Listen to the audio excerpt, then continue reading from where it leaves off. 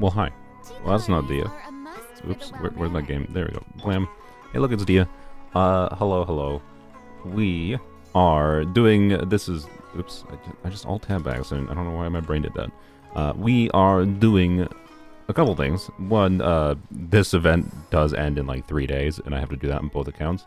Started streaming slightly later than I intended, because I was like... I don't know. I woke up at like 9 a.m. after going to sleep at like 3 a.m., which was not ideal.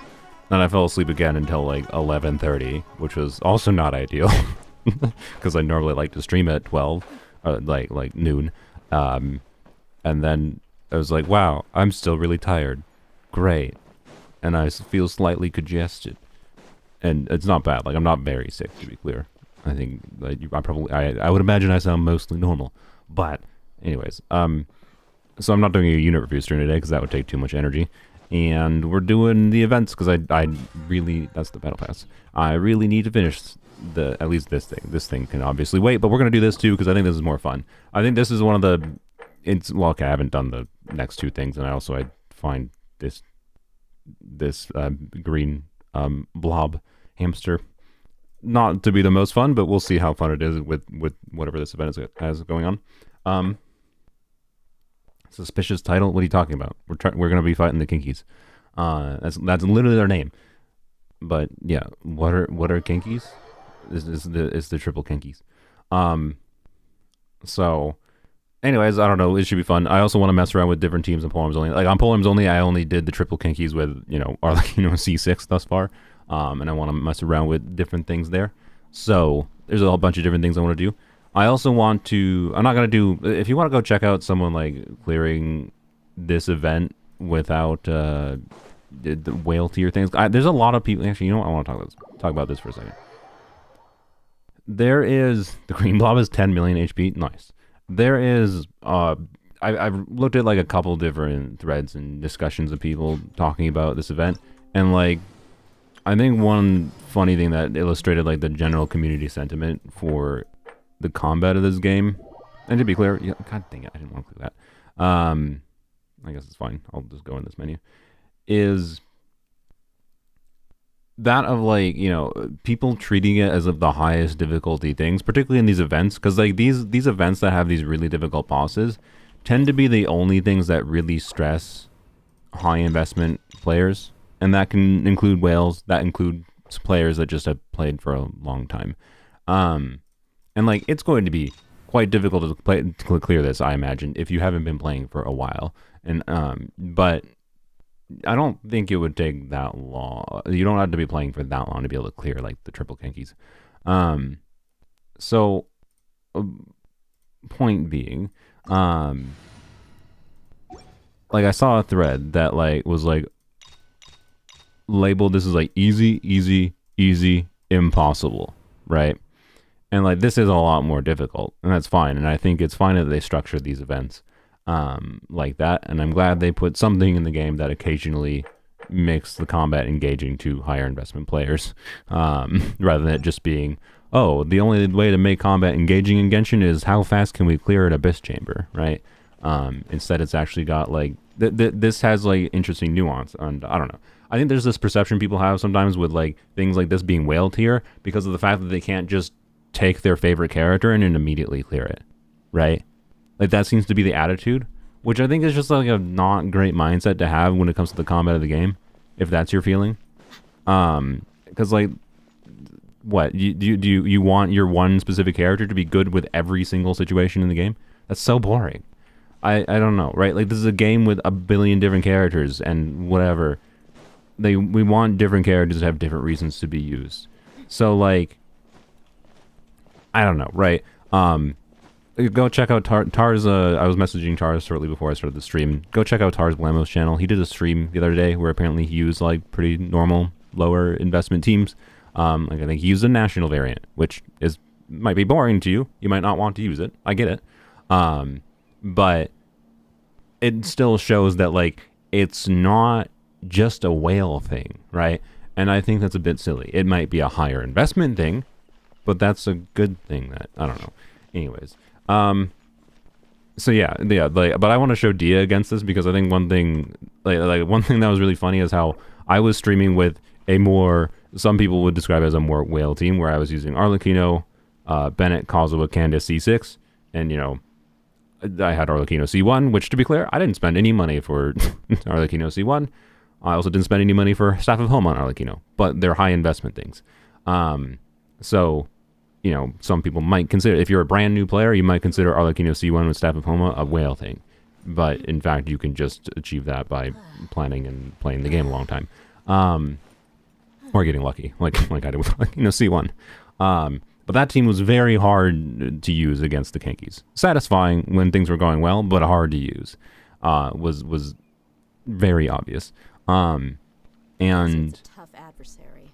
then I used this team, and to be clear, this team, funnily enough, was more whale, to be clear. But we're gonna try to power things down.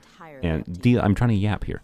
And this team cleared the first try when I cleared it off camera. And I'm gonna do that quick here now.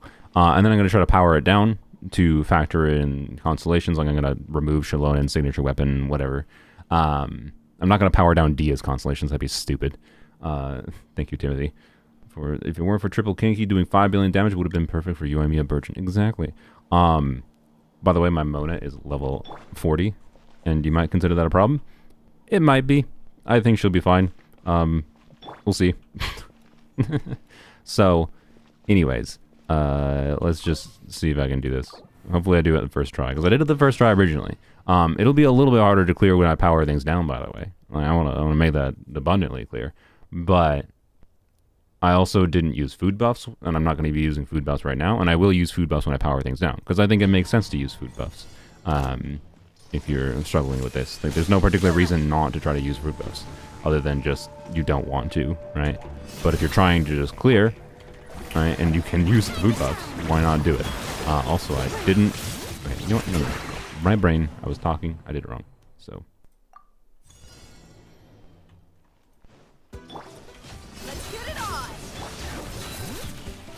I didn't. What? Wait, there we go.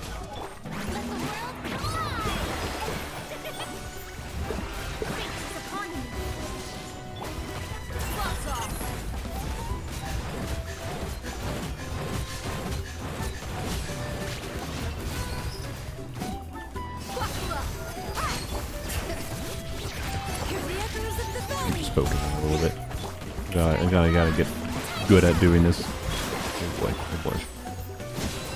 For what it's worth, by the way, Farina is a little bit powered down still already. And I need a little energy. That was awkward. One thing is, finally putting up, I think I'll have less energy issues with Dehya when I put Shallonen on Path Sword. But, oh well. Yeah, so you can use food here. Heal a little bit. What am I doing? Ooh boy. Yep, there's Dehya tanking. There we go. Oh my god. Oh my god, you're gonna live, Dehya. Oh boy. Oh boy. Oh boy.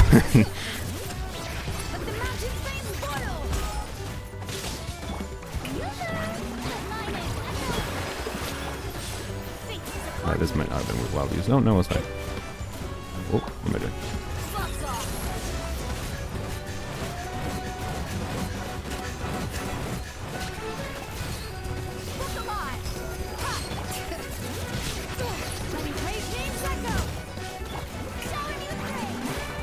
Like, it's worth mentioning that Dehya is not the strongest carry, in case you weren't aware.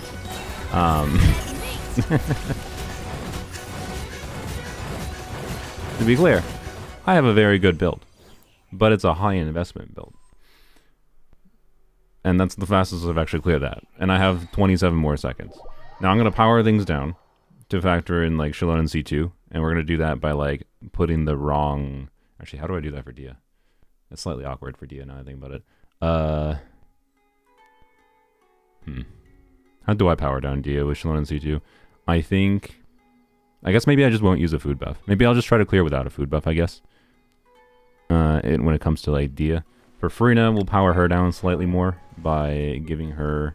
She's already slightly powered down, because, like, we're doing double Hydro. I probably can get away with... And like, double Hydro, Fav on you, Fav on Farina, of course. And we're going to be putting Fav on Shallonen when we're powering things down. Like, triple Favs means I probably don't need this much ER on her. So she's already powered down a little bit, but I'm going to power down even more to factor in Shalona C2 and Frina C2.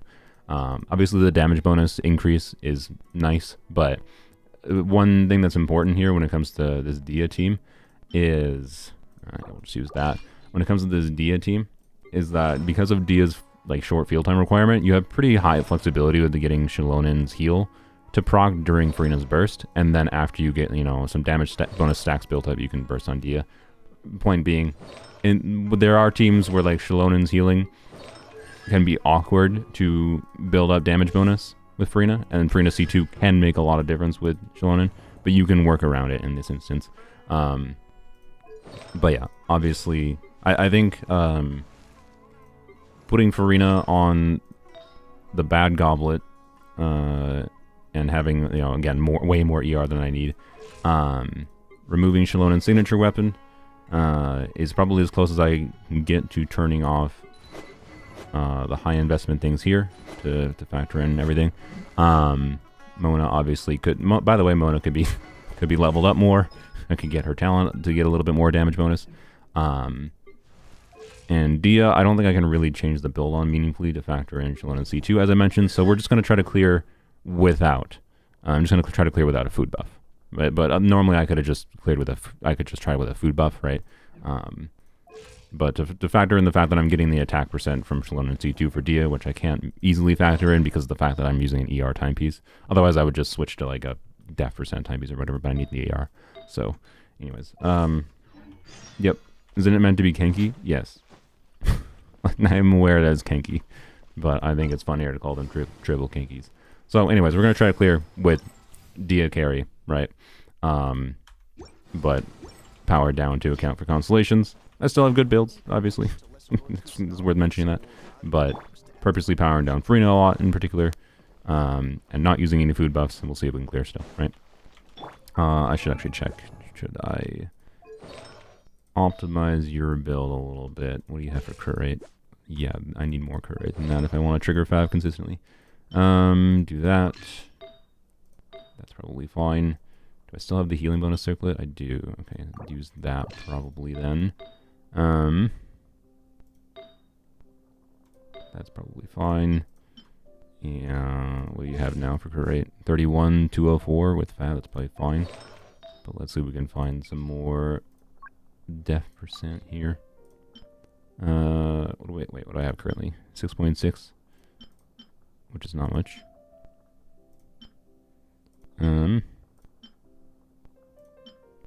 Well, none of these are particularly insane. The idea is just to heal more, of course. So we'll just go with the Chiori Feather. There we go. Alright, should trigger Fab pretty consistently. Should get her energy back. So, Fab build, Shalonen. Yep. And then Farina very powered down. And Mona isn't going to do damage. Mona is just on a Noblesse build for buffing and triggering Fav. There's nothing special about that. She ain't doing shite for damage. So, yep. But yeah, defensive units like Dehya's ability to tank damage in this is pretty significant. To be clear, I do think this would be meaningfully harder without like a heavy amount of HP built on Dehya, which, you know, building more HP on Dehya is a lot more valuable with her C1. It's worse without C1. So like, I'm not saying Dehya is the easy way to clear the Kinkys, but I think the fact of the matter is that Dehya is not the strongest pyro carry in the world, and it shows that like it's not a whale thing. It's a more complicated than that thing. So, but I don't know, maybe I'll be wrong, and maybe it'll be basically impossible for me to clear now that I have things powered down. But I think with 27 seconds to spare, without even having to try that hard, I'm pretty sure it's not that hard, right? Anyways, oddest stream notification I ever got, I'm glad. So, yeah. Can each weapon on Dehya? I mean, yeah, you could use it. And we'll try to clear the event modes too. I haven't done any of the other events. But I wanted to start with this just because I think it's fun. To show Dehya against him. Obviously, I played Sathos against him in the Sathos video, which was very fun. That took a lot of retries. Good lord. That was a fragile team. That was a much more whale team than this team. Dude.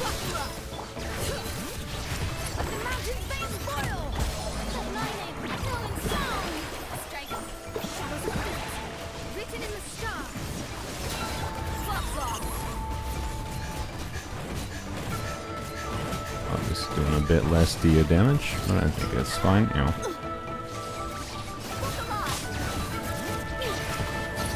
Oh, actually, oh, hi cat. Do not jump on the desk, please. That'll be a bad timing. The cat is like, oh, look at this, a wonderful keyboard to jump on.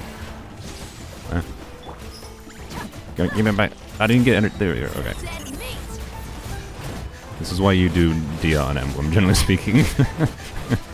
Dehya's ER needs are yay. Dehya being able to have her double E, by the way, is so great for Shilonen. Or not for Shilonen in general, specifically, but just for putting Pyro, like being able to overwrite the Hydro to, being able to overwrite Hydro in order to get like Pyro Swirls, or in this case, of course, Pyro Crystallizes, is pretty dang significant. I need to try to get some damage bonus going better. Like if I want to showcase not allowing them to or Karina C2, so do something like, you know, do that. Not that. Do this.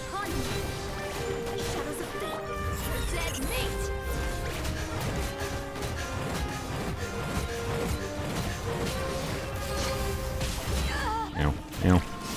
Ow.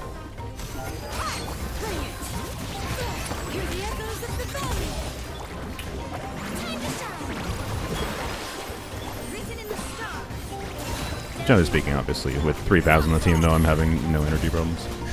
I think I just didn't get some fab particles triggered in some of those rotations.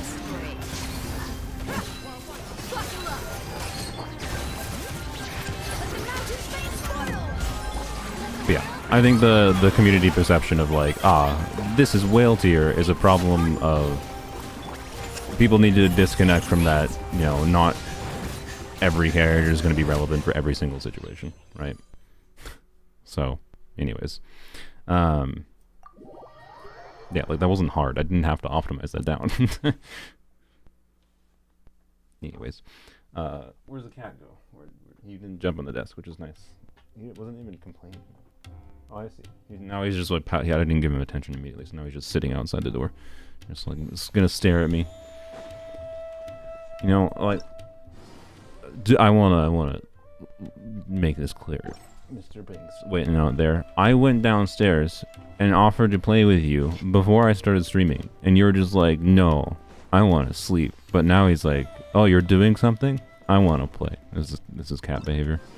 Anyways, what cons are this team? I literally just talked about how I cleared without like powering down things, and I just cleared with powering down things, and I still could have done food buffs. Like, to be clear, the Dehya constellations, I didn't factor in powering down, because why the hell am I going to power down Dehya? I'm not saying it's going to be as easy with C0 Dehya. Like, I'm not going to power down Dehya because she's already weak enough. Hi. You want to come here? Jump up here and I'll give you a treat. And meow into the microphone. He wants more attention because my brother is on vacation, so it's just me in the house, which means he begs me for everything now. Anyways, yeah, it's C6 cat. Okay, fine. I'll give you a treat, and then he's gonna beg me for more treats. Here you go. You know, thank you, Banks, for making 200 people wait. All right. So, anyways, obviously, yeah, and like this weapon, which, quite frankly, you know, even if I didn't do the stupid video of how much does money get me on Chronicle Banner, I still very likely would have gone for this, and I got lucky going for it, so you know what, whatever. Also, I can tell you, like, this weapon is not that...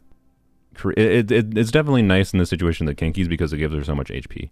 I will say that. Like, giving her a bunch of HP can make her more tanky, and that is nice, on top of, like, the crit damage value it has. But she has a lot of ER needs, and quite frankly, I think, I don't think the experience when I got this weapon and tested her, like, on an emblem build with this thing versus this was meaningfully different. But, you know, and I definitely also don't think it's that different compared to Serpent Spine, although Serpent Spine has slight anti-synergy with her, but by slight, I mean actually fairly significant anti-synergy. So that's like, yeah, I don't know. But in particular, I think the more interesting comparison is like the value of this weapon on Dehya versus this thing because of her ER needs. But that puts, you want more crit in your substats versus ER. But like, look, the artifacts I have to have, and you can saw I had I had not insignificant ER issues. Like, I'm not using this piece with that as, ooh, look at that crit. I'm not using the higher crit value piece because I need the ER. And like with a Serpent Spine build, I could potentially go off of an ER timepiece and do an attack or HP timepiece. So like, I don't think her signature weapon is that significant of an increase because of how significant her ER needs are. And Farina was very powered down to factor in constellations with Death Circlet ER timepiece, but I will put her back on HP because I do like having good. Okay. Thanks, I guess. I do like having that. Why did someone do a dollar thing? Was this Zoifet just trolling?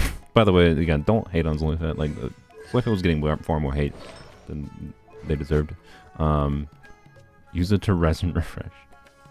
Was it you, Sylveon? I mean, thanks, I guess. I will use it to resin refresh, but I didn't need it. Anyways, go back to this. And yeah, so, I don't know. I think I appropriately powered down Farina there. And then Dehya was functionally powered down by nature of not using a food buff when I could use a food buff. So, anyways, it was actually me. Why? Why did you do a dollar? Oh, I mean, like I don't care. I guess, like, thanks, but we. Why? I don't know. Whatever. Like, it's literally the most inefficient one you could buy me. it's like, why don't you just donate $1 instead, please, or whatever. Maybe, I don't know. By the way, is Loifat part of the reason apparently they're doing donations for Primogems or Primogems to the account? Apparently, in their country they couldn't donate through either YouTube or through Ko-Fi. So you're being there. I know what you're doing, Cat. By the way, he's just sitting to my right on the bed. He's just staring at me. I mean, like. Please, more treats. Fine. How many treats do you think I have to give him before he but still relents and hope stops that one being day cute? they'll be able to find an oasis of their own. What are you doing? And leave the sandstorms behind for a better life. Okay, here, go catch. There we go. I threw it outside of the room. He's gonna come right back. But anyways, the whole bag. I hope not. He might inflate in size. It was the whole bag. But anyways, let's do the rest of things. Any other characters we want to see? Well, actually, I don't know. I'm kind of down with using Dehya the whole way through. But I don't know. If the hamster has 10 million HP, that dude might be a bit of a problem with Dehya. Like, the hamster's might be more of a whale check than anything, because higher DPS thresholds might be harder. But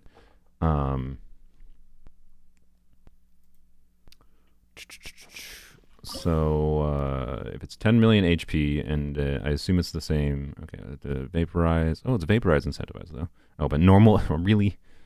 Vaporize, but only normal and charge attack bonus. Well, screw you two, however's. LOL, use Mulan. No, frick you. I refuse. Some opponents will receive the following effects. Other opponents within radius will receive 20% increased attack and 40% increased resistance. Oh my god. Well, so an interesting context of them doing this kind of thing where enemies have increased elemental resistance, that significantly increases the value of doing Shallonen and Kazuha together, which is kind of interesting. So, yeah, Arlecchino would definitely work here. That's true. That's true. We might do Arlecchino instead, but I think I'll try Dehya first. I think it'll be a struggle though, because like, what 10 million? It's what is it? 150 seconds. Yeah, 150 seconds. 10 million divided by 150. Oops, I divided by 150 additional time by accident. Oh my god. Yeah, 67,000 DPS is needed. Jesus. That's a fairly high DPS threshold. I don't think this team is going to get it. Not without taking advantage of since it doesn't benefit from the vaporize buff here, because he is not doing normal attack damage. You not run outside of the circle. I need my energy particle. It's actually like kind of important. I don't know. It might be fine though, because again, like I did not power down. I put Farina back on ER timepiece. Oh wait, also he takes the. Oh no, I think it'll be fine. I think it'll be fine because. Get a heal going on you. Oh, there we go. Okay, I think we might have wasted a little bit of mana buff, but oh well. The blowing up those things deals a lot of damage to him. Like I think it does a percentage of his health now.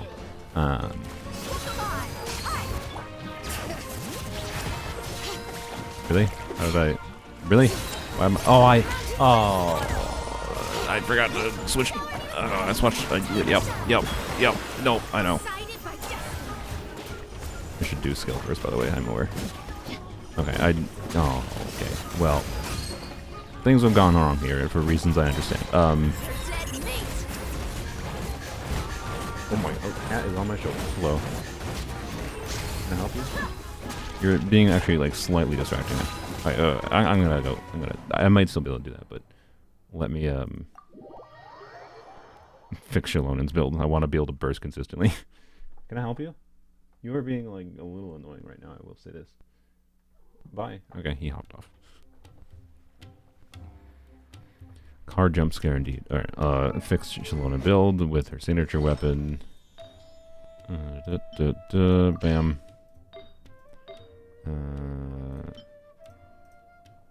Bam. Bam. There we go. Alright. Fixed. Yay.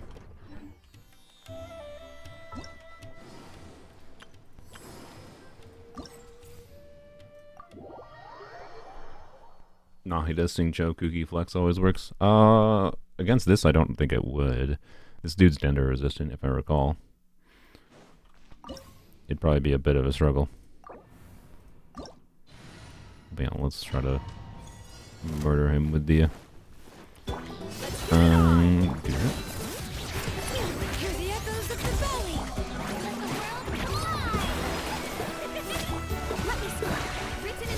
Trigger Pav. I have no idea what Trigger Pav. I wanted to try to catch particles with Dehya, but... oh well.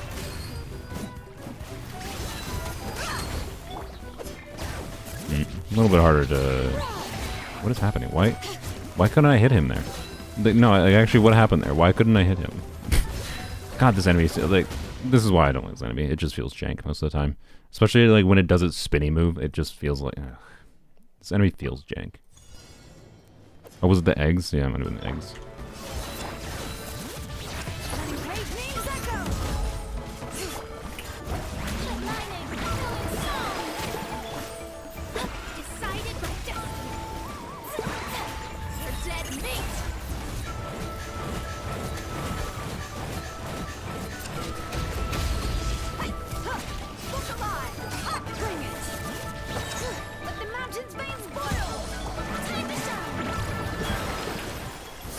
What game? Jesus. You just spun outside of me. Yep. See, this enemy is more annoying, Dehya, because I get to deal with him running outside of the range and then not getting any particles, and I may as well just restart a rotation at this point, right?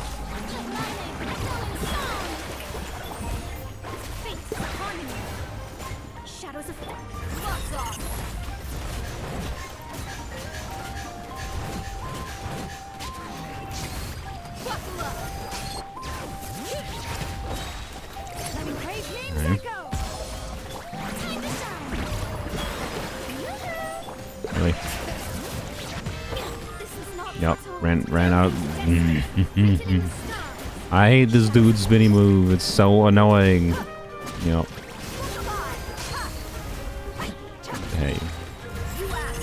Oh well. I know we didn't have Mona buff going. We also didn't have Dehya buff going, but I think it was still worth using there, obviously, because of all that. What am I doing? obviously is still fine. Just, he's awkward because of his movements. I think if you sit in the, yeah. So like, the ideal is something like this, right? Because if he's, can I get my energy? I want to, there we go. Yeah, this is a situation where having a bit of extra energy on Dehya would be vastly preferable to be able to deal with situations where he runs out of the circle. But also you can purposely manipulate his AI to like do exactly what you saw at the end there and get stuck on the wall, essentially, and you're good, right? Is it more optimal to use scroll on Pyro? In this team, not necessarily. I don't know. I haven't done a strict comparison of trying to specifically trigger scroll on Pyro versus on Hydro. I think it would be in many situations, like in the AoE situation, like with the triple kenki. I think it's actually very easy to get both crystallizes if you just work around it a little bit. And I think even in a single target situation, it's not that hard to get both crystallizes or both damage bonuses going. I was trying to get Pyro simply because I wanted to see more damage on Dehya. That's literally it. Did I die yet, perhaps? No, I never died. Wait, have I died yet? I don't know if I have died yet. Because I've been using Dehya, and it's hard to die with Dehya, because tanky. Nice. It's almost like defensive utility has value. Crazy. Anyways.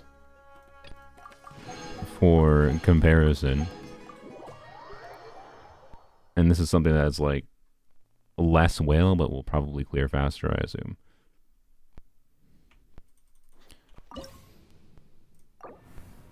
Let's do... Where is she? I'm blind. How can I not? There she is. Can I be blind to one of my favorite characters? Krajuma, huh?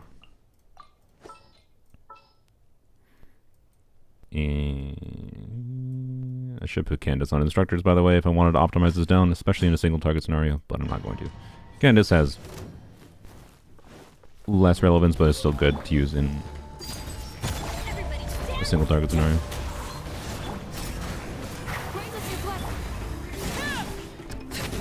Might have buff up. Okay, you know, whatever. You're just gonna be annoying, aren't you? That's fine, I guess. Will I even clear faster? I don't know. This team definitely has higher damage potential than the Dehya team, but... Oh, great. Oh, boy. Bunkling out there a little bit, but... especially because we're getting the buff, actually, from this, right? So we did a charge attack there. We're getting the buff from the thing. I didn't mark him! Well, he dodged my mark. I guess I have to do that, then. That's fine. Yeah, that's fine. You need to be less of a butthole. Well, do this a little bit, and we're just gonna restart. Okay, well, this annoys me. Funny how this is, in some ways, slightly more annoying. I think what I needed to do with this team in particular is actually try to get him to go to the wall immediately.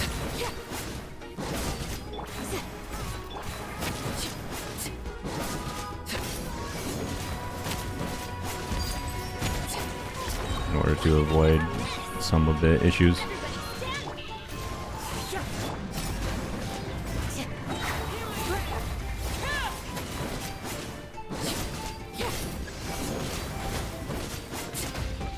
Yeah, there we go. Cleared faster, but as it should have for damage potential, and that wasn't optimal. And I'd say that is a less invested team, right? So I don't know. It's a high investment thing to be able to clear this, and it's an awareness that different teams have different advantages going on. So I don't know. I digress. Point being, different things are strong. I'm gonna go. That's my resin real quick. Give me a second. And then we will be moseying on to, we'll finish the whatever the second one is, which the second one I think is a lot less interesting to me because it seems like it's just going to be a shield check to some extent, which means again it's the same thing where like having different options for dealing as much application as possible in that instance would be better for the shielded thing.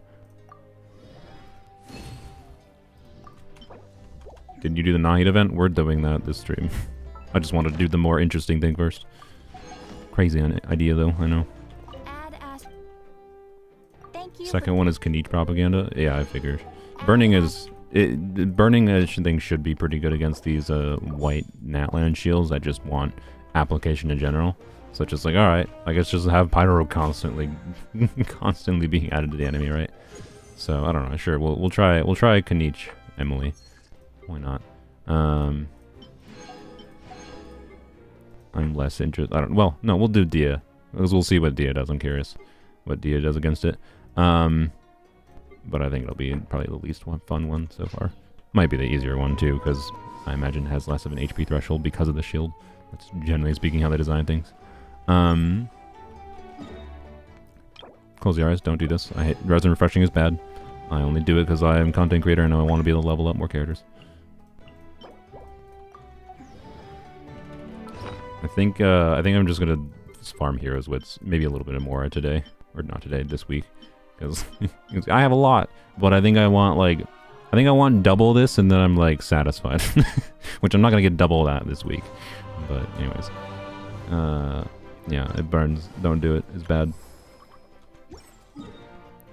To be clear, it can make sense, I think, at a certain point, even for free-to-play accounts, if you get really, like once you're talking about playing for years, and you don't really have characters that you're looking forward to pulling or weapons, and you just want to, you know, level more of your existing things, maybe it does make sense to spend a little bit of it, but like, I don't like it. I hate it. I hate doing it myself. I'd rather it was not a thing in the game, and they just had other ways of getting resin that weren't, you know, fragile resin and waiting.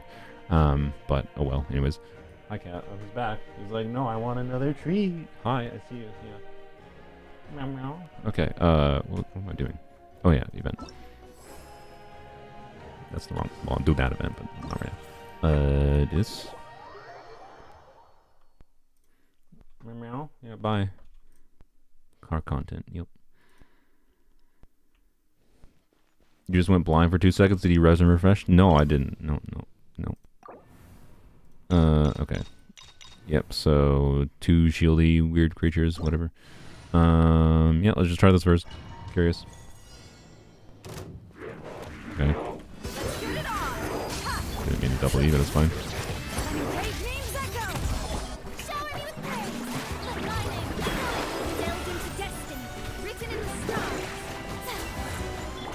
Well, no. Where'd he go? Why did you jump over there, bro? It doesn't matter since we just need an application right now. But like, why did he jump over there?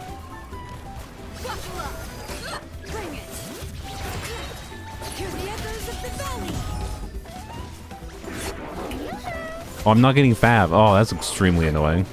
Yeah, that... Honestly, that's... Why does bro teleport? But like, yep. Oh, so I think Shalonen is much better at dealing with these things. I can't... There we go.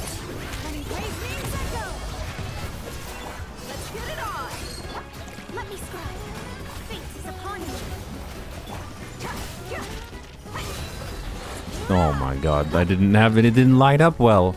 Oh, good lordy. Okay, well. Yeah, I think dealing whatever Night Soul aligned damage, aka using Natland characters, gets through these shields quicker. That's why Shalonen is doing so much to it. But yeah, Fab not triggering is awful. It's really awful. Oh boy. Yup. I love... can't say I love how they design enemy shield mechanics in Genshin.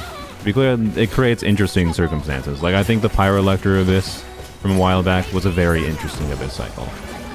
But this is less fun because of the shield mechanics. I don't have energy still!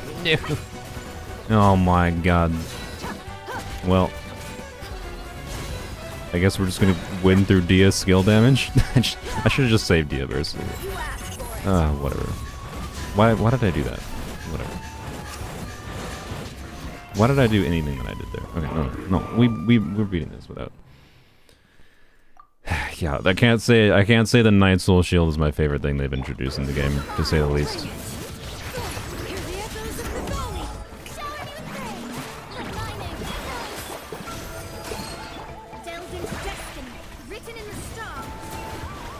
we're gonna just, you know, we're gonna try to on-field Mona for extra application, do some Mona charge attacks.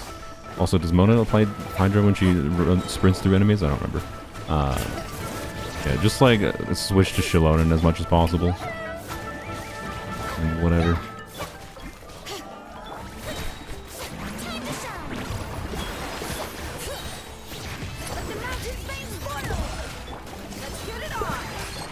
Alright. Let's go. We can actually do a burst sequence. Let's go. Alright, sick. Wow, playing things actually slightly smarter is better. Who knew? Yeah, the DPS threshold is much lower on this thing. No surprise. We should have saved that when we get the shield back, but...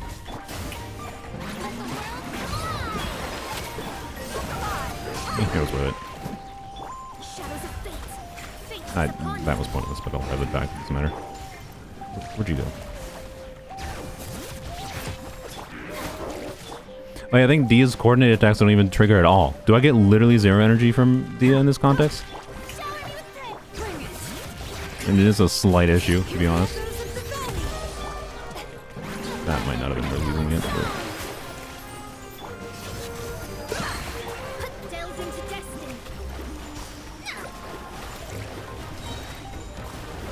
yeah, that's what I thought, because it's a coordinated attack, and coordinated attacks don't work on shields. That is actually like one of the bigger problems with shields in this game, the fact that coordinated attacks don't work on them. Like, I can get why, like, Fab doesn't work, right? Because it's like, technically you're not critting, because there's nothing to crit on. Like, because it's not dealing, like, it's not dealing crit-based damage, right? It's just doing elemental damage. Oh, there's a second enemy. Oh. That's a slight issue. Okay. I don't necessarily think it's impossible, but probably very hard with 2 enemies. Okay. Fine. Yeah, this is not that interesting. To me. Not with the Dehya team, at least, because, like, yeah. No, well. Yeah, because of the shield mechanics and pushing towards whatever. It's fine. We'll have fun using Kenki, why not? He's enjoyable sometimes. We'll use the Premier Kenki team, I guess. Well, actually, what's the Premier Kenki? Who's the last slot on the Premier Kenki team? Is it Xiangling still? Is it really still Xiangling? That's unfortunate, if so. I think it is still Xiangling. Well, you know, we'll let Dehya be here, because I'd rather have interruption resistance. But yeah, I think this is just, wow. Used Natlan characters. Also, she almost died. That was funny.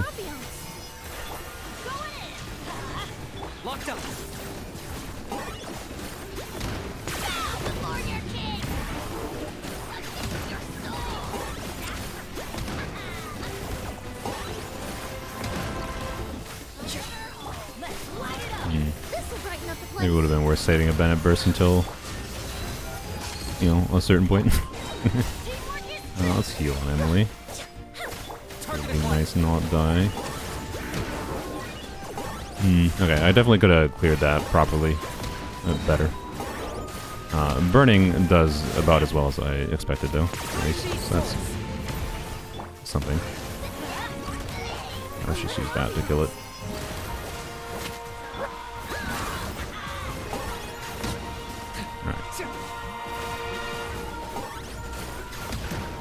But yeah, I think I might try to do this. I don't know if I'm really interested in doing it this stream, but I might on my lonesome try to clear this without Natlan characters in particular.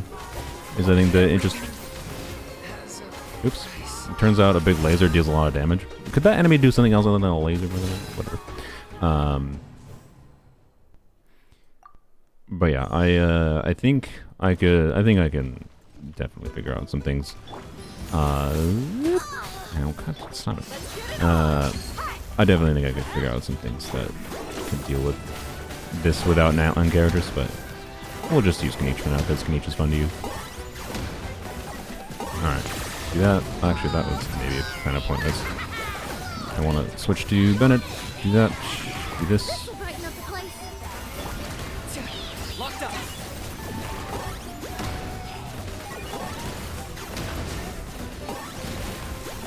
Alright, that's kind of what I wanted. Yeah.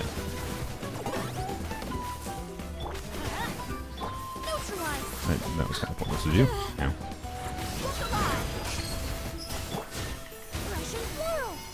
Just trying to get this down without having to use Kanich.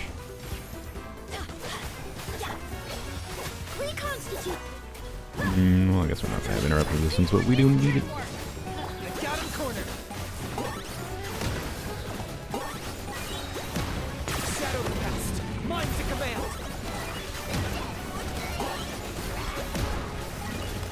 Wow, crazy. Who knew? It was actually doable. Yep, I mean, yeah, it is Kanich. That's definitely doable. Particularly, I think it was obvious how decently burning got through that shield. Which, without like having to have Kanich actively doing like Night Soul line damage or whatever. So, I could bring some variant of a burning team without Netline characters, and it would probably be more than fine, but... Yeah, I don't know, man. Shields are the number one thing in this game that pushes you towards using more specific things. There's still plenty of ways to deal with shields in the game that aren't. The game is designed decently enough that, you know, the likes of Fischl exists. I suspect Fischl would be pretty good at dealing with those shields, right? Which, you know, because they always got to release things that buff Fischl. But, anyways, yeah, I might mess around with that with non-Island characters, but I don't think that's the most fun one there right now, that's for sure. So, anyways, what's Kenich's build? He's on a Wolf's Gravestone, pretty good build. I don't remember exactly what it is. I guess if you want to compare to, like, use a Kasha to compare things, I think it was a top 3 or 4% build. Which honestly is only because of the fact that I got lucky to get this onset Dendro Goblet when farming, and it rolled okay enough. And then I have good timepiece. Decent enough, yeah. Like, it's nothing insane, honestly. I used elixirs to craft this because I hate. I don't regret that. And this rolled well. I was happy about this, yeah, because my circlets are weird, but I also didn't really need that much more crit rate, so it was fine. Yeah, it's a Wolf's Gravestone build. Nothing crazy.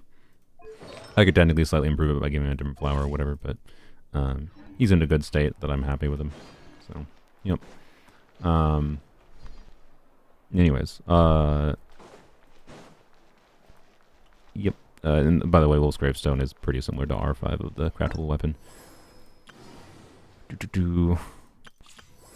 In my opinion, with Emily, I think it's actually better, but, you know. Anyways, let's go use my resin. And then we'll use my resin, and then we're gonna try to do, well, I'll use my resin, and then I'll let you guys decide whether or not... I don't know if there's interesting things in the mini games here. I've not done anything here. I plan to do this event, or this stream, but I can save doing this on both accounts till the end of the stream.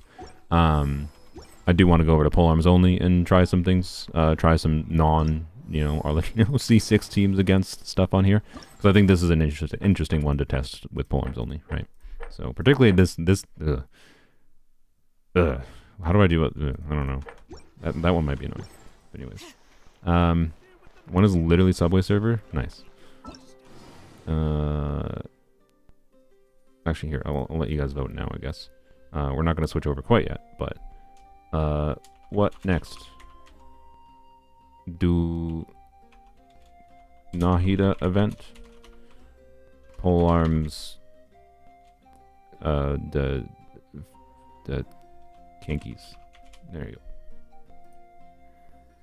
go. Pick. You know what? Let's spice up our life, because... I shouldn't. Because I literally just said I want a ton of Heroes Wits. We're going to spend one resin in the artifact domain. Because... I can farming Heroes Wits and more, like, almost this entire patch has been slightly boring. So, yeah, anyways. Polearms Kinkies is not even that far ahead, surprisingly. We're gonna do both anyways. It's just at which point in the stream do we do them, right? Which I'm biased towards actually doing polearms first. It's a little bit annoying to have to switch between multiple accounts multiple times. But I think it'll be fun. Right, but anyways.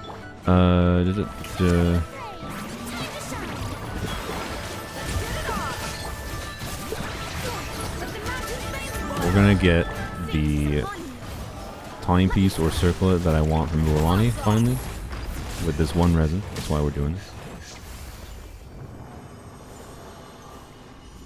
Guaranteed. For sure.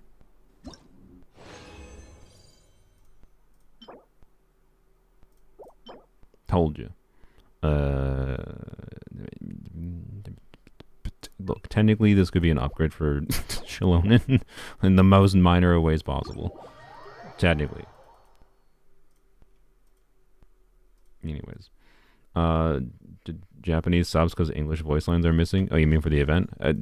Is there that much dialogue? Like, I did the initial dialogue in this. Is there a bunch of dialogue after completing the quest or whatever?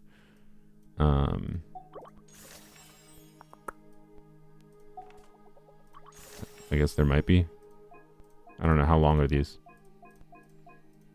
But yes, I agree. When I initially did it, I was just like, wow, this is comical in how they should have just turned off Paimon's voice. It made it so much worse, the fact that there was no characters talking except for Paimon. It was so bad. It was comical. Yeah, I know quest part 1 to 3 has voice lines. I mean, like, how long is it? How much does that actually matter? I don't know if I have JP downloaded, actually. Can you change it in this? Do I have it downloaded? I might have it downloaded. I don't know. I forgot where it is. It's been a while since I considered changing audio. Dummy. Of course it's on. No, it's not in audio. What? Okay. No, it's in language. Jesus. It's 17 gigabytes. Oh, I don't have it downloaded. No, we ain't doing that. Sorry. Sorry. Good lord. Why is the Japanese audio so much larger in file size?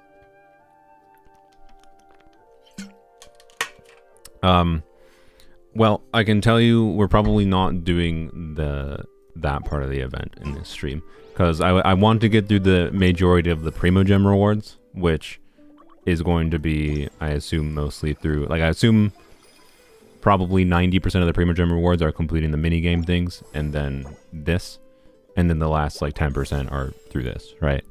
Is generally speaking, it might be, like, closer to 20%, I don't know. I'll probably still try to complete these, but I can complete this. I can just, like, let this run in the background while I'm doing D&D or something for quest completion.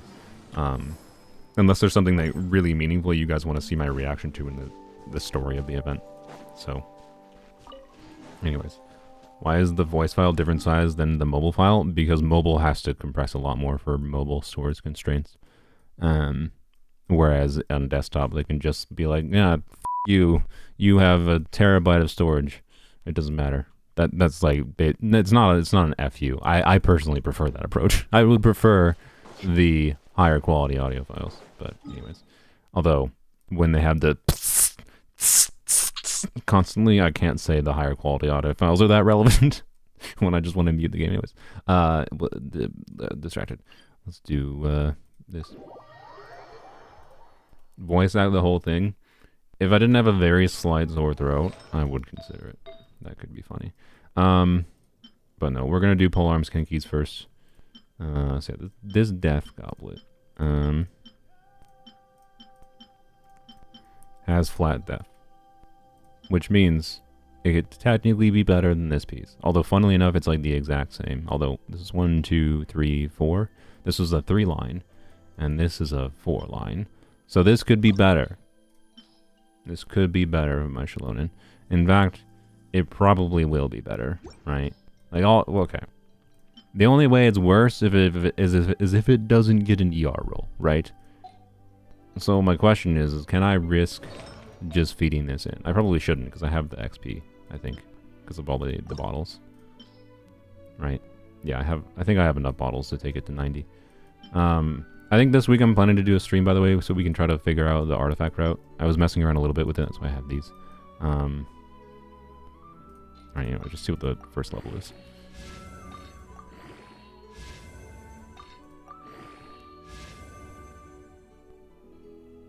That's good.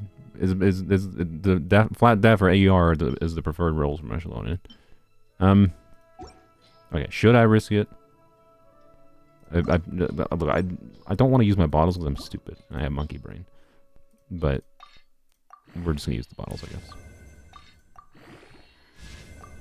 It's unexciting. Like, I want to save the bottles for like an exciting artifact, right? Like one that's double crit, whatever. Sure, we'll take it. I do want like 1 ER roll. Because I want 1 ER roll so that I have parity. I want to have parity with my current piece. Sick. Let's go. Thank you. How about another? Oh, 1 bad roll. Alright. Well, I'm pretty sure it's an upgrade. As long as the 2% ER doesn't matter, right? So, that technically is an upgrade because I get a little bit more healing. That's literally it. Notably, it also gives me flexibility to switch to another piece. Slightly unsatisfying to have her go below 200% ER, but I don't think that actually matters. So I think I can throw this away. It actually rolled pretty well, technically. It's just a question of, do I switch to a piece that has more ER now? What is my off piece? My off piece is this. Or, I don't think I have a piece with more ER for the off piece right now. Oh well. Well, that's fine. I could switch to something with more ER and less def, but that seems hard to do. Until I, get a different flower, in particular. Yeah, so, oh well.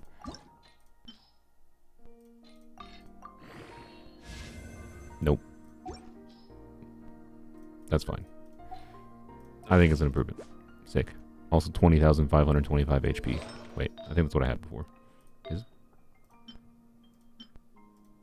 Yes, it is. Because that didn't change her HP. I'm stupid. Never mind. Don't worry about me. Is it worth the 3% missing? I don't know. We'll see. If I know, like, I'm probably gonna, hopefully I don't throw away that goblet until I know for sure. I suspect it will be fine. Shalonen's ER needs are a little bit weird because it depends on whether or not you can 2 skills per rotation as well, right? But we do like 1 skill, we do like Arena, we do you. Can I switch? There we go. She has her burst back, right? But I do have 2 Favs in this team. So, you know, the worst case scenario... I forgot to go craft one more thing. So the worst case scenario is...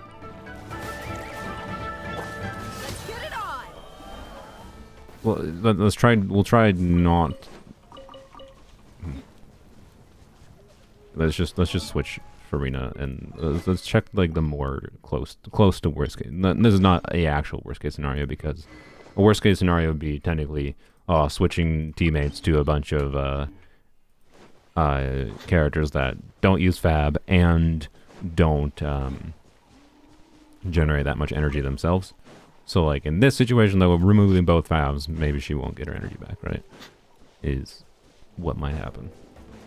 But that would probably happen regardless of which goblet was on. Like, I don't think the 2% ER is the difference maker there. Probably, most of the time. Hopefully.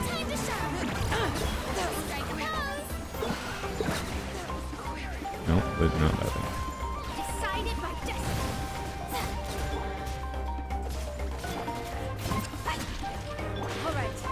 Yeah, you can see, like, it was slightly problematic there that time. This team could technically use 2 skills per rotation, so it doesn't matter for this team specifically, even. But I think, yeah, anyways, so I think it's fine. But I will probably mess around with it more. Bring it.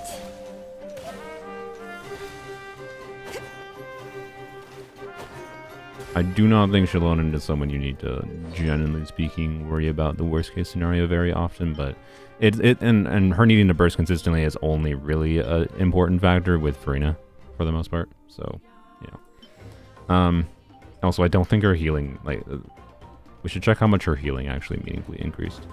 I'm not gonna use Farina burst because Farina burst will increase the healing, but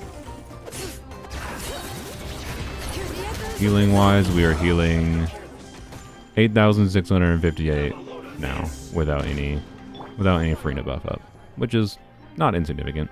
Why am I not at 3,200 defense? Oh, I don't think I actually did normal attacks today. I didn't do that properly. Oops. Okay, well, give me a second. We'll do that again.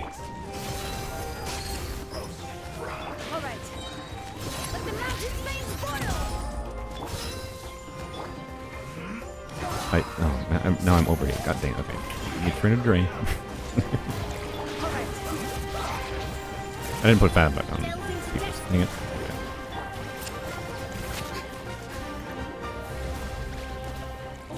Okay.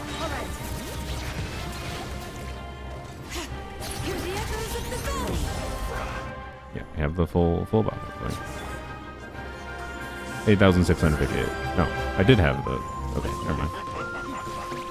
I think I was. Yeah, I think we're talking like I'm getting like 100 or 150 more healing or so.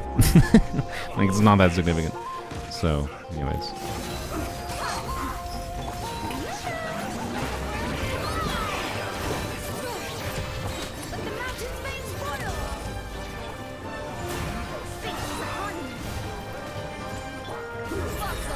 It's really just a case of, is it actually important to min-max this? Probably not, right? Probably not. But I'm going to anyways, because an upgrade is an upgrade. That's why. You should get Vav back. What did I even click on you? Ah, I see. Give.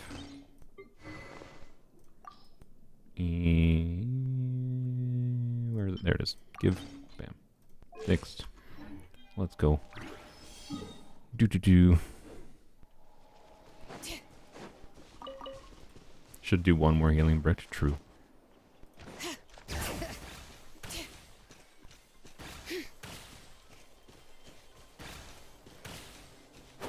don't know how to tag someone. You just type in someone's name with the @ symbol if you want to make sure. But I think it also just automatically highlights my name for me if you just type in Saloon, if I recall.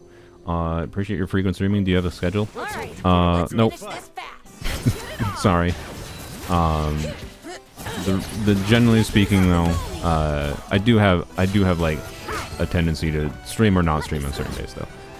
Like I haven't been streaming on Saturdays, and it's unlikely to change anytime soon because of the fact that I do things with my friends on Saturdays. It's possible I might stream sometimes with my friends, but it'll be on like Twitch. It'll be a casual stream. But oftentimes me and my friends talk about things that I think are just not things like my friends work for like one of my friends works for Crytek, and you know there's things he tells us, not like things he signed an NDA for, to be clear. He doesn't like tell us, oh, here's this new video game that Crytek has not it's not like that. But you know, things he probably wouldn't talk about if I was actively streaming is all it really is. And I kind of prefer just not having to worry about that kind of thing when I'm streaming or when I'm talking with my friends on Saturdays. So probably won't stream on Saturdays, which by the way might be Sunday for you. I don't know. Saturdays is 24 hours. Saturdays 24 hours ago. And I generally stream on Sundays, which is today. And I usually try to stream at noon Central Standard Time. Is generally when I start most of my streams.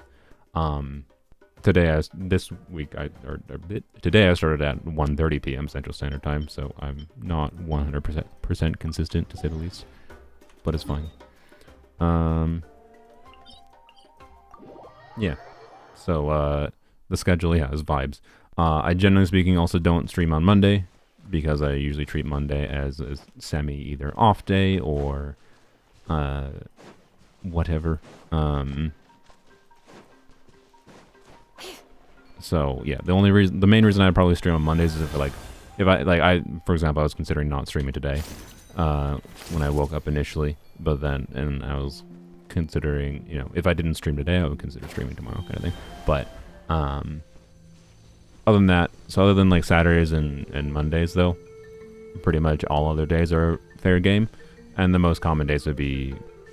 So the most common days of stream are Sunday, Tuesday, Wednesday, and then Friday or Thursday are a little bit more of a crapshoot because I oftentimes spend those days, more time on those days making edited videos. And therefore, if I have edited video stuff to work on, it is less likely that I stream. That's all. Content creation your full-time job? Yep.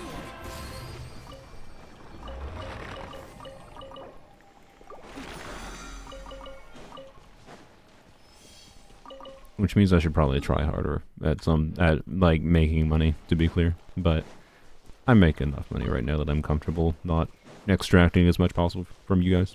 Crazy idea, I know that, but I don't know. I should do obvious things, like the fact that I still haven't motivated myself to, you know, implement obvious things such as, I don't know, a voice to text when people donate on YouTube, right? Because like just having something like a simple voice to text thing that has a voice that pops up when you donate over a certain threshold would be, oh, well, that was pointless. Would be a way to, you know, make me more money, and it'd be a way to engage with the audience better, potentially. Like, it can be a win-win scenario, but I still haven't done that, because I'm just like, Please no, text to voice is creepy AF. I think you might like, why? Like, you're just the computerized text-to-speech? Why are they creepy? I don't know. Anyways. Didn't you have a job at Costco? No. I've never worked at Costco. I've worked retail in the past, not Costco. And before I did YouTube, I did security system installations. Alright, let's switch over to Polearms Only. We'll do some of the Kinky event stuff with some different teams. And then we'll come back. Then we'll do whatever the minigame things are. And this stuff here. So, yep. So there's still a chance to get Nahitas and 10 pulls. I mean, there's always a chance, yes. It is RNG. And you have 15 days, 23 hours. So, anyways. Here's what's at now. Probably, no, not quite at 800. Alright, well, that's fine. Oh well. I feel like heroes with leyline should drop more than they drop, but oh well. Because, like, how many, if you have 0 heroes wits, how much does it take to, like, level a character to 90? It takes, like, 410-ish. You get the equivalent of, I think, like 12.5 heroes wits per 40 resin. So I knew this at the top of my head a little while ago, but I forgot.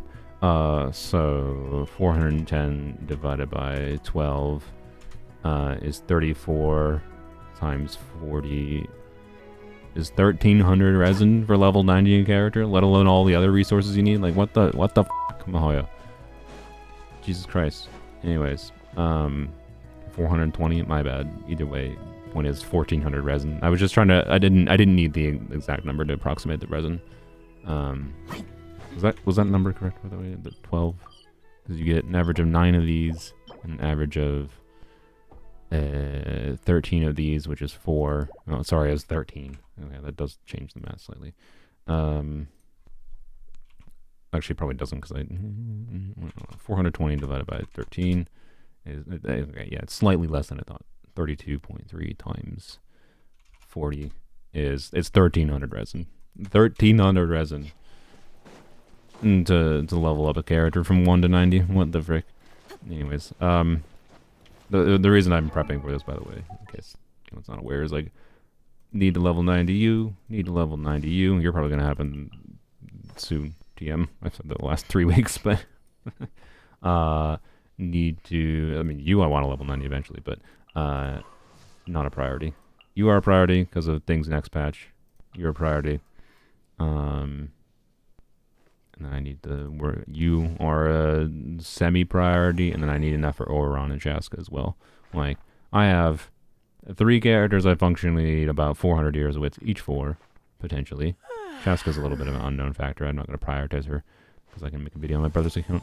So that's like 1200 heroes wits I need, which I think I have about enough for right now.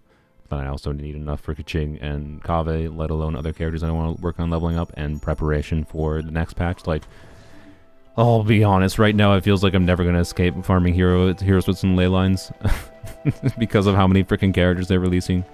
Like, this is why I kind of wanted to skip Shaska, but I think I'm going to get her. She just might not be the priority to level up, depending on what other things I plan on doing for videos. So, you know. Anyways, why is Kave priority? Because of buff next patch. Shatterbloom Kave. To be clear, Kave is not going to be that. He's 170 heroes with, it'll be fine. I mean, it's still quite a lot. It's still like a day and a half of resin. Or no. It's still like almost 2 days of resin just for him to 90, but yeah. Yeah. Shatterbloom Kave, because the reason I never leveled Kave to 90 originally is because I wasn't using him as the Bloom Trigger. Should switch over to the other account. I wasn't using him as the Bloom Trigger, right? So when Kave is not the Bloom Trigger, you don't need him leveled to 90. Because like then it's just his base talent damage that's important. But I plan on playing Kave next patch in a team where he is going to be the main Bloom Trigger, and he's also going to be triggering Shatter, which is being significantly buffed. And therefore the base scaling will be based off his level, and then any EM is a multiplier on that scaling.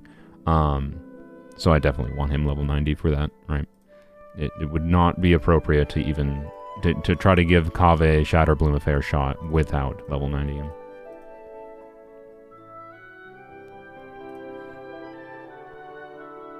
Why not use the battle pass? I do.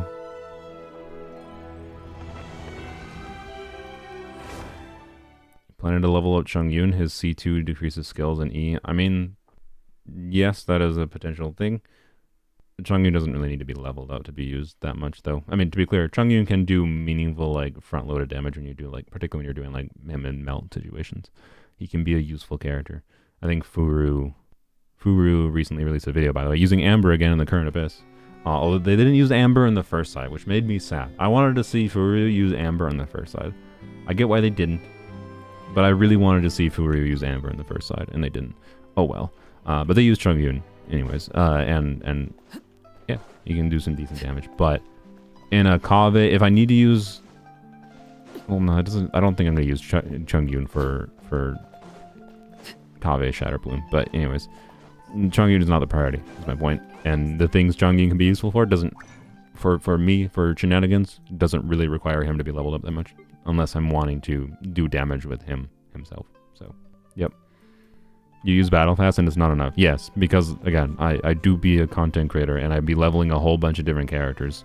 I spread my resources very thin by wanting to level up and mess around with a whole bunch of different characters. And it's been made significantly worse lately by the fact that I've recently transitioned to pulling for more characters and building more characters that are new release characters, right?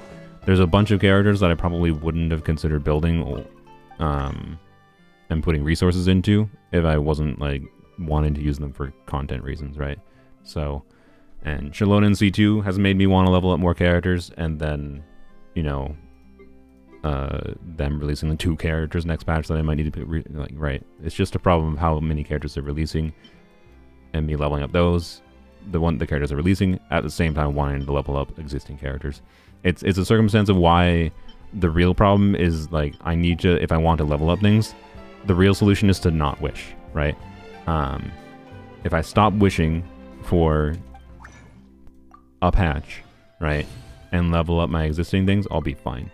But the problem is I keep on getting new characters that I need to put resources into, and then level up those, and then still want to level up other characters, right? So, yeah. But yeah, I wish there was more ways to get heroes with. It is rough first-hand experience with that LOL. Yep, Tars understands. Tars has it even worse, because Tars is insane, and when Tars Blammo makes videos, he's like, I'm just gonna triple crown. Even if, like, I'm just like, alright. Like, no, I don't do triple crowning. I try to do, like, real estate level investment and, or lower level investment on, as far as talents go, and then I oftentimes rely on more external ways of, you know, like the fact that I have, say, whatever constellation, or I have Shalonen's signature weapon that will buff things meaningfully. Therefore, like my higher investment things means I don't feel a need to level up talents as much and still show things. But there is cases like it's clear that Melt Amber clearly needs more talent investment, and C5 would be meaningful. Was the end conclusion. Not like the fixing of anything, because it's also heavily a skill thing with Amber. But let me get rid of stupid red dots. Man, I really wish they would stop doing red dots for all these stupid tabs here. It's so annoying. Anyways, let's just finish using our resin quick. Did I claim my dailies? I think I did. Yes, good. Alright. Should I go for Nahi to C1 or Hu Tao? I mean, Hu Tao is a question of, do you like Hu Tao?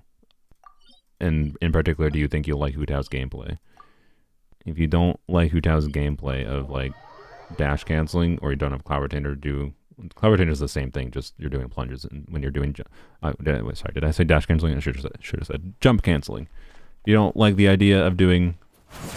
That's the wrong one to do, because you do that dash forward. Oh my god, I'm doing it wrong. There's Hu Tao gameplay. Some people like this, to be clear. It's something like you can optimize down, and it can be quite satisfying. I don't. So, like, if you're in a situation like you have Arlecchino, in my opinion, and Arlecchino is the main one, like, Arlecchino's versatility just in different kinds of teams where a Pyro on-fielder can be relevant, but also, like, I think Arlecchino is a more fun unit to play for Vaporize playstyles, and the different units she can work with doing Vaporize compared to Hu Tao. So, I don't know. If you have Arlecchino and you already have Nahida C0, picking between Nahida C1 or Hu Tao, neither. Neither. And it's also very likely, by the way, if you want like a Pyro carry that you don't have one in general, Moika is probably going to have a Pyro carry playstyle. I don't know if it'll be as long field time. I don't know how it's going to compare to Arlecchino. I would just be surprised if she didn't have some on-field component, in my opinion. So, anyways. Yeah. We'll see. Let's do this quick. I'm very biased with Hu Tao's fun. I don't hate Hu Tao. Like, I like her with C1 in particular, because I like dash canceling. Since dashing can be dodging, right? I find she is much less fun to play with jump canceling. So, with C1 though and dash canceling instead, I find her more engaging. But still, I can tell you, like, while Polearms Only has definitely taught me she is more usable than I expected she was going to be. Oh, I think Raiden's on the wrong build.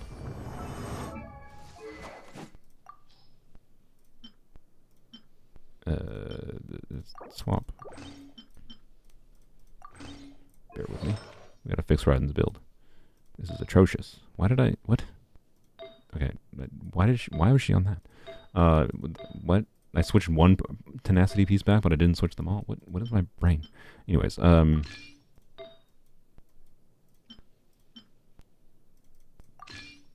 no, EM.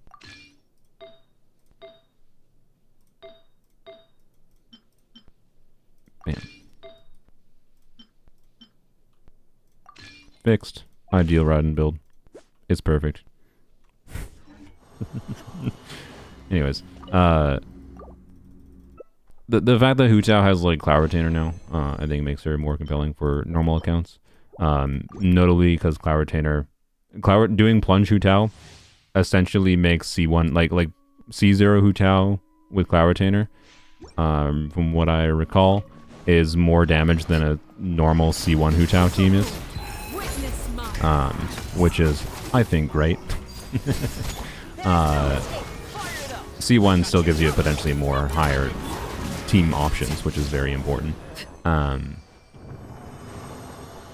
But it's weird. Having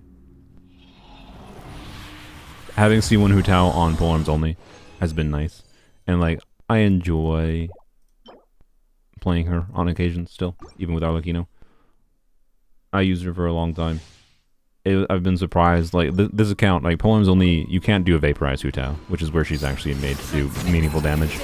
And with high enough investment, Hu Tao is still surprisingly usable, right? She's been a very important component for Polearms Only for a long time, of being able to, like, clear Abyss cycles. She's kind of a mainstay.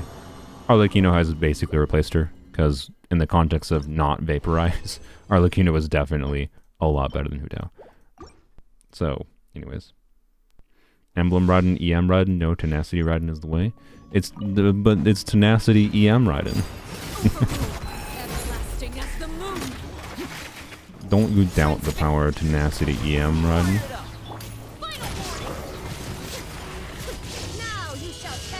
Bam!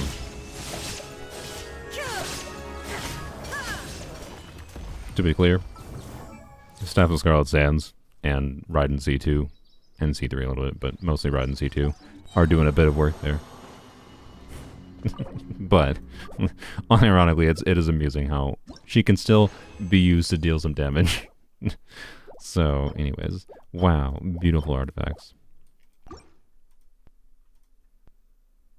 Never seen an overload Hu Tao. I've used it quite a bit. It works well.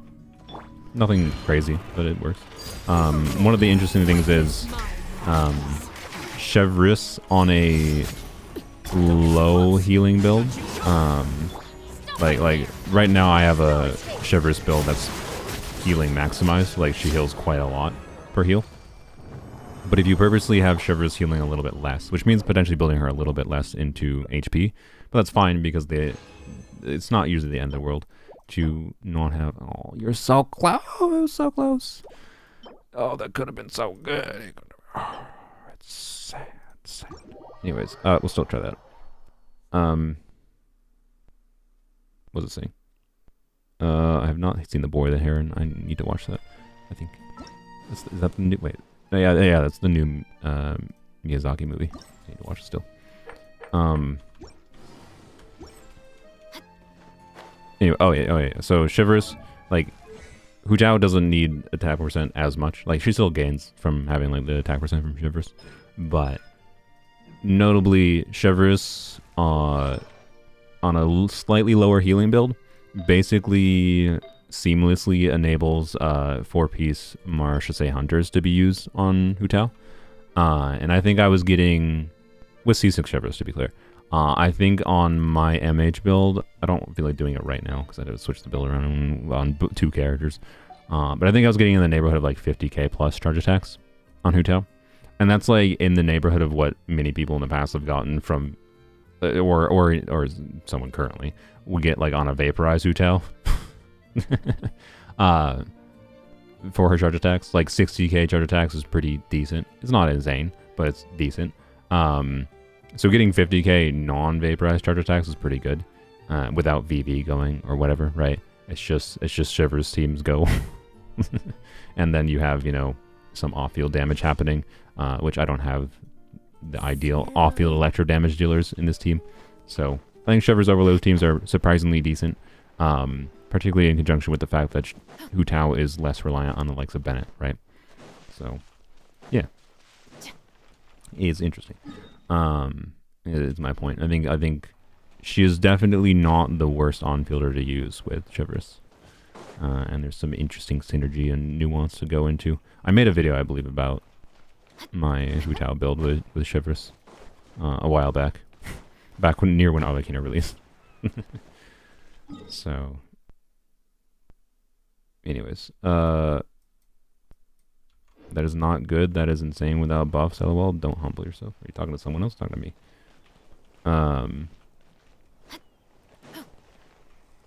I think 60k vapes on Hu Tao. I didn't say they were high, but there's in the past like 60k was like a healthy amount to get on Hu Tao's charge attacks. I didn't say it's healthy now. If you're using Yelan, Farina, Hu Tao together, you should probably get more than 60k charge attacks in your vapes.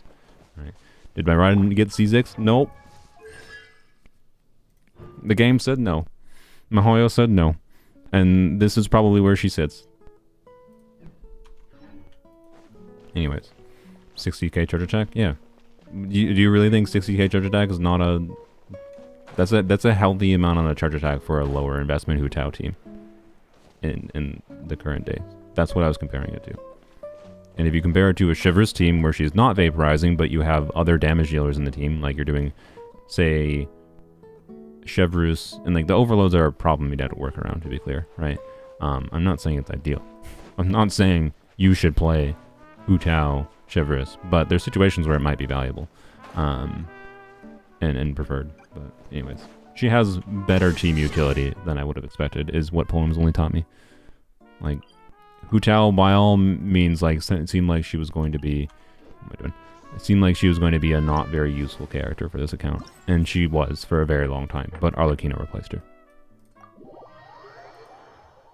Oh, wait, we need to do Kinky. Well, okay, we'll try this one first. This one, I think, is an obvious solution on Poems only. We're going to try doing not not Arlecchino, by the way. Arlecchino might be...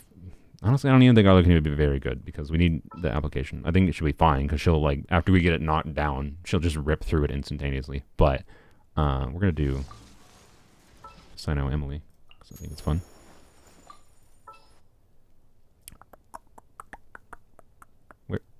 Where Toma? Oh, Toma's already here. It's in my brain. Oh, I just removed him. Anyway, and we'll, you know, we'll keep riding here, and then we'll switch Sino off of the ER timepiece because riding does enable that.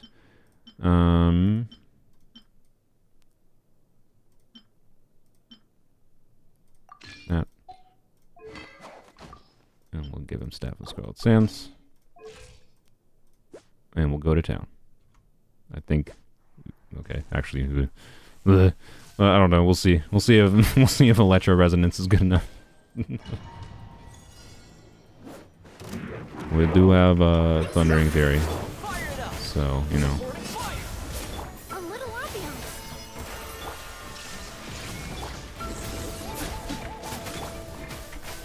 First time riding.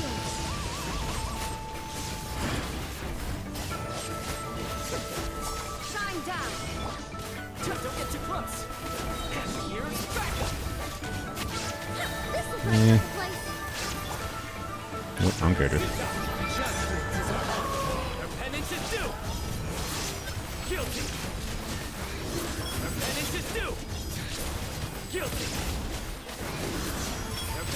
Nice.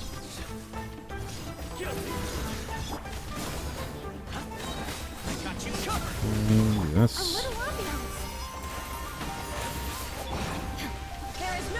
Don't you laser me.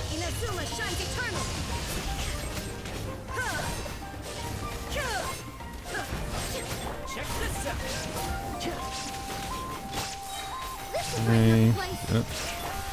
Oh, I don't have... that's annoying. Well... Yay for not triggering 5 against these shields. Oh my god. I 100% blame Fab not triggering against these shields. It's fine. Sino himself can deal a pretty decent application, so it's fine.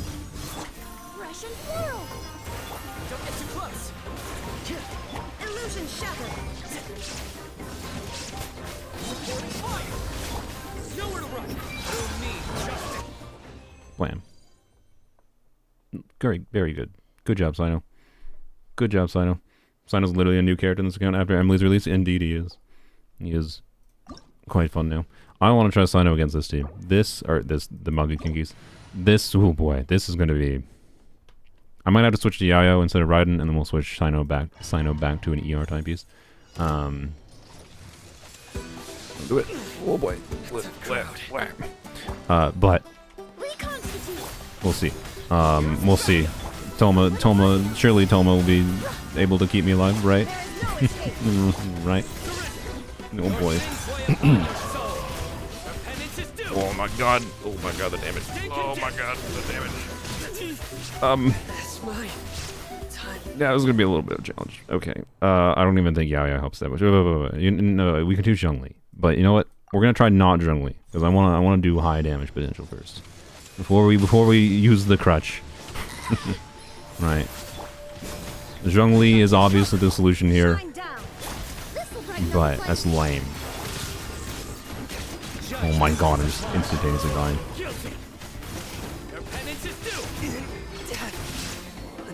We might need Zhongli. Oh boy. Oh boy. Alright, that's a slightly better way to start that.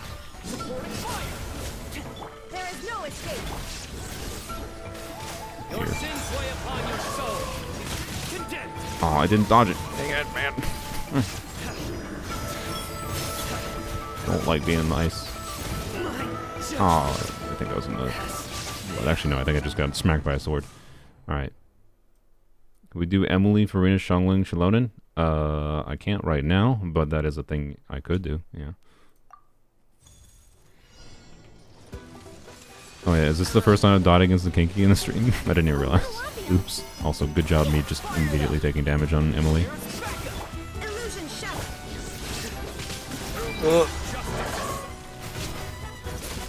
You know what? I think I need to wait to burst and sign out to make sure I hide from that, which is what I think I did there. Come on, I can't see anything in this team. There's just too many numbers on screen. The damage is fine, but there's so many numbers on screen, and I can't see what they're doing. This would be a circumstance of this is the Zenless problem, where in like Zenless you have damage numbers on, you can't see anything. I would probably just prefer damage numbers off in general, but like, yeah. Anyways, there we go. 5 frame, good.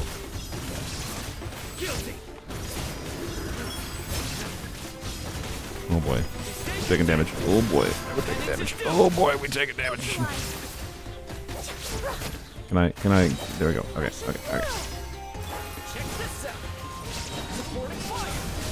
Oh boy. Hey, at least Electro Resonance seems to be fine. Electro Resonance and Thundering Fury typically. We almost killed one.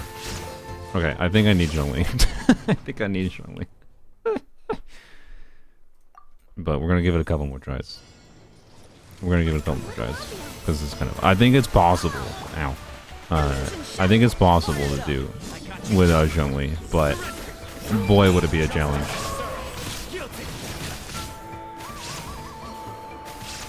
That was an attempt. That was an attempt.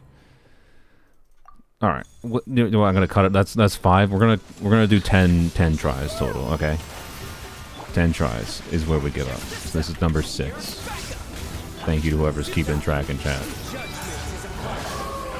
Oh, I dodged it. Good job. Nice.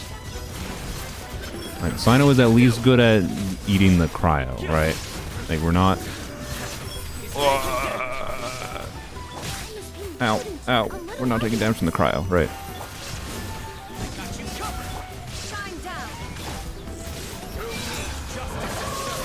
Oh god. Okay.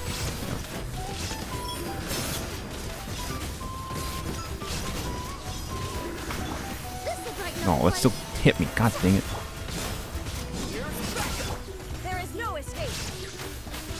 Well, let's do this.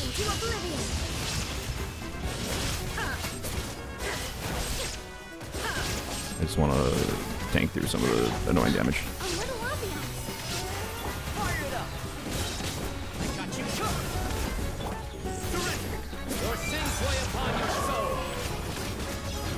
No. I thought he did it. I didn't. No, that was actually so good for a bit. I think if I had dodged that properly, I think it might have actually succeeded.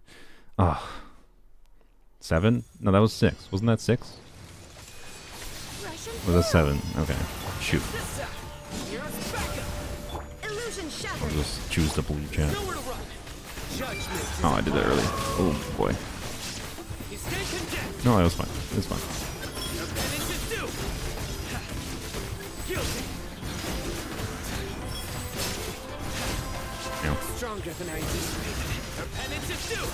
Oh no. God dang it, I wasn't paying enough attention to the shields going away. And suddenly he did.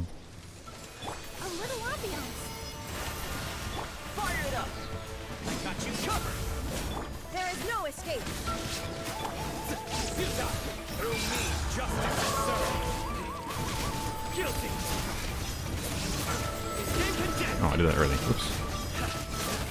Sorry, I get for spamming the input. Oh boy, oh boy, oh boy.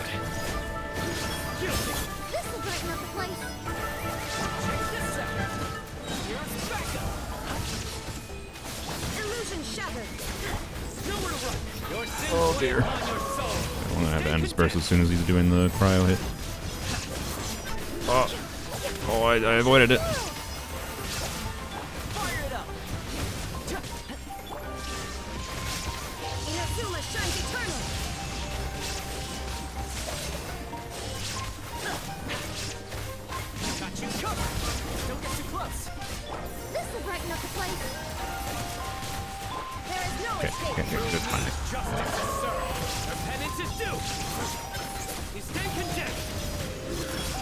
Yeah, you're being a butthole. Now you shall perish. A little obvious. Fire it up. Support fire. Illusion shattered. Don't want to switch to Sino right now, but I think it's fine. It's actually kind of fine. Yeah.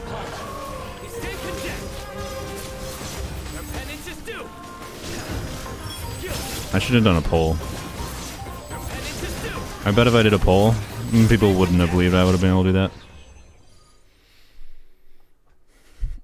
that. That's satisfying. That was fun. That was fun. Who needs Zhongli? Who needs Zhongli? After 8 deaths, it's not that bad. That was not that bad. Like I just had to smartly use iframes in different characters. So yeah, that was really fun. Sick. Obviously, Arlecchino was slightly faster, but you know, Arlecchino had a little bit going for her with you know, some constellations. So I don't know. Let's do Sino against this too. Missed it. Do it again. You can rewind. I believe in you. This'll brighten up the place.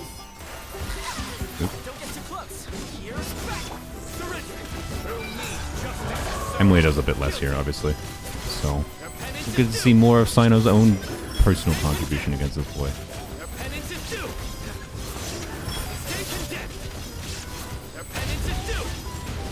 Stop targeting things. A little obvious.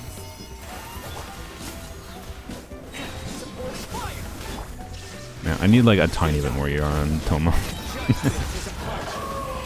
Just to make him feel slightly more smooth. Emily still reaching? Emily is not reaching, that's unfortunate.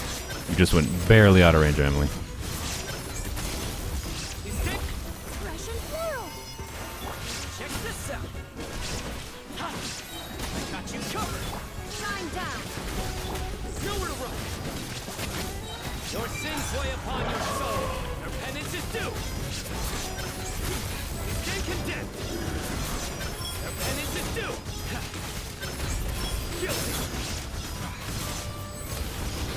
I can't wait. Like, I'm so happy that this team's going to become stronger, by the way, next patch.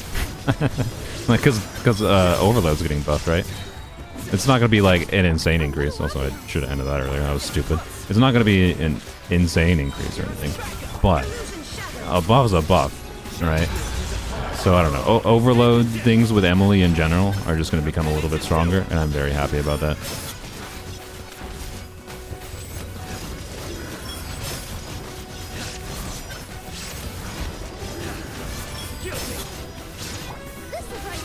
I think Raiden's Electro causes some weird problems in this team, but I think it's relatively minor.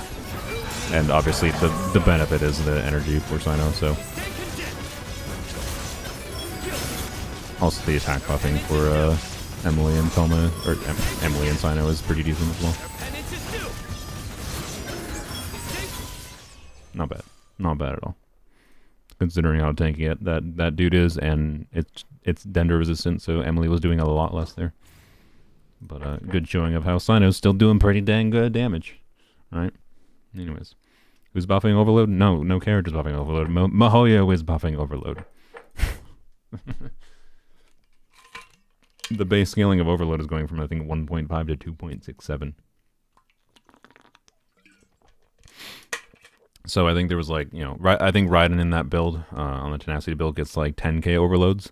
Raiden on that 600 EM build will probably get towards, if I can do this math correctly, so the base scaling does not directly correlate.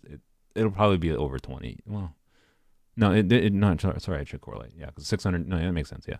Sorry. My brain was trying to compare it to Hyperbloom for some reason. That was stupid. No, yeah, it's 1.5 to 2.67 scaling. It's probably like 18k, 17k overloads, right? So like a 70% increase in overload damage. Yeah. They're buffing scaling of Overload, Electro Charge, Shatter, and Superconduct. anyways, any other teams we want to try against the Kinkies in particular? The other ones I don't care that much about testing, but these ones, they're fun to fight. You know what? I'm curious to test because this team has very decent AoE potential, and it's been good when the triple Kinkies have been in the Abyss in the past. The Shenhe, Xiangling, Rosaria team. We gotta swap some things around though a little bit.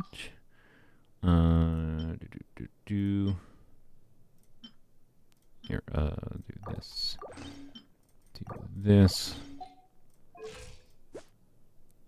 Yep, I think that's fine. 300 EM, yep.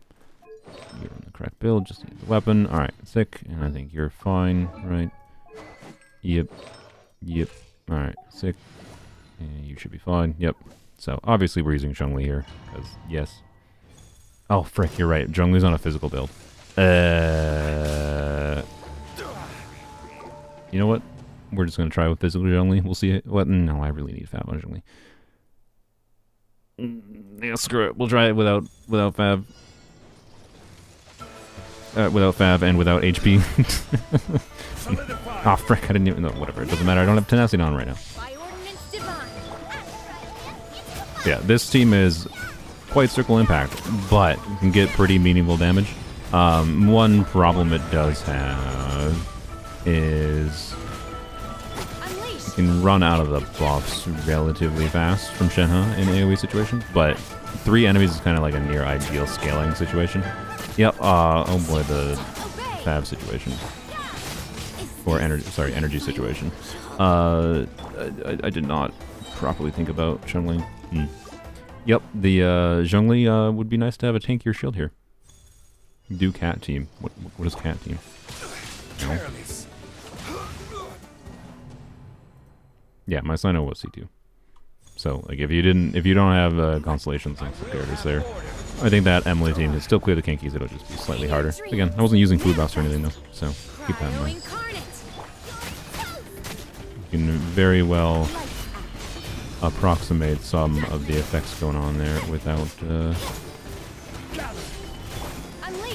having constellations.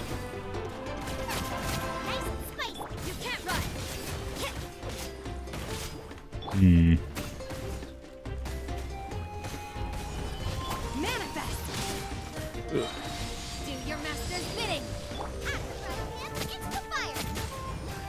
Guoba. See, this is like, man, just the Fab particles from Zhongli, they make a difference.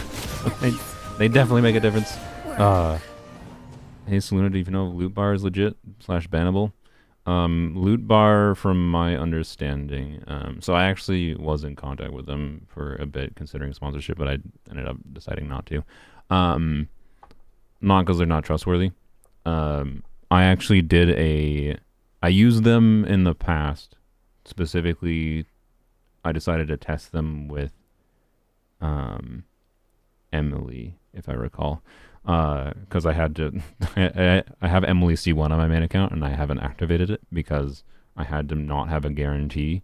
It was stupid. I don't need to explain the whole story, but I needed to get Emily C1 to not have a guarantee for the Mualani video because of the concept I had from the Mualani video. I couldn't have a guarantee for it. In hindsight, that didn't matter because of what we've learned about how capturing radiance actually works, but whatever. Let's change Zhongli's build. And anyways, loot bar is fine. But think for a second, like, they're not like directly partnered with Mihoyo, but yet they can somehow give you Primogems just with your UID. Like, you should not use services that require you, like, don't trust anything that requires logging into with a password, right? To be clear, there might be legitimate services, well, there are legitimate services that offer logging in with a password to like buy you the battle pass or whatever, because the battle pass you have to log in and buy it yourself. You can't do battle pass online through whatever services. But for a service to be able to do a UID only for top-ups, they have to hook into Mihoyo systems in some way. The UID is just a number, right? Like, to actually give you the top up just by you giving them UID and then giving money, they have to be able to hook into official systems somehow. In the case of like Paimon's Bargains, it's literally just you're paying like Paimon's Bargains, for example, and then the account owner does the vast majority of the transactions manually. And like through the discount systems that they have available in their country, both because of the currency is cheaper, currency pricing is cheaper, and they have mobile payment systems that allow them to get cheaper pricing. They can offer you cheaper prices for top-ups, right? Is how it works. And they just go on to Coda Shop in their country and use their payment systems that are available in their country and they put in your UID and you get the Primo Gems, right? Loot Bar is the same way, but more automated, right? It's not as personal as a service like Paimon's Bargains. It's more automated. They have a little bit less discounts. They're making more money from it. But it's the same way. And I actually, in talking with Loot Bar, they didn't tell me I couldn't tell anyone this. I never signed any agreement with them. So, but I'm not going to like provide you the documentation they gave me to prove it. But they're partnered with Razer. So Loot Bar is partnered with Razer, and Razer is an official partner of Hoyoverse. So, like the Razer, I think it's called Razer Gold. So, like from Mihoyo's end, like if you went and asked Mihoyo, hey, can I use Loot Bar? A Mihoyo customer service rep will be like, well, they're not in the official list of things. Except from Mihoyo's perspective, all they see is a purchase that happens through Razer's system. Right? Like, there's nothing to ban there. It's not possible. So, my point is like, for the UID purchase, like third-party services, they have to hook into some official service anyways, right? And all Mihoyo sees is an official service that like was purchased through Coda Shop or was purchased through Razer Gold. So yes, you're probably safe, but like I've used Loot Bar and it was fine. Anyways, but if you're paranoid about it, then don't, I guess. There you go.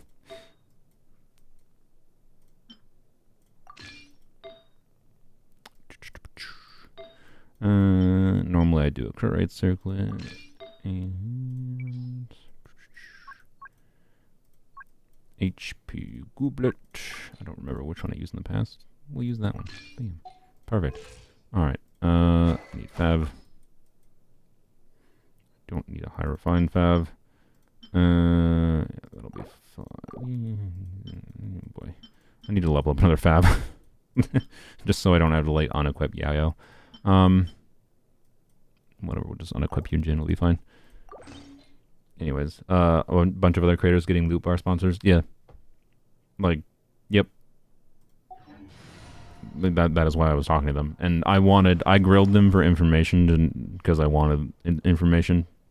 Because I knew that if I did a sponsorship with them, I wouldn't be able... I could only personally justify doing a sponsorship with them if I could, you know, explain to my audience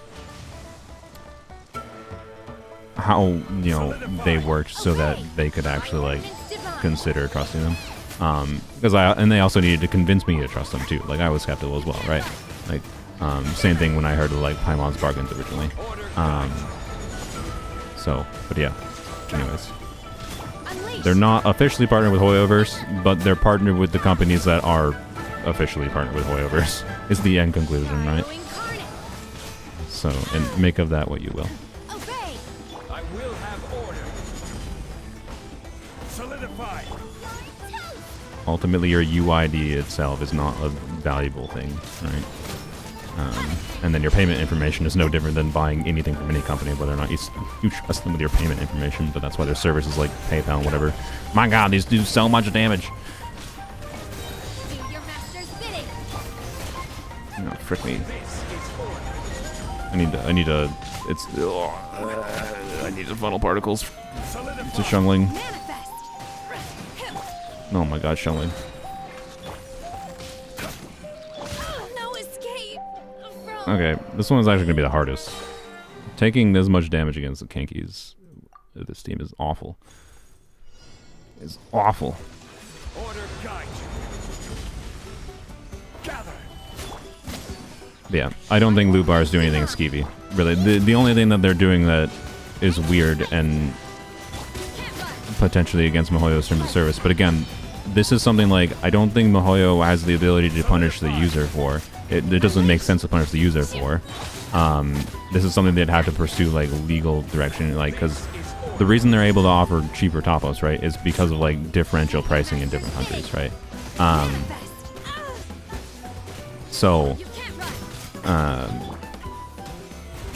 Because technically you're supposed to be, you know, paying for your things through whatever the pricing is for your country, from miHoYo's perspective. Why? Because they either want to make more money from you, because like paying in USD gets them more money, or because like there's tax laws and things that they need to follow, and technically if you're using a middleman, you're bypassing like tax laws. So like legally, they kind of have to say no, you're not allowed to do that, but they're not actually going to punish you for doing it, and they don't actually have a way of even proving you use them, because again, from their perspective, it just went through an official service anyways. They can't see what you paid, right? They don't have the payment information of where the payment came from. They just see it's from Photoshop system that is interfacing with their own systems, right?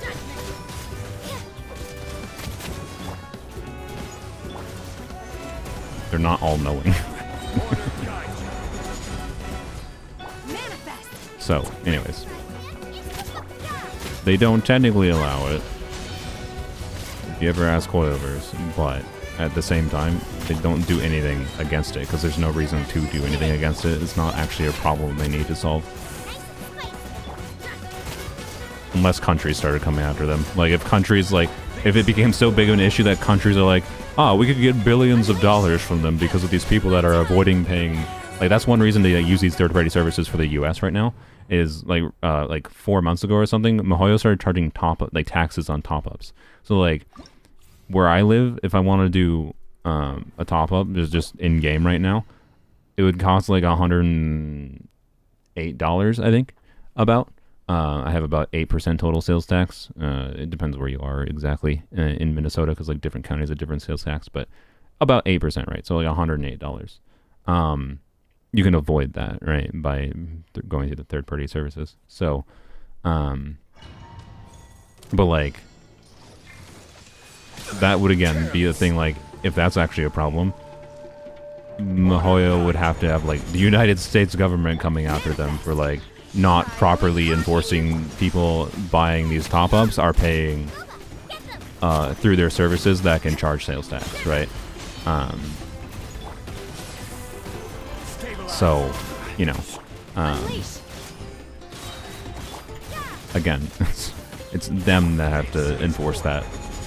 And I don't think the U.S. government is going to go after them, because how is the U.S. government going to prove, like, how does the U.S. government have numbers on purchases that are avoiding sales tax through miHoYo's top-up system? I'm not saying it'll never happen. It's possible it could change in the future that miHoYo would start enforcing things, but I don't know how they would with how these systems are implemented. Like, they'd have to completely kill the ability for miHoYo to truly enforce this. They would have to kill the ability to use Photoshop and Razer Gold, right? They'd have to actually shut down the official services. So, anyways.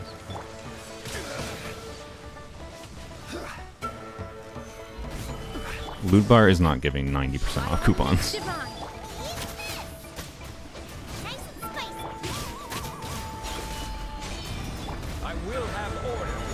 That's just advertisement. Bullshittery.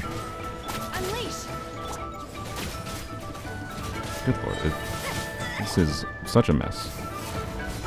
Why is this so much harder than the Sino team, by the way? that's the weird thing. This is the harder than the Sino team. Boy.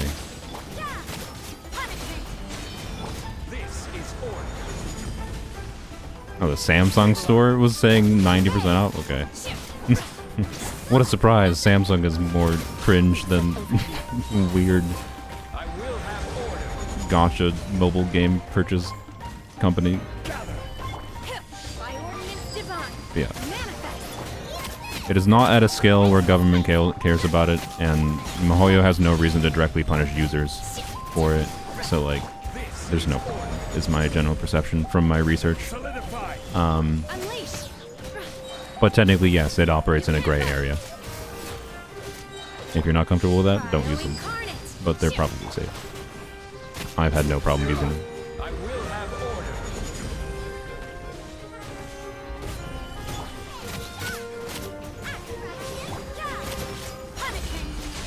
Oh boy. I don't know if I quite have the damage potential to deal with this in this team without buffs. I think maybe with buffs and decent grouping and making sure like I don't have like downtime and Shungling here, which again buffs could solve. Wait, is there an energy recharge food buff? I don't remember. Anyway, I think this is doable, but hard. I might mess around with it more, but I don't think I want to right now. It's too. It would require, I think, too much optimization for me to do right now.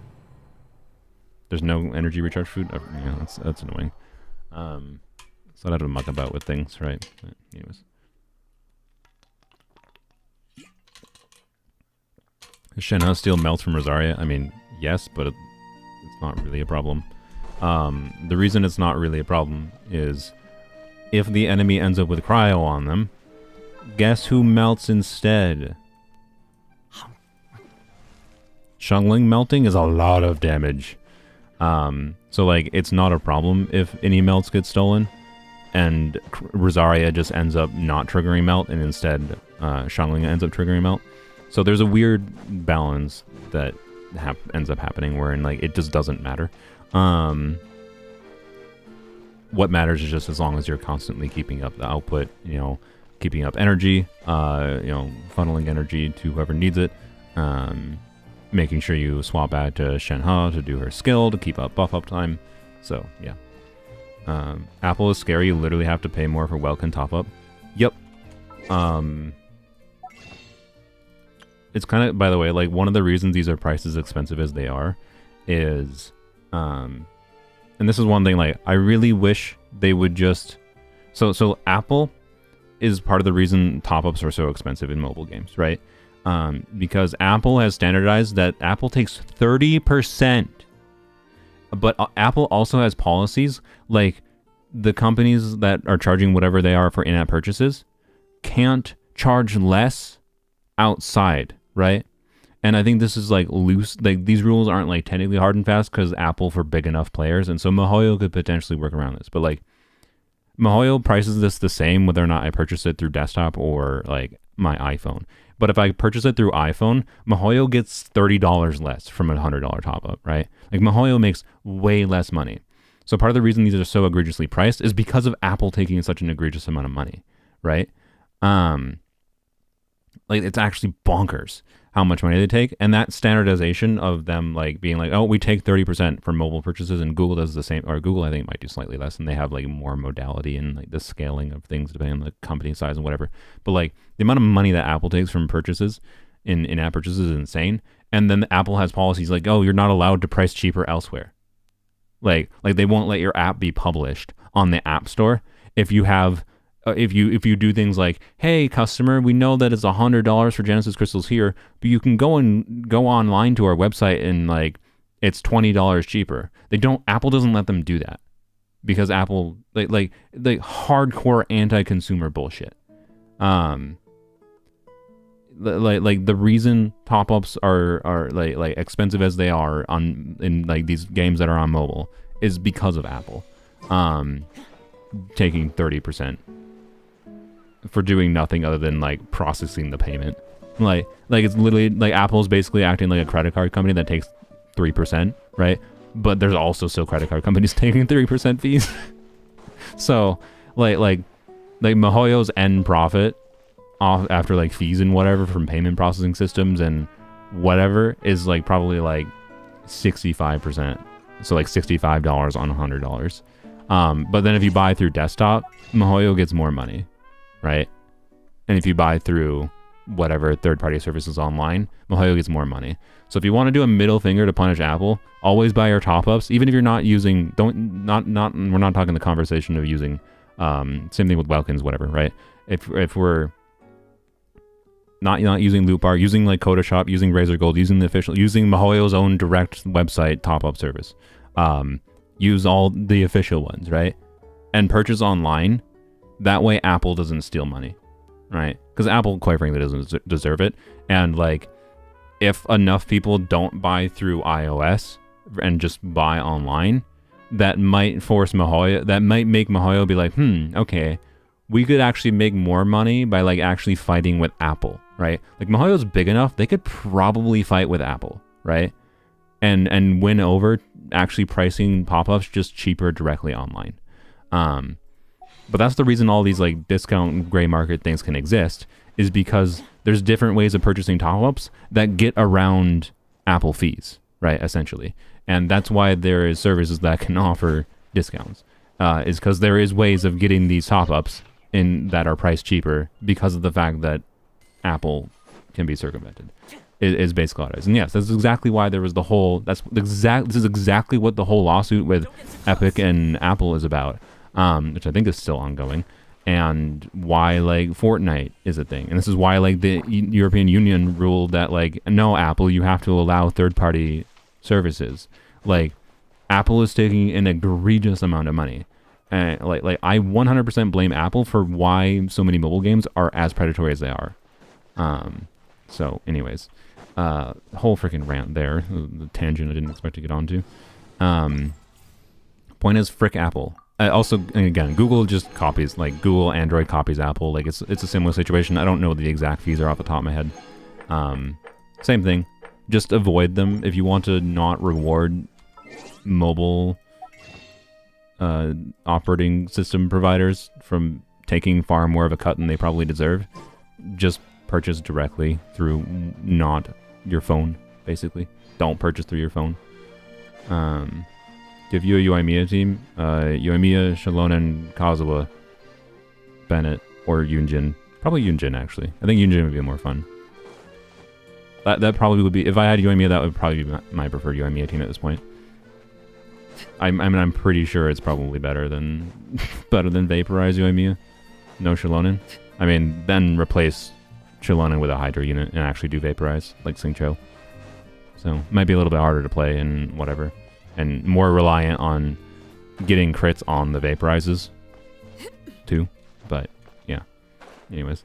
Yoimiya Burgeon, too. Yes, exactly. When I wail on my PC, I get banned from swiping? What? What do you mean? What do you mean? Sylvian, what do you mean by banned? What does banned mean? Like, MiHoYo refuses to process the payment? Because that seems like a weird problem with the payment processor then, I'd assume. But that's annoying. I would try, there's like, oh yeah, and I think Photoshop doesn't exist in the UK because of the United Kingdom doing stupid things, you know, but oh well. Yeah, that sounds like a bank problem, not MiHoYo. Or a UK problem. Anyways. Have you beaten Vivian of the K?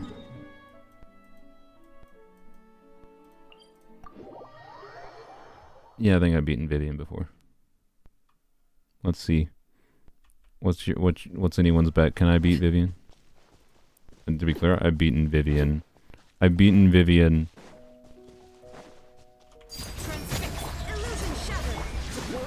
without Arlecchino.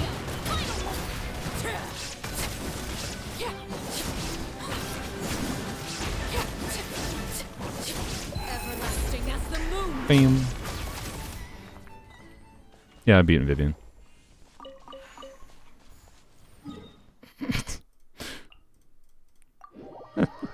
It is one of the more fun things to do with Arlecchino constellations. More specifically, it's one of the more fun things to do with Shivers teams, I'd say, is fighting Vivian. I believe I killed that. Like when Shivers released, one of the things I did earlier on was Hu Tao against that thing. It's like one of the main ways to get big vapes from Hu Tao, right? I can do a Shivers team with Hu Tao against Vivian, Put Hu Tao on a Mars to say Hunter build, right? Do Xiangling, Chevreuse, Raiden, and well, that's a little bit fragile. So Toma if I want to be less fragile, but yeah, that was a little too fast. I mean, yeah, the exact speed of that was, you know, having a really good build and a couple constellations. To be clear, the speed of that clear would be barely longer without Arlecchino C6. Like, Arlecchino C6 just sped it up very slightly. That was mostly the constellations that I would have had without spending any money, so, yeah. Overload receiving a buff. I mean, this team is not going to become much stronger in Poems only with the Overload buff, because I had a little bit of the damage. Just a little bit of the damage comes from Arlecchino. But it will make Chevreuse teams better, particularly when you're doing things like I'm doing on Raiden in this team, where I have Raiden on an EM build. She has 600 EM, you can see. I could put her on... Why are you on that right now? I could put her on Dragon's Bane or whatever, and make her do even more overload damage off field. Like, she'll be able to get like towards 30k damage off field in AoE, and that's pretty meaningful. So yeah, that'll be better. But yeah, this team in particular with Arlecchino is not going to be that much better with the buff. But Chevreuse teams are getting a slight buff, yes. It's just a factor of, depending on what exact form of a Chevreuse team, the overload buff next patch will make more or less difference. It is ultimately all it is. And Raiden in particular is a context where, like, if you're using the likes of Raiden or whatever units that are doing a low amount of electro application, but there's not much to do other than just, since you're just pressing E on Raiden, right, and having some outfield application that keeps up Chevreuse's passive, and then, okay, you can put Tenacity for more buffing, and then you put some EM, because may as well spec her into EM damage, because she's not going to do as much else damage, right? And then you're kind of good, right?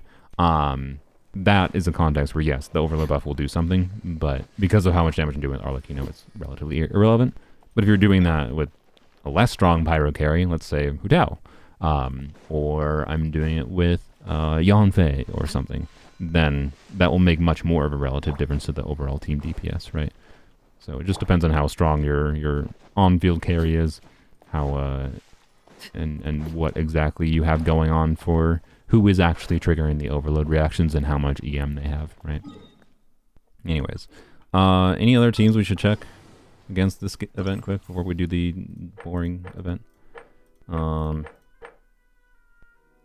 teams would be nice if you ever. Yeah, that's unfortunate. Hopefully they'll get her as an off right up. I do think Chevreuse is one of the few 4-stars that is worth risking for trying to get a C0 copy of. You don't need more than C0. So, Sethos. I mean, I did Sethos in the video against the Kinkys. You can see that. To be clear, I could try to clear Sethos against the Kinkys without as high investment of a team. Someone in the video commented how they use Sethos against the Kinkys with... Why is it taking so long to load? With... Oh, I'm having a stroke. My brain. Like a full EM build on Sethos. So they did like a full Hyper Bloom Sethos. So they did, I think they did Nahida, Farina, Sethos, and then some healer for, because I believe they did not have Farina C2. So they just did a Hyper Bloom focus Sethos, right? And Sethos still got like, I think 40 or 50k charge attack damage because they still had some crit substats, and whatever. But they had like 800 EM total, and, you know, on-fielded with Nahida EM buff and whatever, like, got very good Hyperbloom damage still. And yeah, like you can do a full EM Hyperbloom triggering Sethos, and that's what they use to clear the triple Kinkys. That's pretty cool. So anyways, there's like, my point with that is that there's lower investment ways of clearing that with Sethos that I didn't do in that video because I thought it was more fun to do crit Sethos. But yeah. 375k for a C0 Raiden with the catch in a showcase, good? Yeah, that seems pretty good. Well, I don't know, if we're talking against Wander, I don't know exactly. I don't have a good framework for adapting around that. What am I doing? We're doing this. Yeah, I'll have to bear with the silent quest for a little bit. Wrong area. We're not going to do the whole... We're not going to do the whole quest. We're just going to do all like the mini games to get the majority of the rewards. If I don't end up completing the whole quest on Polearms only, I'm not going to stress out about missing, you know, 100 Prima Gems from the event. But yeah. It's mute time, pretty much. Yeah, I don't know. They really should have just, like, turned off all voices in this quest, quite frankly. Like, in the Archon quest, it makes sense that they didn't, because, like, it was only, like, Kachina and... It was only Kachina and what's their bucket? Or what's their bucket? Kanich? Yeah, Kanich and How, technically, I guess. But 2 characters, basically, that didn't have voice lines. And it was fine. Jarring a little bit, but fine. This is pretty bad because it's only Paimon talking. It's really bad. They should have just muted everything. Oh, and Sino speaks? Yeah, What are you guys talking about? So just, if it's just 2 characters, Mahoya, you should just muted it. It makes it so much worse that the majority of characters aren't speaking. So, anyways, we don't care about this dialogue. I know it's just like, oh, we're doing a birthday surprise for Nahida. I don't know. The quest might be good, but I've already done the first part of this quest in my mini account. So. She gets a voice later on. Who does? Some random NPCs do. Oh, that's funny. Of course. Also, by the way, Candace and Dehya. Let's go.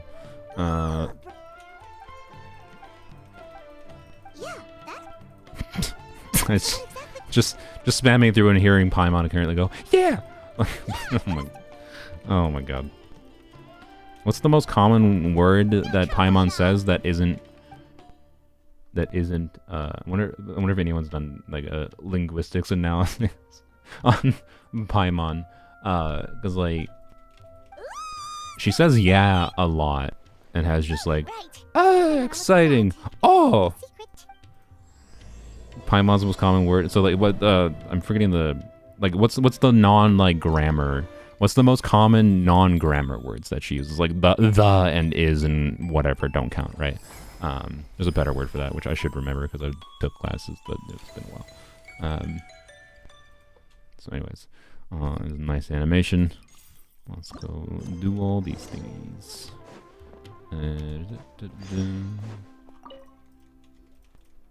I don't think emergency food is the most common word, especially because it's 2 words. Oh yeah, it might be traveler. Yeah, okay. Traveler would be a boring one. I'd probably would do a block of traveler, but I don't know. I guess traveler would be a valid. Like it'd be interesting seeing the stats on it. Ultimately, is what it would be. It wouldn't surprise me if traveler's up there, but I feel like some words there might be a surprising amount of like, yeah, is like just because like Paimon's often is like yeah, right away, reacting to something some other character says in the game, right?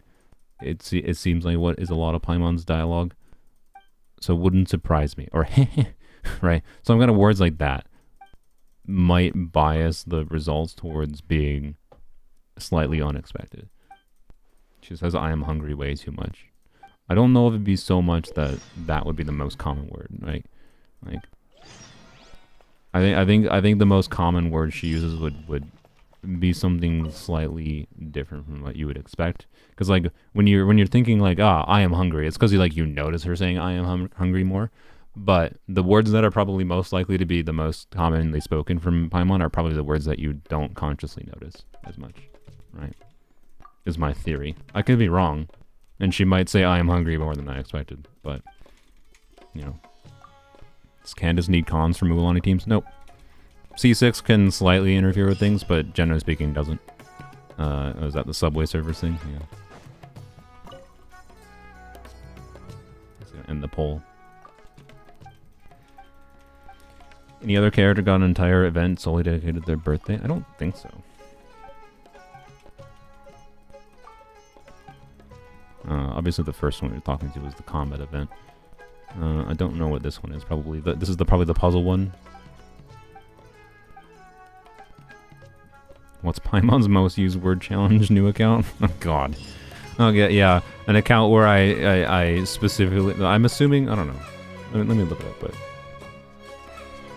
if we look up Paimon Genshin. Is there any links here that just have, like, I feel like someone's probably recorded every bit of dialogue in the game somewhere, right? I don't see it anywhere obvious. Okay, yeah, I don't know. I suspect there's probably someone that has a database of all dialogue in the game, because and the reason I'm relatively confident this exists somewhere is because I know that pre-version release there is posts I see where like the dialogue count of different characters, right? The line count specifically. It's usually from leaks, to be clear, so it might be from internal data at MiHoYo that comes from, and therefore not actually accessible. But I don't know, that'd be a heck of a project though, to try to like copy down every single thing. You could probably it'd probably be easier to find it in the game file somewhere, I'd assume, because it should just be. It's probably stored in plain text somewhere, right? In the game files. I don't know if I'm motivated, maybe I'll look into it. Before we start the event here, I'm gonna go to the bathroom. So you know what? Here, enjoy staring at Arlecchino, staring at you. It should only be a second.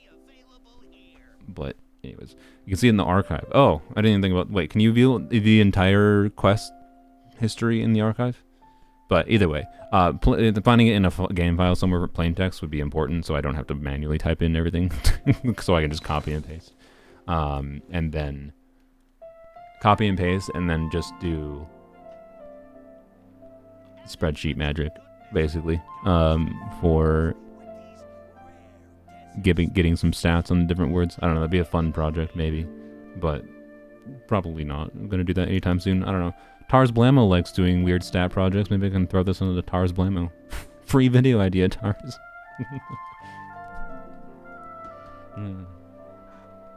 Is Arlecchino longest idol? I don't know. We'll find out. Well, we probably won't find out. She'll probably still be sitting when I come back.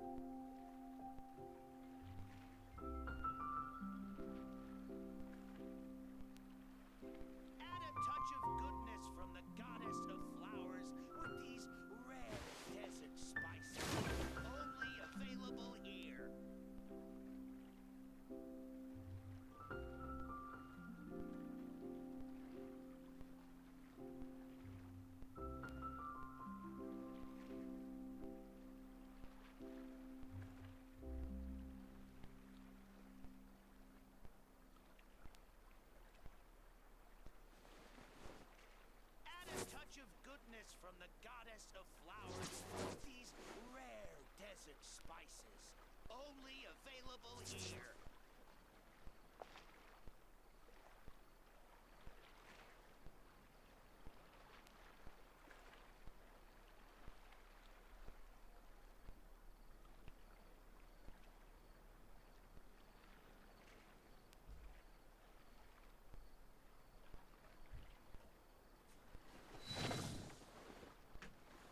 Did she just get up and sit back down? Switch to Japanese. It's 17 gigabytes. Like, I'm not downloading that while I'm streaming. Sorry. Look, if I actually end up moving out of my brother's and into my own place, I could maybe do that in the future. Not right now. The internet here would probably... The stream would start having problems, I think, if I did that. Anyways. Why do I have an alarm going off? My mom is calling me. Alright, I'm gonna answer my mom's phone call. Hello, you are on speakerphone and I'm live streaming right now, so I don't know what you wanted to talk about. Okay, you got sent a code because I'm setting up Grandma's okay. Apple Watch Cellular. I need the code. Okay, let me go text you a quick. That's how exciting. Anyways, say hi to 230 people. Hi, 230 people. Yeah, well. They said hi. Or one person said hi. Okay. Did she test it already, by the way? Like, does she actually need cellular?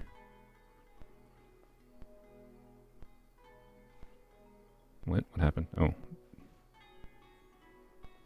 I don't know why I disconnected. I don't either.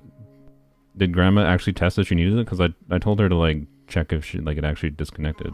It's like I don't think it's worth $12 a month for the Apple Watch plan if she doesn't actually need it because she's just. Well, she wants it, so I'm setting it up. We've been trying to set it up for hours. Okay, I mean. It's been a pain because we had to update her for 2 updates on the phone and an update on the watch, I see. and it's saying it's failing I see. because of updates. So it sent you a code, and that's what we need next. I sent it. Oh, you sent it to me? Yeah. Okay. All right. Thanks. Is this going to? Okay, whatever. But it's letting you activate it on my plan. No, that's great.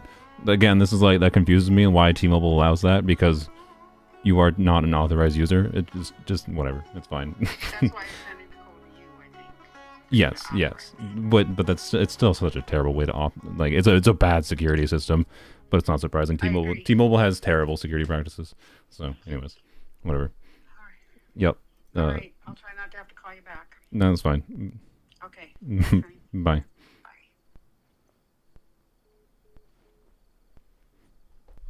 Yep, there we go. Look, I'm not gonna apologize for picking up a call from my mom. Okay. I was gonna say don't deny calls from your mom, but there's reasons to deny calls from your mom. Depends on your relationship with your mom. What the frick is this event? What? Not his grandma getting scammed on stream. Dude, no, it's not my grandma getting scammed. I was talking with my grandma wanted to get an Apple Watch. For whatever reasons, but they don't have Wi-Fi. And one of the main reasons my grandma wanted an Apple Watch was to be able to like take calls on her watch when she didn't have her cell phone on her. So, and they don't have Wi-Fi because of where they live. And they're getting rid of their home phone. So that's why like they're planning on getting rid of their home phone. And then she's getting an Apple Watch, and they're going to pay like $12 a month, which is going to be on my bill, but they're going to pay me for it because their cell phone's on my bill, right? Already, and yeah, that's why my grandma's not getting scammed. She had a conversation with people about getting an Apple Watch, including with me and my mom, and they're setting it up. What a long-winded explanation. Well, the people assumed that someone assumed that my grandma was getting scammed, and that is not what was happening. But what I was saying, what the frick? What is this? Find the inverted items.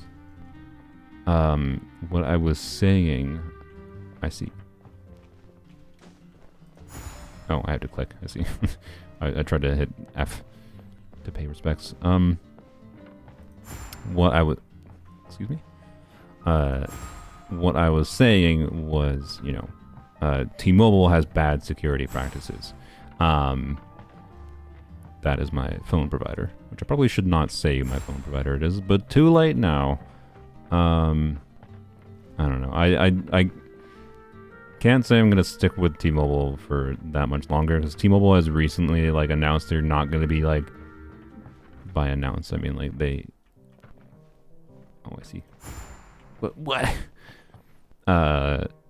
So T-Mobile, like a few years ago, was like, oh, we'll honor the typical like large company cancerous we'll the lifetime guarantee for our pricing, and then guess what has happened in the last couple of years? No, we're not going to do that anymore. So it hasn't happened to my plan yet, but I'm assuming they're going to start charging more eventually, and if they start charging a bunch more money per line for all the lines I have in my account with my family members that are on the account, I will probably just end the plan eventually and be like, if we're now having to start paying $35 per line per month, I'm just going to go do my own thing and y'all figure out your own shit because I don't want to manage all this bullshit. So the only I have a pretty good price in my phone plan with all the lines. We're paying like $22 per line, I think, on average for the phone lines, not the stupid watch line. And that's a pretty good price for the service I'm getting right now, right? But if they start increasing the price, then the BS of T-Mobile and is not worthwhile. And I'd rather just pay do a prepaid phone service. I don't use my phone service as much as I used to in the past.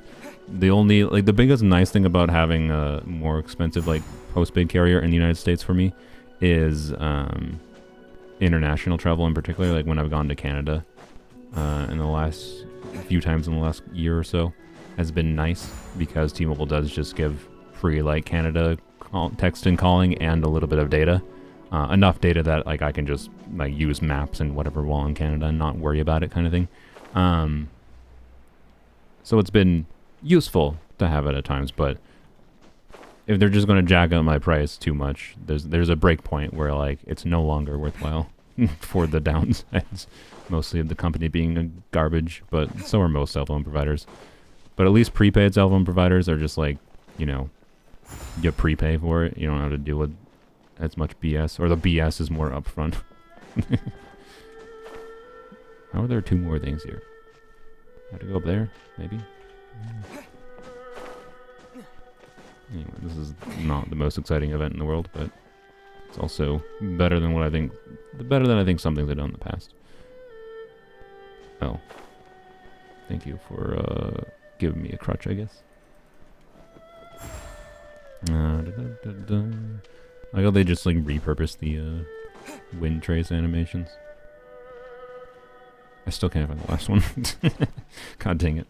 Why is this one so hard? Oh. I see. Well. Oh, come on. Why is the radius not bigger? We can't help you here? Yeah, I know. That's fine. The game helps me. Is Cujo support with base attack like Bennett or total attack? Yes. She buffs base attack like Bennett, but it's very low uptime. So, and like the uptime really restricts its utility. Is a simple thing about it. On top, like, if it was a team-wide attack percent buff, it would be she'd be a really cool character, right? But it's not. So, just like, okay, used for Raiden it is. And in other niche scenarios, to be clear, like Lisa nukes kind of thing. It's a cool thing to have in the game, but it's usually not that relevant compared to the other things we have available. And especially if we ever get another way of attack buffing the game that isn't Bennett, Sara will have even less relevance. I've found nothing so far. Find the unusual monsters. Oh, I was looking for actual monsters, not humans with masks. My bad. I don't usually call people in masks monsters. So I contest the relevance of describing human beings this way. But I'll capture them nonetheless and send them to the Shadow Realm. Yoink. I see you. Yoink. Alright. 2 more. Hello. Bet you there's someone, like, on a roof somewhere, right? No? No. I feel like that was an obvious place to put someone. I don't see anyone on a roof. Oh, alright. Handicapped. Dang it.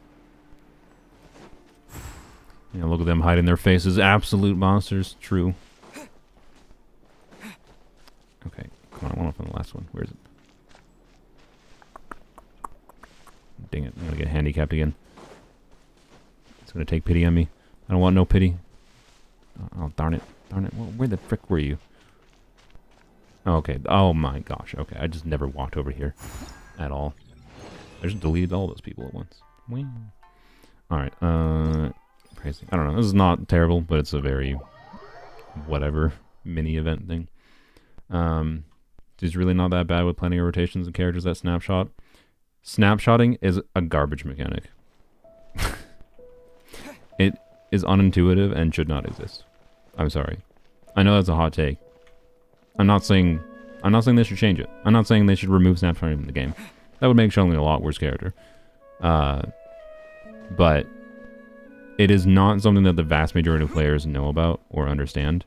And most of the time, I err on the side of not caring about it either. Like, the fact that official snapshots is important, but I very rarely try to factor that into a rotation. So I think it's bad and unintuitive. And I think there's very much a reason why MiHoYo has tended towards abilities since the early versions of the game not snapshotting on characters, because it's bad. What is it? In my opinion, I'm not going to tell you. It's bad. Yeah, oh yeah, not to mention what Tars is saying about it being inconsistent. They float quietly? What's the difference between the ones that were floating before and the ones that are floating now? They're loud? The ones before were loud, I mean? Okay, anyways. The simple explanation of snapshot is when you cast a character's ability, it will use the stats that's currently on them for the full duration of the ability. So it really only matters for abilities that operate off-field and have a duration to them, like Xiangling Burst, right? So when you're in Bennett's buff and you Xiangling Burst, she will use the attack buff that she has for her full duration, even if you run outside of Bennett's circle or Bennett buff ends, right? That's why it's a fairly important thing for the strength of some characters, like Xiangling notably. But it's bad game design, in my opinion. And I think MiHoYo understands that it's bad game design because they don't put it in many characters' abilities. So, anyways. Sara is fine in the context of ignoring Bennett, especially. But they released Sara in the context of the world where Bennett exists. And I've tried to use her in different ways. I don't enjoy using her. I don't enjoy characters that have really short buff uptime. She forces rotations to work in a very specific way around her that I find unenjoyable. So, anyways, the only time I've slightly enjoyed Sara is with Hybrid Raiden. But I usually prefer still using other characters.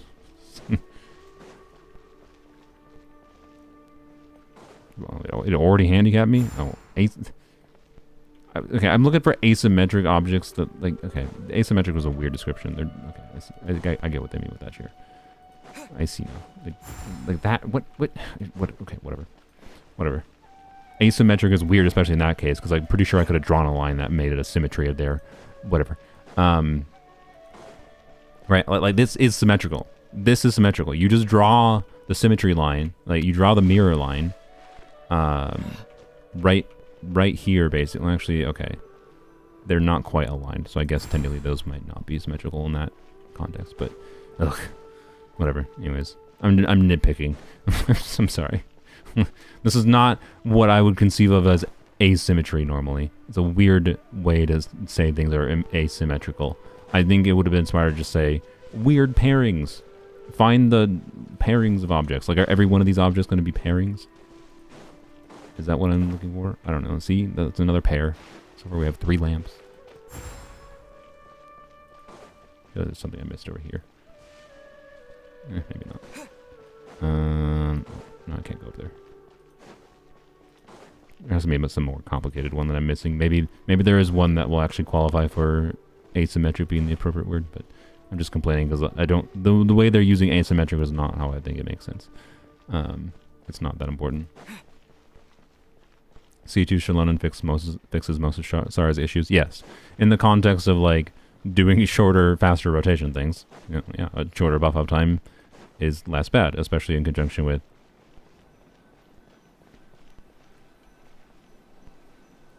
Especially in conjunction with reducing the burst cooldown on Sara, which is what makes the rotation shorter. I'm trying to compute what the intention was here. No, I accept that one as asymmetry because of the fact that like symmetrical would have been the pole existing over here. So you know what? That was a good one. That one was appropriate. This one as well. So you know what? That's good. The stupid lamps on the ground though was dumb. And just there being an extra bench, I was like, okay, Like, cool. Okay, there's an extra bench. Oh wow, there's an extra bench. Like, asymmetry. I don't know. Then there's better ways they could have done things with the benches in particular, and the lamps. Where's the last thing? Probably another bench. No, it's a lamp. Okay, the lamp. How did I walk by that? My brain just deleted that one from walking by it. Anyways, whatever. I'm nitpicking. You can easily disagree with my nitpicks because of the fact that words can be defined differently in different contexts.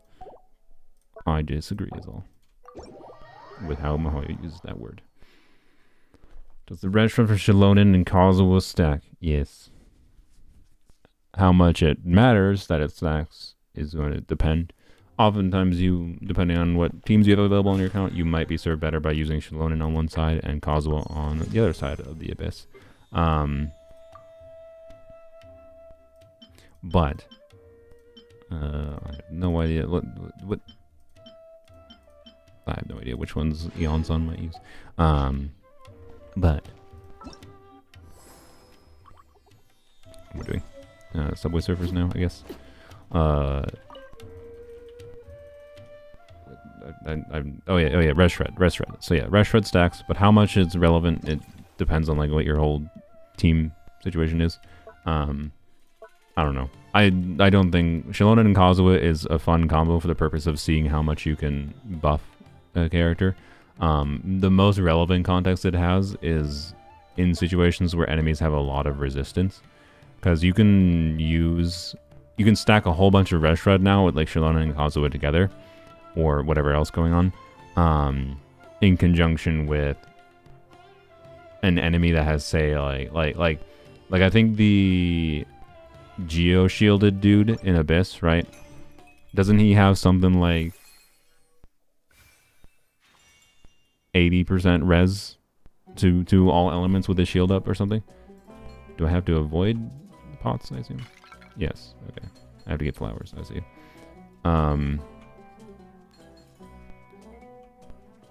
Wow. Crazy. Never seen a game like this before.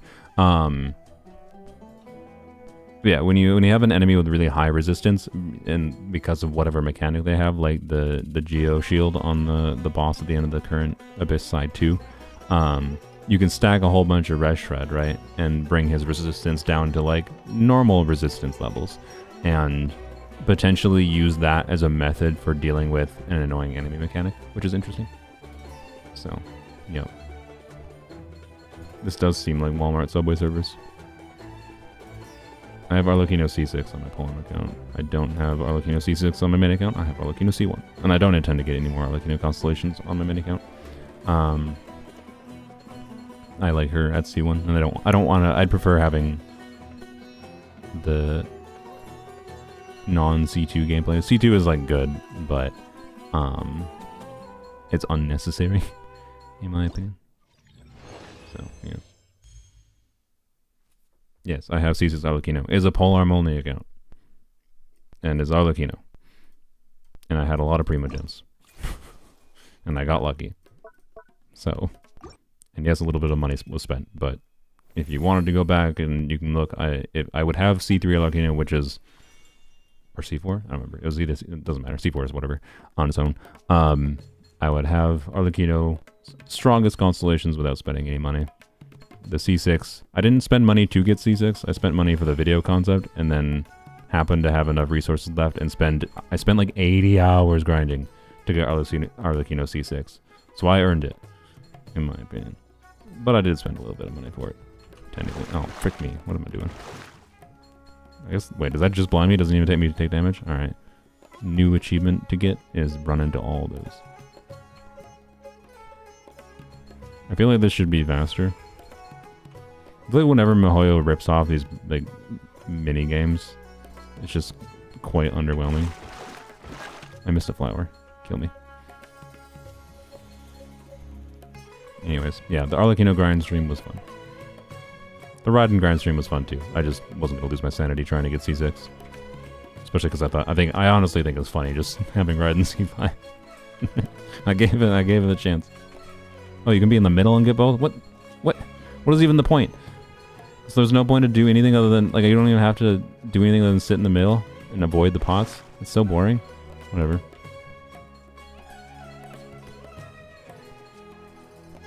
I can just stay to the side here. No, wait, it only works in the middle, I guess? No? Okay. How did I get the ones in the side before when I didn't? Whatever. I don't know. I don't care. Oh, it was the buff. Oh, yeah. That's why. That's why. I forgot the little buff things existed because I didn't read and I didn't really care about what it did.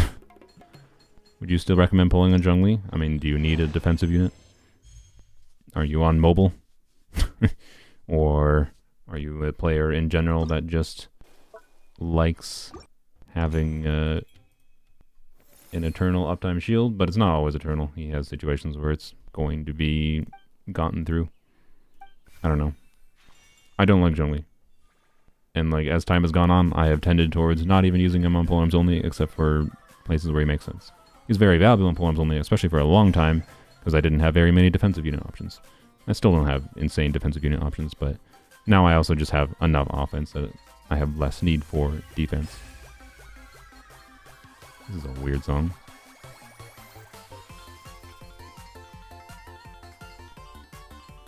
Alrighty. Well, truly one of the events of all time. Wait, that pop-up or that power-up made me take no damage? Alright then. Can you get full rewards on this by not doing any input? I feel like you might be able to. Maybe. No, I think you would die. Depends on the spacing of those buffs. I wonder what the minimum number of inputs required to clear this with full rewards would be. No, not full pre-much rewards, I should say.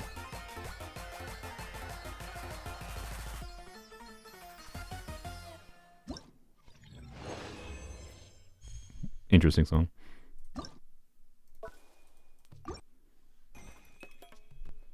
Turkish Halay. What is Turkish Halay? Is that like the genre of music? 1500? No, not the number of points, like the number of inputs. Oh wait, you mean points that's how many points is the pre-much reward, sorry. So I mean 1500 points would then be the baseline, but like, so it'd be a circumstance of like, okay, figuring out this track, what is the minimum inputs required? You could just leave the thing staying still for a while there, then you get that buff, you could just ram through things, right? I don't know. I think that's an interesting math problem, and that's probably the only way to make this event interesting. Sorry to anyone who likes subway surfers, I guess. But I think subway surfers, when you're going faster, is a little bit better. Make sure we run into those for extra achievement. I don't know. To be clear, the Subway Surfer... I played Subway Surfer like games in the past. I played Temple Run when I was in school. Temple Run is great. It's great to have these little mindless, simple games. They have their place. Do they have their place in Genshin, though? Well, they're relatively unoffensive as far as event things. But I don't really consider them a selling point of the game, that's for sure. Yeah, I don't know. That's all. You wanna... Oh, oops, I just missed some. You wanna make these events actually worthwhile and make me feel like look forward to completing them and do them sooner, Mihoyo? Give sanctifying elixirs as rewards. They're not gonna do that, but do it. And then I'll actually be like, okay, let's actually do this because I can get a meaningful reward. Rather than just like the eternal Primogem grind.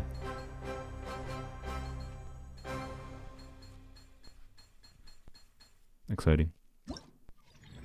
Genshin endgame indeed. You planning on playing Jujutsu Kaisen Phantom Parade? No. Sorry.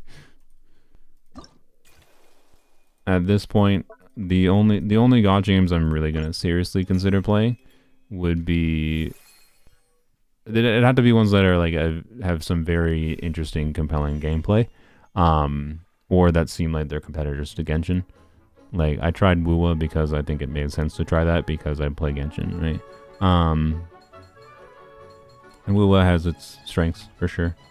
I think it's a very flawed game, personally.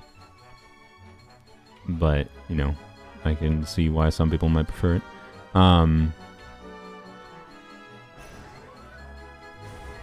Ultimately, I'm inclined against playing gachas, though, is what I would say. Particularly because right now I have Genshin I'm playing. Crazy idea, I know. And I have Zenless, which I really enjoy. I really, really like Zenless. So, if I'm going to consider playing more gachas, I'd have to, or more specifically, more generically, live service games that just want you to log on constantly, right? Doesn't technically have to be a gacha, but the same structures within, right? Of incentivizing logging in some form recurringly. It's a hard sell for me, basically. And it's unlikely I'm inclined towards them unless they are like... It's important for me to have a perspective on for community understanding or interaction, whatever. And I don't think Jujutsu Kaisen's gacha game is that. And I'm assuming it's a gacha game. Because of course it would be. But yeah. 2 gacha games right now is enough for me. I don't even think if I wasn't playing Genshin for content. I don't know. It's really hard to tell. I feel Genshin has caused me... Oh, wow. Genshin has caused me to have enough, like, negative sentiment in the past that I think it's very likely I would have dropped it if I wasn't a content creator. So, point being, I think I would only be playing one gacha game if I wasn't a content creator. Let's say I hate Genshin. I like a lot of things about Genshin. And I'm glad I've stuck with it to some extent. Because I think I enjoy it. The more I play it, generally speaking, the more I appreciate many aspects of it. But also the more frustrated I get with MiHoYo's refusal to add content. Can I end this ever? What? How many points do I need for the rewards? Because I just noticed it has like a 5-minute timer. Can I be free?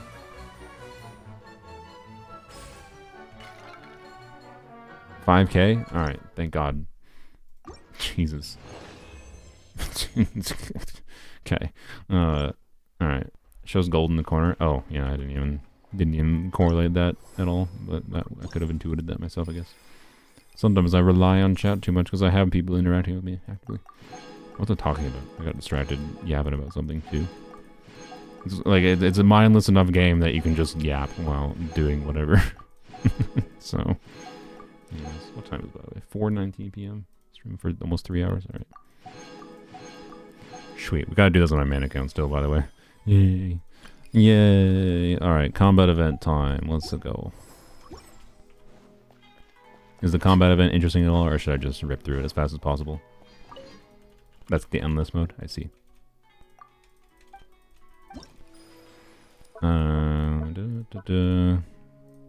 Did it let you try Hu Tao in this event? Hopefully. I'm curious. Nope, not there. Not there. Not there. Really? Really? Hu Tao is not a trial character? I don't need her to trial, to be clear, but like, she's a character on banner right now, MiHoYo. You're not letting people try her. Bro. Probably because they know people would not pull for her. Anyway, whatever. It's fine. I feel like there's nothing interesting here, most likely. I don't know. If one of these seems like they're interesting, I'll try different teams. But I think we're just gonna go to town with this team. Because I think it's fun. By the way, I'm 100% gonna forget that I have... Also, I should have... I put him back on Jade Spear. He's technically on the wrong artifacts. Can I switch? Nope, I can't. I can view it, but I can't switch it. Alright then. Well, that'll be fine. But I have to switch him back so that next time I use him in Abyss, I don't have... Why are we in the Abyss, by the way? There is no escape. A little obvious. That's a little weird. Trigger Vaporize reactions. Do I need to trigger Vaporize reactions? I didn't even think about that. Do I have to trigger the reactions for the rewards? I should have checked that. Sometimes you do have to trigger whatever that says to trigger for the rewards, so... Which can sometimes make the events slightly interesting on Vulnerability. It's just the score? Okay, good. Check this out. This will brighten up the place. Shine down. Surrender. Judgment is upon I'm so happy about how like well this team adapts to new enemy spawning, by the way. It makes Sino feel so much better to play. you. Stay condemned. Guilty. Should have made rotation earlier. Well, Here's backup. Illusion shattered. Lucky day. Your sins weigh upon your you can soul. end? Oh. Stay condemned. Nah, we'll see how many points we get. I actually enjoy the combat of the game. This is due. Lucky day. And I think it's kind of interesting to see how much Sino will be able to get here. Stay condemned. See if how much he gets in like different enemy situations and whatever going This will on. brighten up the place. Don't get too close. Support and fight. There is no escape. Surrender. Judgment is upon You're gold already? I'm aware. Guilty.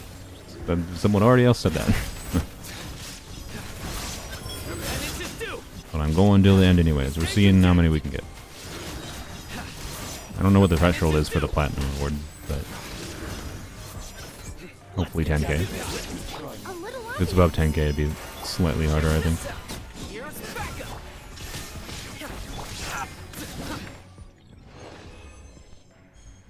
Nope. Shit. Alright. Sorry. Dang it. Alright. Oh well. I don't think I'm gonna stress out about getting platinum rewards. That's the only usually interesting thing you can do here. Yeah, I think we'll use Sign on the full way through. This one might be a little bit awkward, but Emily will handle it. So, yeah, the element coverage in Emily Sino Toma is very good. So, yep. We should probably give Sino his signature weapon or whatever, but I think you capped. Wait, we capped? There's no platinum rewards? Oh. Okay. Well, then we will just be comparing different enemy scenarios and seeing if we can get more in different enemy scenarios. Surrender. Your sins weigh upon your soul. But why are you over there? Oh my god. Guilty. You stay condemned.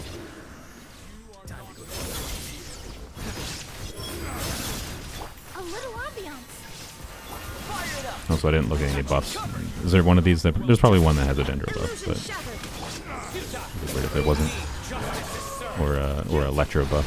Dendro reaction related buff, I mean. Guilty. Okay, we're just gonna do that. Check this out. I didn't hit you with the skill. That's annoying. Shine down. Okay, we need to reset that.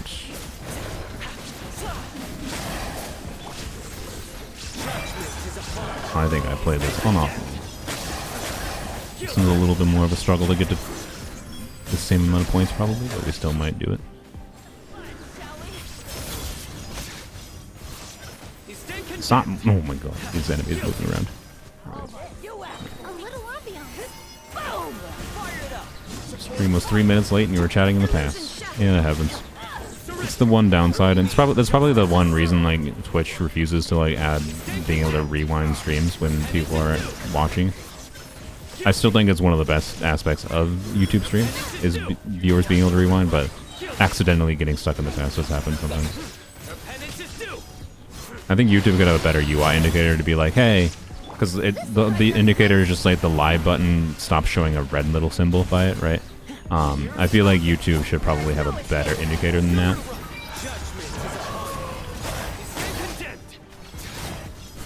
Aw, didn't get 10,000. We could definitely get 10,000. But yeah, they could have some better indicator to tell the viewer that they're not live to prevent that, but it's a relatively minor thing. And I still think it's a very good thing that YouTube allows that, because the problem that live streams often have for me, and like this is the number one thing that prevents me from watching Twitch, generally speaking, is like jumping into a stream and not knowing the context for what's being like going on, right? And like just jumping in, the streamer is talking about something and whatever, and you can like context clue your way through things a bit, but it generally is not very engaging in my opinion, if you weren't there the full way through, and it's just like bad. But then on YouTube you can just rewind a little bit while it's still live. Crazy idea. So yeah, anyways, geo damage bonus, I'll pass. You know what, we should use Arlecchino Chevrus once to see. Well, wait. Is there any that give like a buff to Arlecchino? Also, this one this one would probably be bad with Arlecchino. Burning or Burgeon. Well, we're gonna use Sino there. It's also scale damage, which is also good. Burst damage, huh? There's none that benefit Arlecchino. I want to see how much Arlecchino would rip through things. Nope. Oh well, that's fine. We'll use Arlecchino on this one, I think. Let's see what you do. We'll do the highest. This is probably the highest DPS team by far that I can have on this account. So we'll see what it do. I mean, yeah, we could do the Vaporize one, but we're not doing Vaporize. I didn't Chevrus. No, we're gonna retry. I need to do things properly. I want to see how absurd the damage can truly get.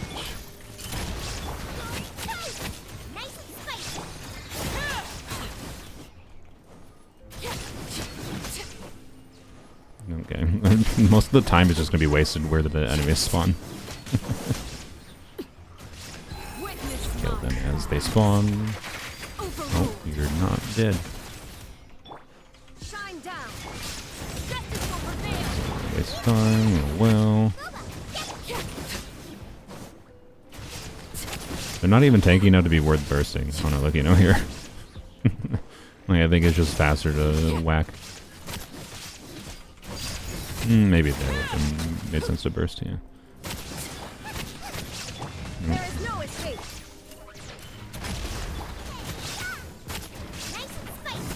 Yeah, it's just, I don't know, there's just like a lot of wasted time between new enemies spawning. I still, god dang it, the targeting on Arlecchino C6 is awkward. Or Arlecchino, not Arlecchino C6, just Arlecchino's burst in general. But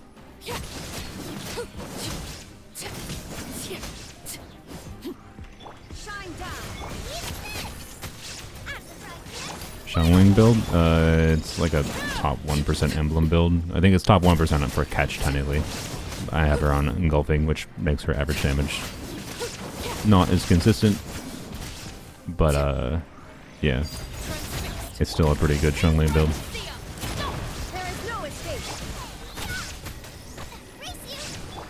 She definitely does not need all the extra ER that I have on her, to be clear. Like, I could make Xiangling do more damage in this team, but I prefer not having to switch Xiangling's weapon, generally speaking. Okay, please kill them both this time.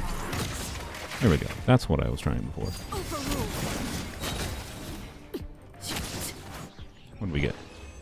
17,000 on the dot? That's fine, I guess. I think we could have gotten more, but anyways. Back to Sino. Why is Hu Tao there?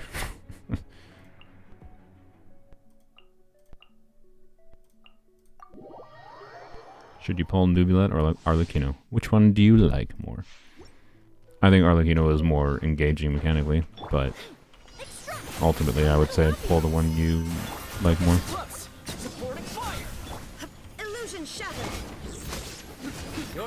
Electro Slimes. Whatever will we do? Go towards Emily, please. Wait, why are you not getting knocked around at all? God dang it. I just wanted to knock it towards the thing.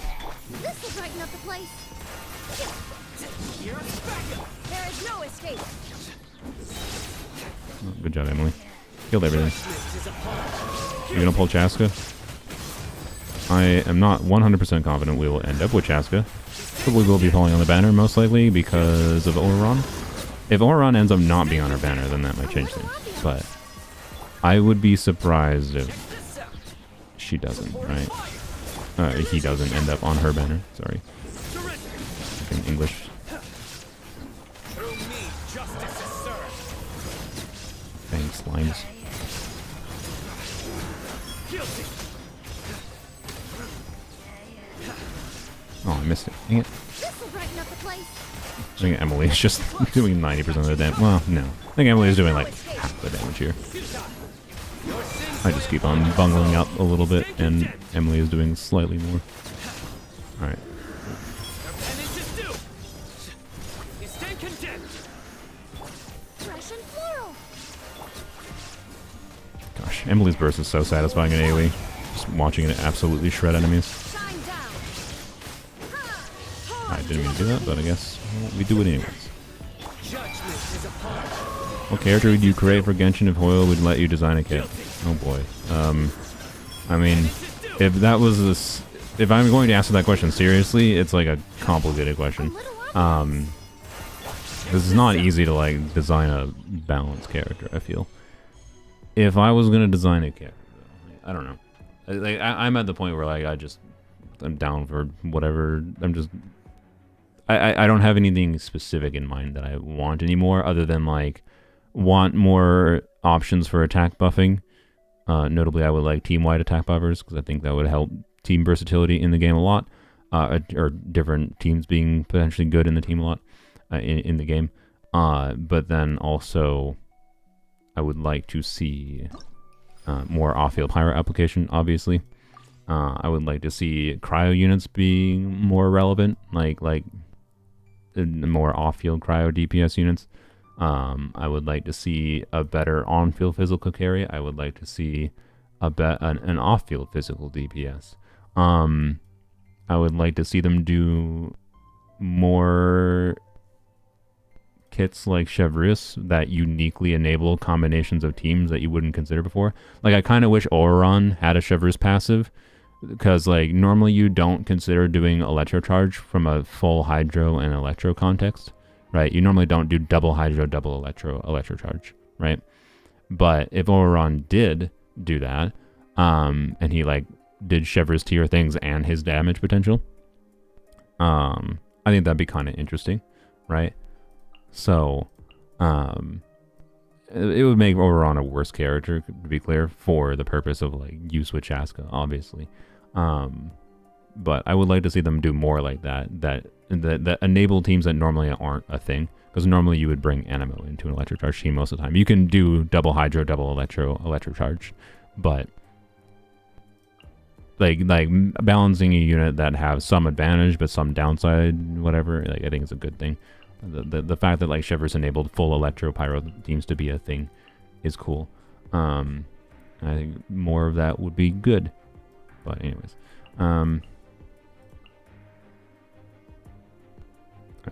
there we go.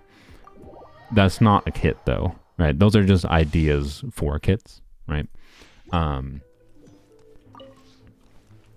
right now I would say like my main continued frustration with Mihoyo's design is how they are designing so many on-fielders from a very, very similar fundamental like level. Like there's really the foundational idea between like all the 5-star on-fielders that they're releasing is the same in Natlan in particular, and they have like different teams they can be used in. There's obviously different specific nuances to their kit, but the fundamental idea is press E, build up stacks of thing, get limited instances of big damage number out. That's how they designed every on-fielder in Natlan so far. Like, why? And then the one 5-star support they've released so far is at C0. Is a very interesting character, but like she's still fundamentally very similar to the things we already had. Like they haven't been doing a lot that's super new in Natlan, and it's made me feel like they're more flashy. To be clear, they've been doing new like movement mechanics, which is cool.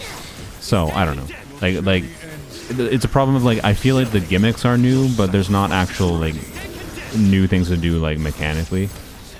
Really, is what it is. right? Brighten up the place. Fire it up.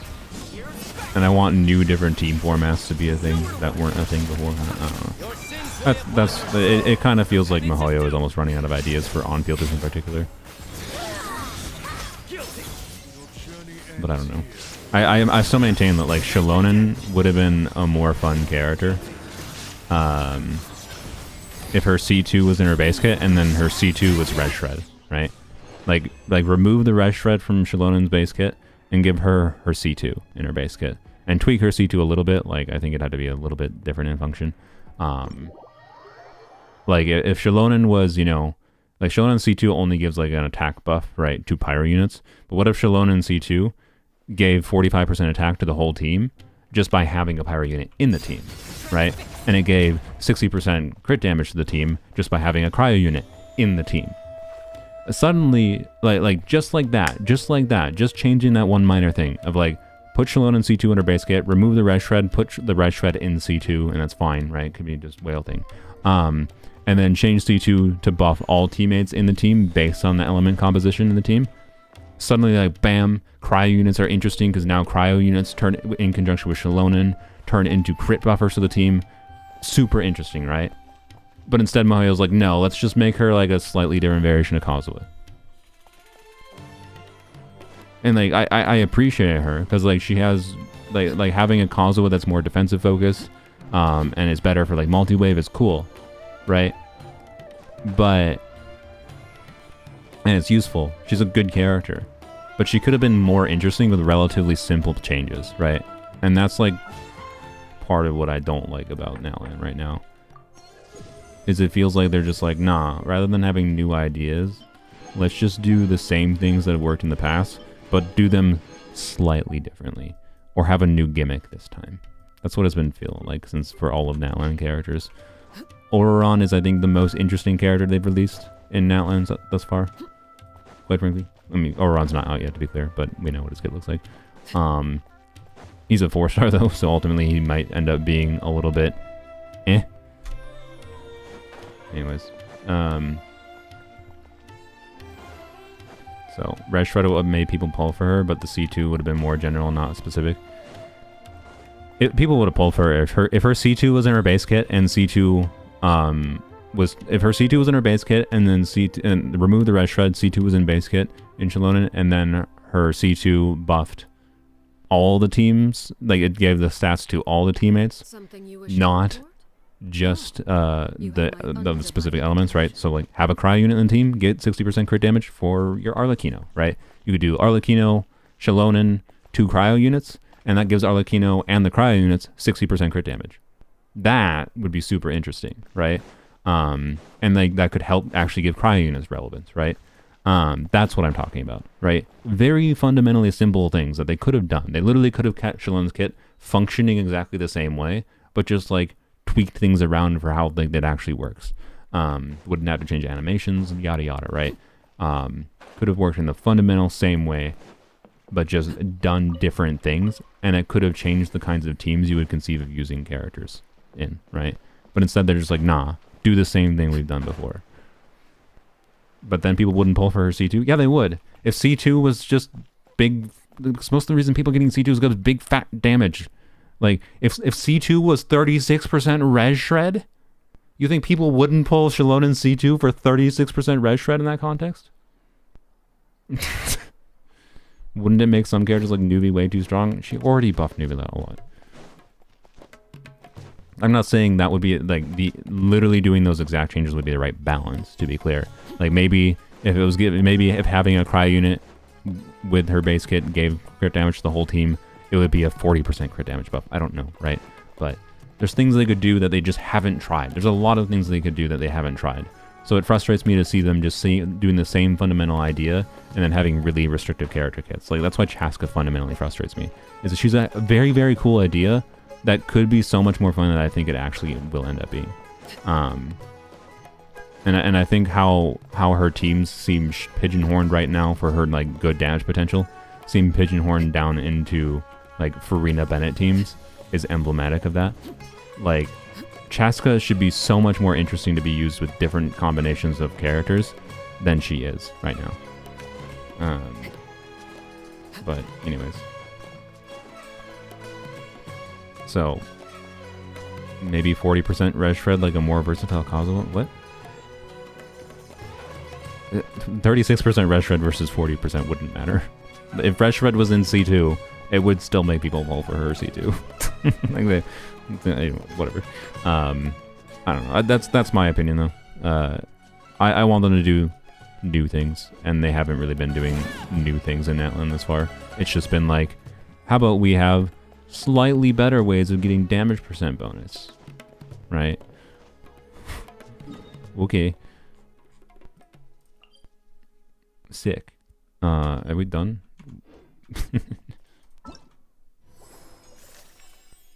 Oh, it wants me to do the quest. Yeah, duh. We're not gonna do the quest. Oh, I still have to do all these on the freaking main account. Dang it. Considering whether or not... I don't know. We'll switch over. I think I'll find something else to yap about. So I can probably switch over. Finish it there. Is this full? Oh, of course it's not. Of course it's not. Of course you have to do one of the quests. That really annoys me. Also, hi Candace. That really annoys me. That you have to do one of the quests to get the last little bit of thing. That's really annoying. Whatever, it's fine. I'll end up doing it, just not right now. I'm assuming, is it 40 primos? It's probably 40 primos, and then maybe the last one is 60 primos, so, you know. Yeah, oh well. I'll do it, it's fine. But I'll do that. Not on stream, I think. I don't think there's going to be that meaningful of things to do there. That has to be streamed. Anyways, yep, let's go finish the mini games on the main account. Oops. Turtle. Wait, what premium gems are we at? 13,100. How exciting. Building up our supplies again. You can skip it? What do you mean? Yeah, you don't have to do the story. You can just choose not to get the rewards. You don't have to. They're not forcing you to. I have to do one quest, it seems like, to get the full Candace category rewards. But I don't have to complete the story. I could just choose not to get those, whatever, 60, 100 Prima Gems. Oftentimes, like, if you skip the, like I've done that many times in the past for poems only. Right? If you skip the last, like, 100 Prima Gems you get from the quest, oftentimes, depending on the event, right? But, like, let's say it takes 2 hours to complete that storyline. That's 2 hours for 100 Prima Gems.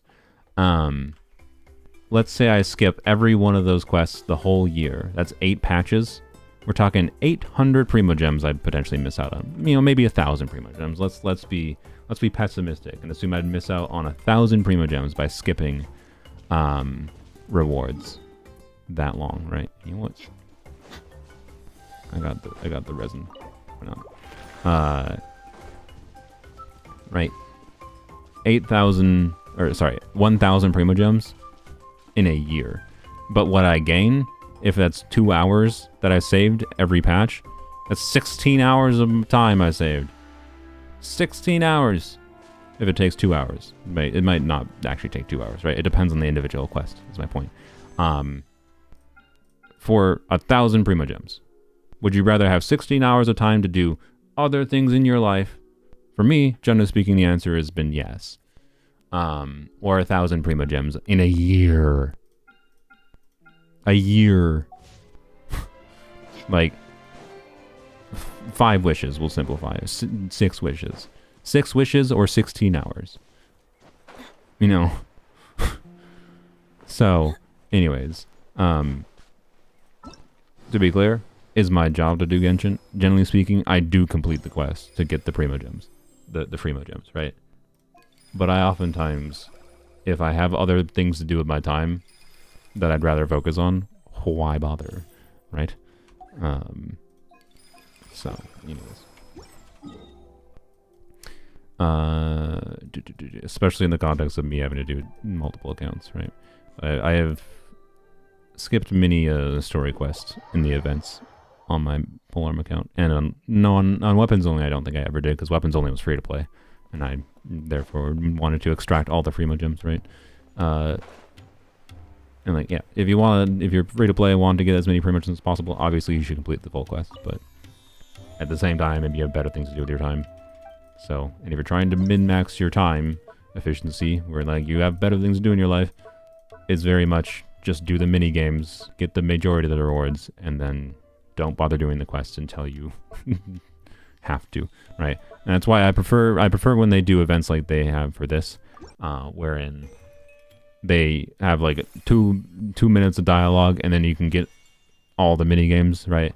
You can get all the majority of the rewards. They've been doing this lately because I think they got feedback from the likes of me, who was like, I always send them very negative feedback when they have events that force you to like do 2 hours of questing or 3 hours of questing, and you like they unlock the progression of the rewards for the mini games of the main event piecemeal after like doing each quest. Like, no, don't do that. So, but thankfully, generally speaking, at least in the last year or so, I think they've tended towards doing it like this event, wherein you do a short quest, you can get the majority of the rewards with a relatively small time investment. So, yeah. If you're gonna force me to do chores, at least make the chores not take 8 hours. And I think it's a perfectly fine balance. So, yeah. It also wouldn't surprise me if they, I don't know. It wouldn't surprise me if they changed the reward structure of, I'm assuming like there's not that many people that skip the story quests and events. With the logic that I just had, right, where it doesn't give enough Primo Gems to justify the time investment. They could change that by offering, 3 times the amount of Primo Gems, right? It could offer 500 Primo Gems for completing 2 hours of quests, and then I'd probably do it, right? I'd rather they just don't, though. And leave it the same. So anyways. My YouTube chat broke, by the way. So worth the click, dude. Talking about clicking on... What? Oh, you're talking to someone else, never mind. Physics homework can wait. The dopamine rush due to gambling cannot. I mean, we're not gambling. Not right now. Oh, I missed... Oh my god. Skill issue. Anyways. Is Marsussy Hunters optimal for Hu Tao? It's... Even in contests where she can't get max stacks, it's still a decent option. It's very likely it might be smarter for you to just like slap 4-piece MH on her because you farmed a bunch of that domain for other characters, or you're not using Nouvelette right now and you can just slap your Nouvelette artifacts on her, kind of thing. Maybe give her an ER timepiece, an EM timepiece, sorry, depending on what weapon you're using. Like, yes, that is my point. Because like at minimum she will get 1 stack of the MH buff, like 12% crit rate. You can kind of consider it 2%, 15%, a two piece of 15% damage bonus, and then 2 piece of 12% crit rate. But it's 12% crit rate for like 6 seconds. But you can get like a very good chunk of Hu Tao's damage out in that time frame, and still have a healthy amount of substats. Like it depends on what your artifacts look like exactly. I've used Hu Tao on 4-piece MH a bit on polearms only, even in contexts where Hu Tao did not have the ability to max out the passive. There are some kind of contexts where I can max out the passive, and it's been usable, right? Generally speaking, I only felt the need to switch off of 4-piece MH in situations where I needed to optimize down, which on polearms only happens sometimes. In the context of a normal account, wherein you would have better, more optimal Hu Tao teams that would need less optimization to clear an abyss potentially, it might be even less important to have like a particular artifact set that's more optimal, right? So, in my opinion, if you already have a good MH set for Hu Tao, even if she's not maxing out the passive, because like you're not using her with Freena or whatever, right? It's still like compared to like, oh, should I spend 10,000 resin trying to get a Shiunawa build for her when I already have a really good 4-piece MH build, right? Or should I farm Crimson? In my opinion, no. Oh my god. Right. Just use the MH build. It'll be fine, most likely, for most players. But it depends on how invested your whole account is and what your MH artifacts look like, yada yada.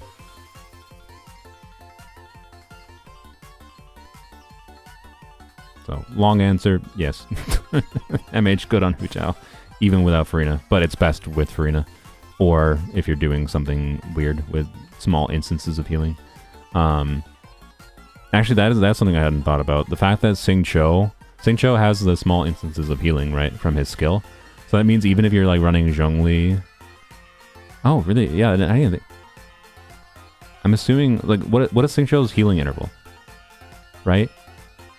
Because if you're doing like Sing Cho, Zhongli, Hu Tao, like the classic Hu Tao combo, you should be able to use MH on Hu Tao, right? Because there's a tiny amount of healing, and like what would happen, right? Is you have the drain. You press Hu Tao skill, you have the drain. That gets you 12% crit rate, and then as long as you are getting a instance of healing from Sing Cho every 6 seconds, which I think is like every 4 seconds, or it's like every 3 seconds ish. I don't know. But it's tiny heals. It's not gonna really affect your ability to stay under 50% HP on Hu Tao, right? For her maximum damage output, and then it will keep up stacks of MH. So honestly, even more so, yeah, MH on Hu Tao if you're using Sing Cho. I hadn't considered that in the past actually, because I don't have Sing Cho on my main account, is why I never thought about that. So yeah, there you go. Even more so. Wow, how did Sing Cho making MH? Whoever pays the most is your new boss. But with Zhongli, the rain swords don't break. Oh, do they not break? Is that how the heal works? I thought the heal just happens after they expire or whatever. I don't have Sing Cho. I have Sing Cho. I don't have Hu Tao. So I hadn't considered Sing Cho enabling rain or enabling MH. They expire 15 seconds. Oh Jesus. Okay. Never mind. That's why. That's why then. So yeah, Zhongli is the actual problem in considering MH on Hu Tao. If you are glued to using Zhongli with Hu Tao, then that would push you towards other sets. That is the end conclusion, I think, actually.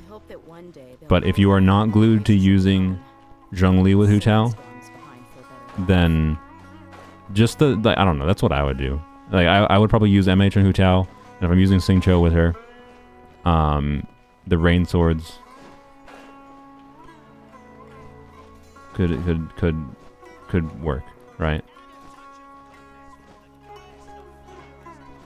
A little bit. I don't know. They wouldn't really do anything if.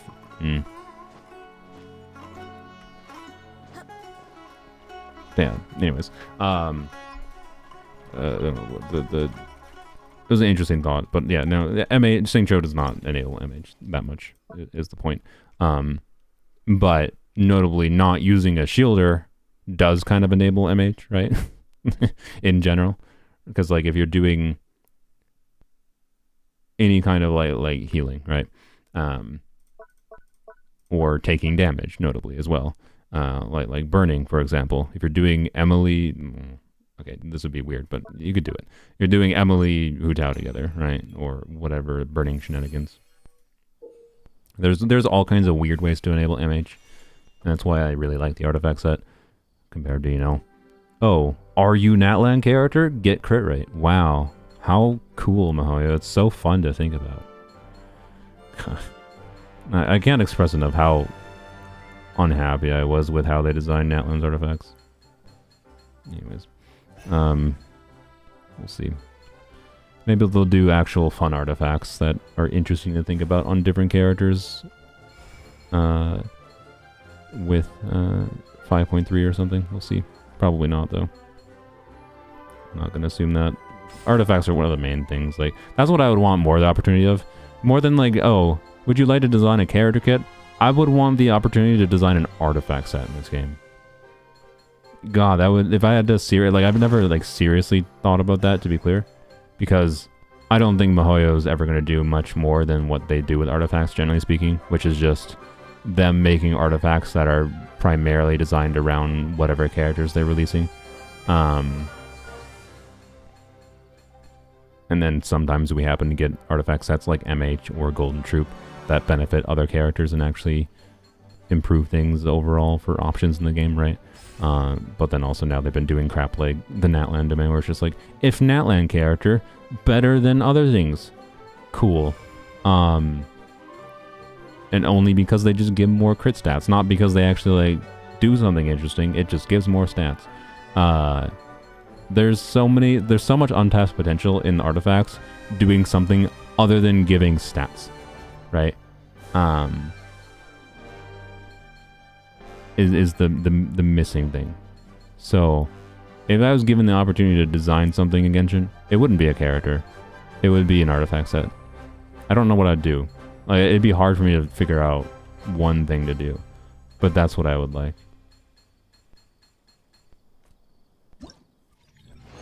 Next artifact would be 2 set increase 20% skill and burst damage. 4 set with Night Soul, you gain up to 80% damage bonus. Yeah, probably.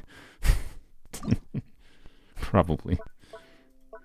Oh, Moika does entirely, like, I don't think Moika will do entirely skill damage, to be clear. But let's pretend we're in a reality where Moika is just Pyro Farina, right?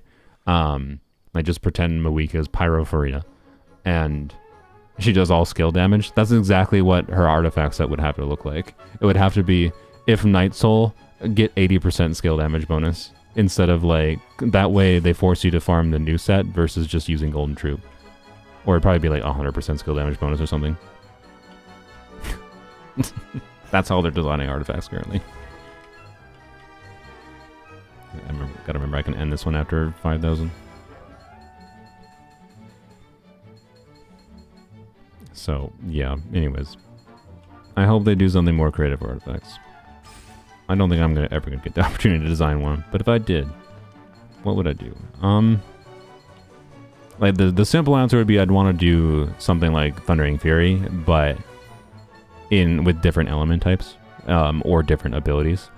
I'd want to do more generic, like, ways to buff attack speed, burst cooldown reduction artifacts that have some kind of trigger condition would be interesting. But yeah, like, they could do all kinds of effects that would, like, incentivize using cryo, for example, because, like, I don't know, let's do Thundering Fury, but when triggering a cryo reaction, get burst cooldown reduction. 2 pieces energy recharge, 4 pieces when triggering a cryo reaction, get a burst cooldown reduction. Right? Thundering Fury, but for cryo reactions. That'd be freaking cool. That'd be cool to think about.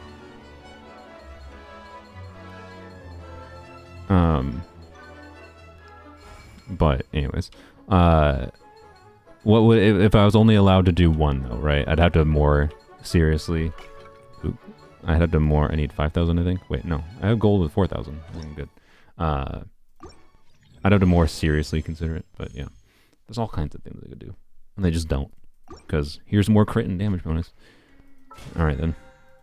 I can't believe they removed the physical damage bonus. Right? They removed the frickin' physical damage bonus from the dang set.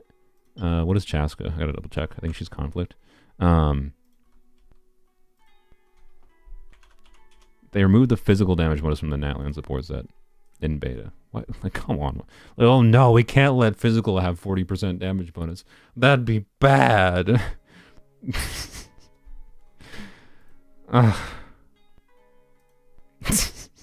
can't believe they did that. Why did they do that?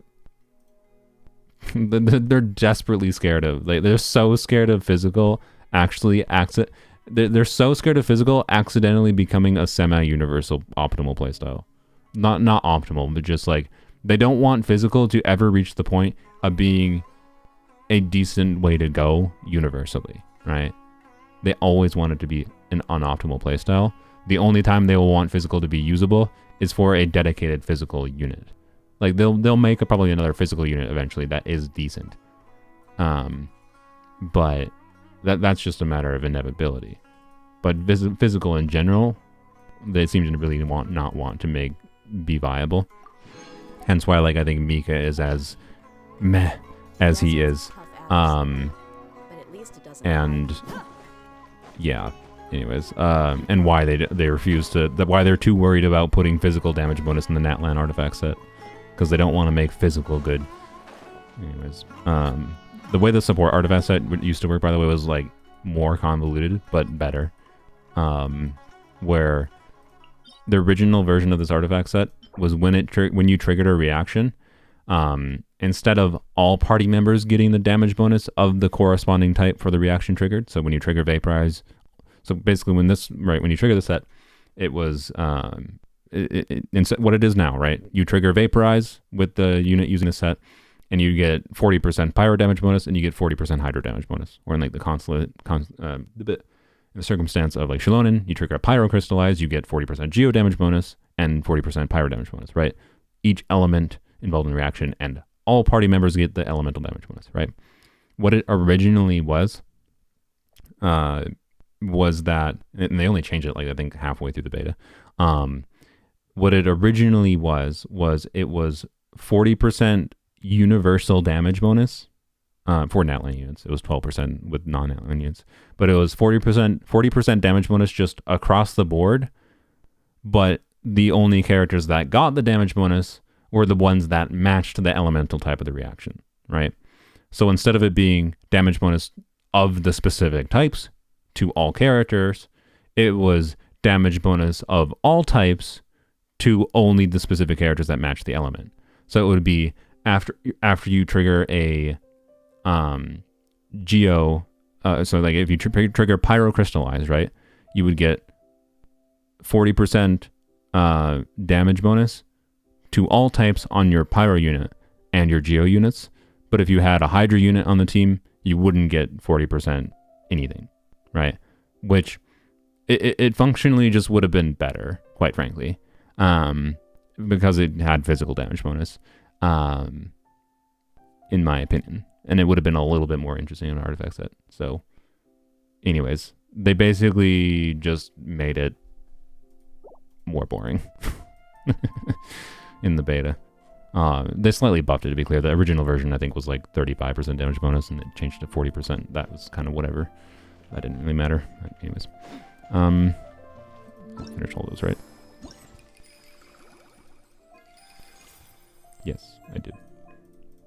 Why is there still not a claim all button, by the way, here? I think the only reason there's not a claim all button for these stupid things is because, like, monkey brain get dopamine from this, but, like, man, I've had to do this so many times. I get nothing from this, and it just annoys me that I have to go into here and click 20 times. Anyways, whatever. I feel like the only reason you have to click a bunch of times and hear the sound is so that it manipulates your psychology into thinking there's more of a reward than there actually was. But anyways, it's because they're time locked. Why would it being time locked mean they can't possibly do a claim all button?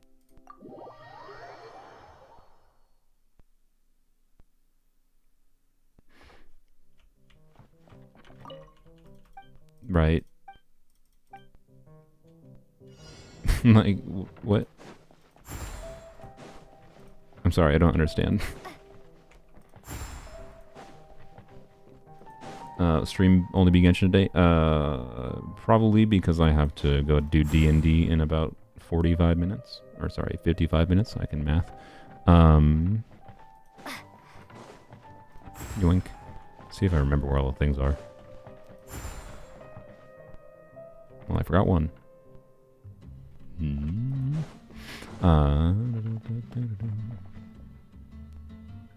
There it is. I found it. Yoink. So no, I'm not gonna do anything else today. I think.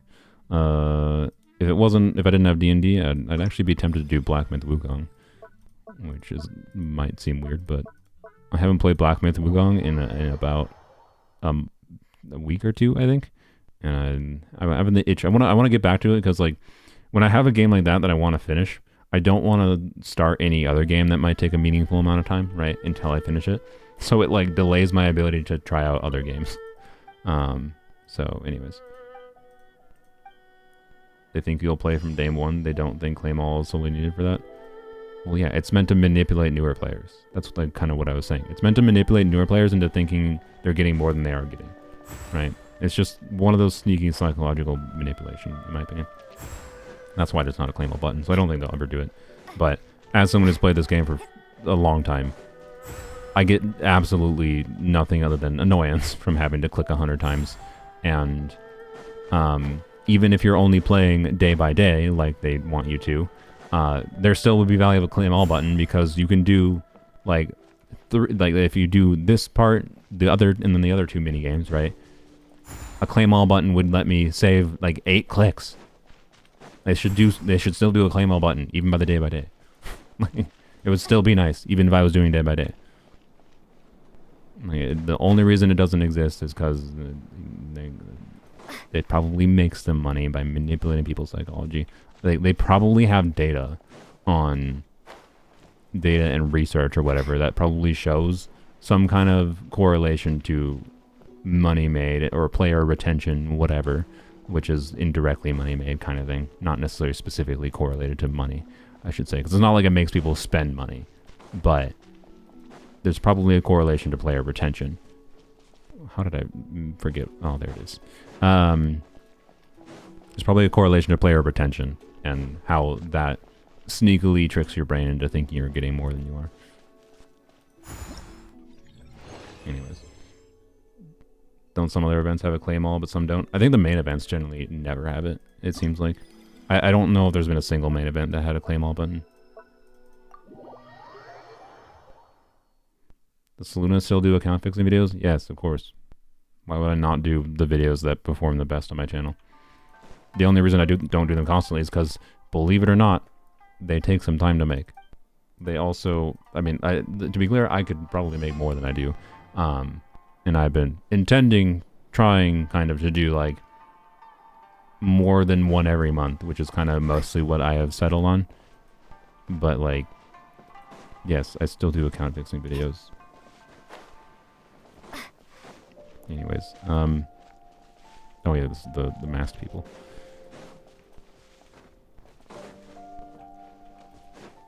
What? Oh, I thought this was the house that had the people behind it. Okay, well, good job, me. Just immediately didn't. No, oh my god, get out of the hole. You do them once a month? I do them once a month at minimum.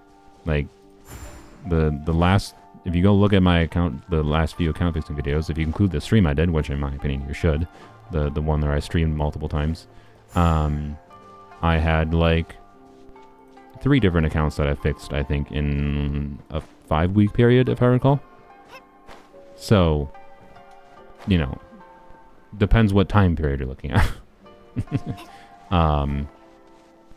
If I get one out next week, I think it'll be 3 weeks. Or what will it be? Yeah, I think if I get one out next week like I want to, it'll probably be 3 weeks. Oh, by the way, the Royal Spear video, I might record and try to get up for Tuesday this week. We'll see. I just didn't feel like... I never got in the mood to actually record it this week. Hence why it didn't come out today. Because it doesn't exist yet. Anyways, I have completely forgotten where all these things are. Oh, there's one lady. Good night, Sam. You want you to do mine? You should try to fix your account yourself. Like, don't count on, like, just quite frankly, I have 6,000 submissions. It is not possible for me to fix everyone, right? Like, use the form. You can, use the form to contact me. Give me whatever information you think is relevant to your account that could make a compelling video, right? The way you actually get me to make a video on your account is to have an account that's in an interesting state that I think makes for a video, right? Like that's what it's for. And then anything that I learn or am able to use to help people learn, is my general goal with the series.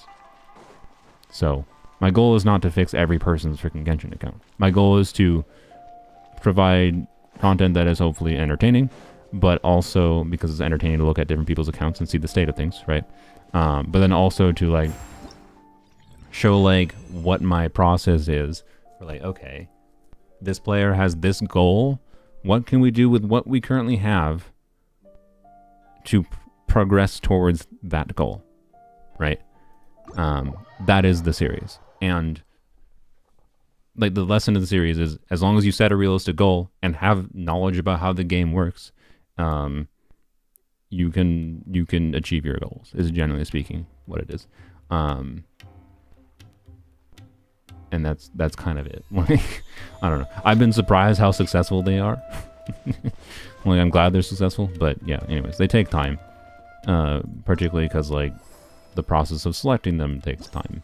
Selecting accounts to play on, whatever. Anyways, why did I just exit the thing? I don't know. I'm already here. I don't need to... Have you chosen the next account to fix? No, not yet. Which is my bad.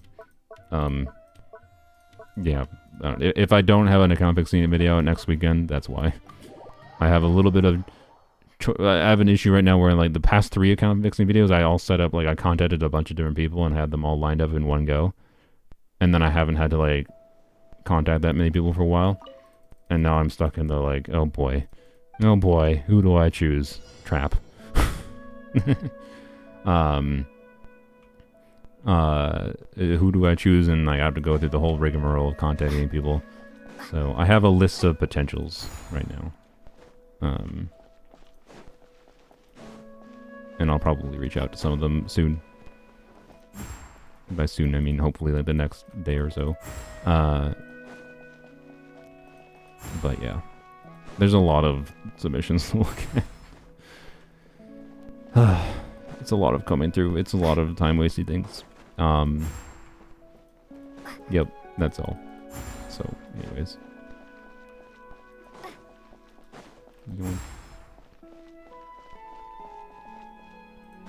I think I'd remember these better considering I just did this not that long ago. Do you like to do viewer polls? Not very often. The main reason being I don't actually like... It's... This might be the next account fixing video. I might try to specifically... find... There it is. There it is. A account that has been hacked before. Like, someone hacked their account or whatever and deleted all of someone's artifacts, right? Because that might be an account that's in a state of, like, if that happened to you, someone logged into your account and destroyed all your artifacts, you might feel like, oh, your account is dead. You can't fix it. No, I think you can. It just takes time. So, you know, but when it comes to, like, logging to people's accounts, one thing I can say I have seen... like, I saw this initially, is what I would say. And now I initially saw, I was like, okay. People have bad security practices for their accounts, right? Like someone getting their account hacked is because you gave someone access to your account, generally speaking.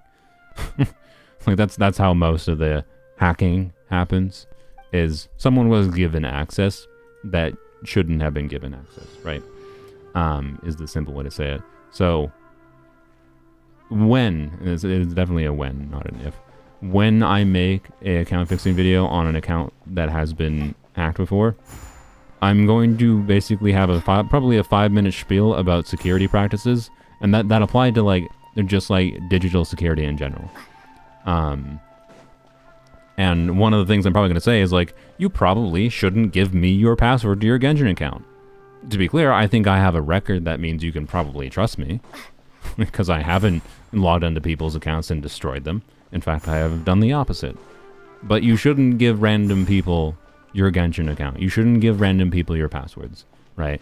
So, like, you shouldn't give me your... You shouldn't be asking me. Like I'm going to probably be like, you probably shouldn't actually ask me to fix your account because you shouldn't be having other people log into your account. Which is like an it's telling me, it's me like doing an anti-sale for my video to some extent. But like, it's not good to just share your account with people, right? It's not good to share passwords. And I don't know, I'll probably have a whole spiel about, like, you should use a password manager. But one of the things, like, if you talk to any of the people that I did account fixing on, I always tell them to change their password. I'm always like, don't give me your password that you're currently using. Change your password to something randomized that is secure, give me, and then after I'm done account fixing, change it back. I do not want a password that you potentially use elsewhere. In particular, because I do not want people to share that either through Discord or email. I do not want people to send their normal password they use in plain text in an unsecure service, right? That has been my process for when I do account fixing, is I tell people to try to set up a different password, so that way they can change it back, and there's no issue with like their Discord account getting hacked and having a password that they use for another account in their DMs, right? Is what I'm trying to avoid. So it should be common sense, yes, but people don't do that. People do not have what is pretty obvious common sense to me for like digital account security, right?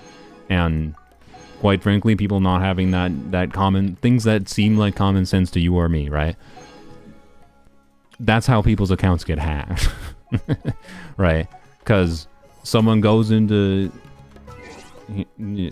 someone goes into co-op, right? Let me see if like I can join one of these people. I don't know, they're on my friends list. They're probably just random people on my friends list.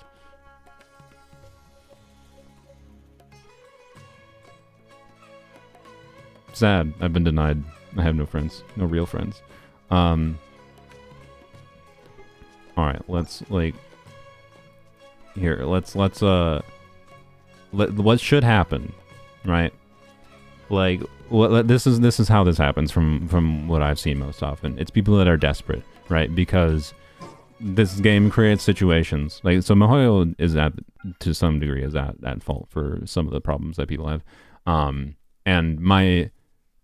the fact, I don't know, I from what I understand, when people have had like all their artifacts deleted, from what I understand, Mihoyo can't recover people's accounts to like revert the account state, and I think that's really extremely dumb, because quite frankly I think Mihoyo is at fault with much of this most of the time, wherein like they should be able to have a state of an account saved from like before a certain login happened and before certain activity happened, and have it reverted, right? But my understanding is Mihoyo has nothing implemented that even allows them for that to do that. Like, it's not possible for them to do it because they don't save anything. They don't save any states. So in my opinion, I think they should save like at least like the past, like they're at a size that even though this would like have database costs, right? They're at a size where, in my opinion, they should save like the last, I don't know, month of like history on an account, so that if something happens on it, they can, oh, I have a standard wish, they can revert the account state. They can do that in Honkai 3. Well, exactly. They should do that in Genshin. But I have not seen any confirmation that they've done that for Genshin players before. So that's why it's part of a... So I blame Mihoyo partially for some of these problems that players have, where like someone hacks them, hacks because they got access to it, and then they lose all their artifacts or weapons, which is the main thing you can throw away, right? I don't know why people do that, by the way. They do that because they're dicks. So let's go into co-op. And... Oh, actually, no, I was going to say let's go into co-op and try to like offer to buy a battle pass for people and then ask them for their password or whatever. But I don't want to get banned. That was like, if they report me, that might get me banned. So never mind. We're not going to do that. I was considering going into co-op and be like, hey, would you like to... I'll buy a battle pass for you, random person. All you need to do is give me your password. And like, I bet you it wouldn't take me that long to find someone that would do it, right? That'd be willing to do it. Like, it probably would be easier to do, right after like a new banner shows up, by the way, and particularly for a big character. Like, it probably would not be hard to get access to someone's account. And I'm saying this to try to like illustrate how to protect yourself, right? If you're not aware of like how these things happen. Let's say Mawika's released, right? Someone has enough to get to pity for Mawika. They're a very casual player, right? They're a free-to-play casual player. They lose a 50-50 for Mawika, but they really want her because sexy Pyro Archon lady, right? You could go into co-op to this person's world and be like, hey, desperate person who just lost their 50-50. You chat up with someone and be like, oh, hey, like, oh, hey. Hey there, why did that just pop up? I didn't click that. Oh, hey there. How going, fellow human? This is he's gonna be so confused by these messages. Hey there, how going, fellow human? Did you pull? I have caps lock on for Mawika. Oh, cool. Oh, that's unfortunate. You lost the 50. So you appeal. You be a human, right? You be a human for a second. And like, yes, I'm being silly by saying fellow human because I'm like satirizing, right? But like, you just like have a conversation with people and you'd be like, and then like through natural conversation, someone would be like, yeah, I'm really bummed out. I lost my 50 to 50. And you'd be like, well, if you'd like, I can spare $10 dues. Just DM here my Discord. Send me a DM there, and I can get the battle pass for you, and maybe you'll get her. And then they go DM the person that they don't know, and they give the password, they do the email verification, and give them access to their account, and then they go in and delete everything because they're a piece of shit, right? Like, because they're a shitty human being. That, yeah, I don't know, right? I don't know. I don't understand some people and why they do shitty things, right? I don't know why you do that other than just being a piece of shit. But, like, that's how it happens, right? It's not that hard to, when people are in situations where they feel a little bit desperate or they're a casual player, they don't see the ability, they see no outlet to potentially being able to get the character they wanted, and then someone comes to them and potentially offers them a way to get it, and you just like, your monkey brain doesn't think the red flag doesn't get triggered because your optimism brain triggers, right? And yeah, it's vulnerable people, the people that are that like kids, older people, whatever, that are like that's why older people get targeted for scams, right? Because like the most vulnerable people get targeted with these things, and it's really important, I think, to talk about like how these things happen. It's why like channels like Titboga, I think, are great, because like he does entertaining content around like tricking and fucking with scammers, right? And that helps educate people on the things that are being done so that they can know how these things work in order to hopefully people protect themselves from it, right? So anyway, fundamentally, it's like pretty easy to avoid your account getting hacked in Genshin, is ultimately my point. Don't give your password to people that you don't trust. You shouldn't give your password to me unless you trust me. With my account fixing videos, right? You probably have some evidence that would, tell you I probably am not going to steal your account, and or I probably wouldn't be able to steal your account, because you would need to have to actually steal an account. You'd have to have access to a person's email, as well as like their Genshin account, right? Because you'd have to change the whatever. But it's also very possible that the person gullible enough to like give a password to someone would also have like the same unsecure password for their email as they did for Genshin, and like it's possible to actually get an account stolen, right? But I'm talking about the circumstance of you just let someone log in, you don't lose your email access as well. So anyway, yeah, use different passwords for different accounts. Use a password manager. Don't share your account information with people that you don't explicitly trust. And it's always just best to just not do it anyways, unless there's a significant benefit. And in the context of, and notably in the context of someone offering, hey, free shit here.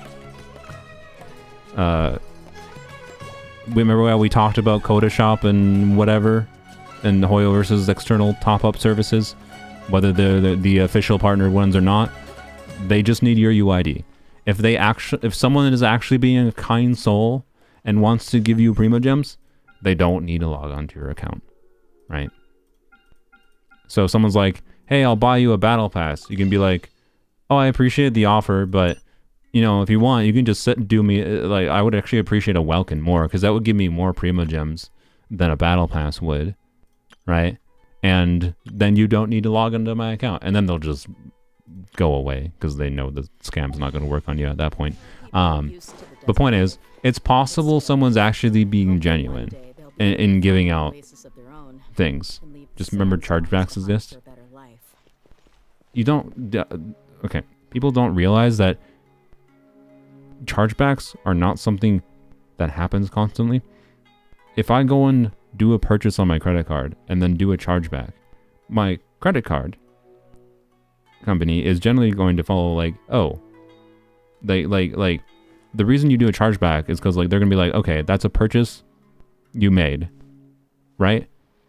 Or if I go ask for a chargeback, usually it's gonna be because they're gonna be like, oh, okay, you didn't make that purchase, right?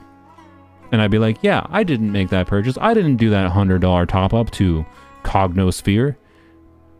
And then they'll charge back, right? But then I have to get a new credit card. Like, it's a whole freaking process, right? Like, people don't constantly charge back, generally speaking. To be clear, it's possible, right?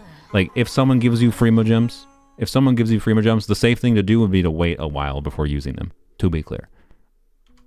It's possible. But chargebacks aren't as rampant as people expect, because the systems for chargebacks, like that chargebacks happen, is because of like whatever protections going on for like fraud protections. If you actually purchase a top up yourself and then call your bank and lie to your bank and do a chargeback, you are the one committing fraud against your bank and against the whatever you purchased from, right? If you go and purchase something and then call your bank and say, I did not purchase, that's literally you committing a crime instead. And like, you could be sued for that. So like, it doesn't actually happen that much when people do a legitimate purchase and then try to charge back a legitimate purchase, right? So like, anyways, is that relevant with Paimon's bargains? No. What are you talking? What? No, Paimon's bargains is not going to charge back. No. So, and again, like, and if an individual is constantly like, if someone has made their personality being giving people Primo Gems in Genshin Impact and then doing chargebacks, they're not going to be able to do that very long, because credit card companies will not give them a credit card. Banks will not give them a card. You'll get denied because they're like, no, we're not going to give you a card because you always charge back everything. Right? Like, so anyways, like it's not, whatever. People overblow the chargeback thing. Distracted. Point being, if someone is actually offering you Primo Gems, they're offering to do like something to you, they could be legitimate. They could do, like, people are like, there are kind whales, right? Like, if I went into random, if I had just made a video, what does $300 get me on Mawika, and then I jumped into a random co-op session and some random person was like really sad that they're just like not able to get Mawika, you know what? I would genuinely consider throwing them a $50 top up or whatever, right? Like, I have the means. If I'm kind within reason, it's fine. Like, I could monetarily afford being kind to people on occasion, right? I can afford giving money to people, essentially. It does exist. And you can accept Primo Gems through third-party services, right? Just don't give people your password, because there's no reason they have to log into your account. People do not need to log onto your account to give you Primo Gems. They can just use Coda Shop. They can use Razor Gold. They can use Hoya versus Official Thing. Actually, no, I don't think they can use Hoya versus Official Thing, because Hoya versus Official Thing requires logging in. But they can use Coda Shop. They can use Razor Gold, and they just need your UID, right? So, anyways, that's my whole spiel. Don't give your password to people. There you go. You donate a lot of packs to your friends when my polls go good. See, exactly. Sylveon, kind whale, exactly. I think there's actually a decent, like, since this kind of game is inclined towards people that just have a bunch of spare income and dump money onto it in general, that, like, I actually think there might be a surprising amount of kind whales, right? But anyways, you just might not have encountered them much, in particular because you don't interact with those people.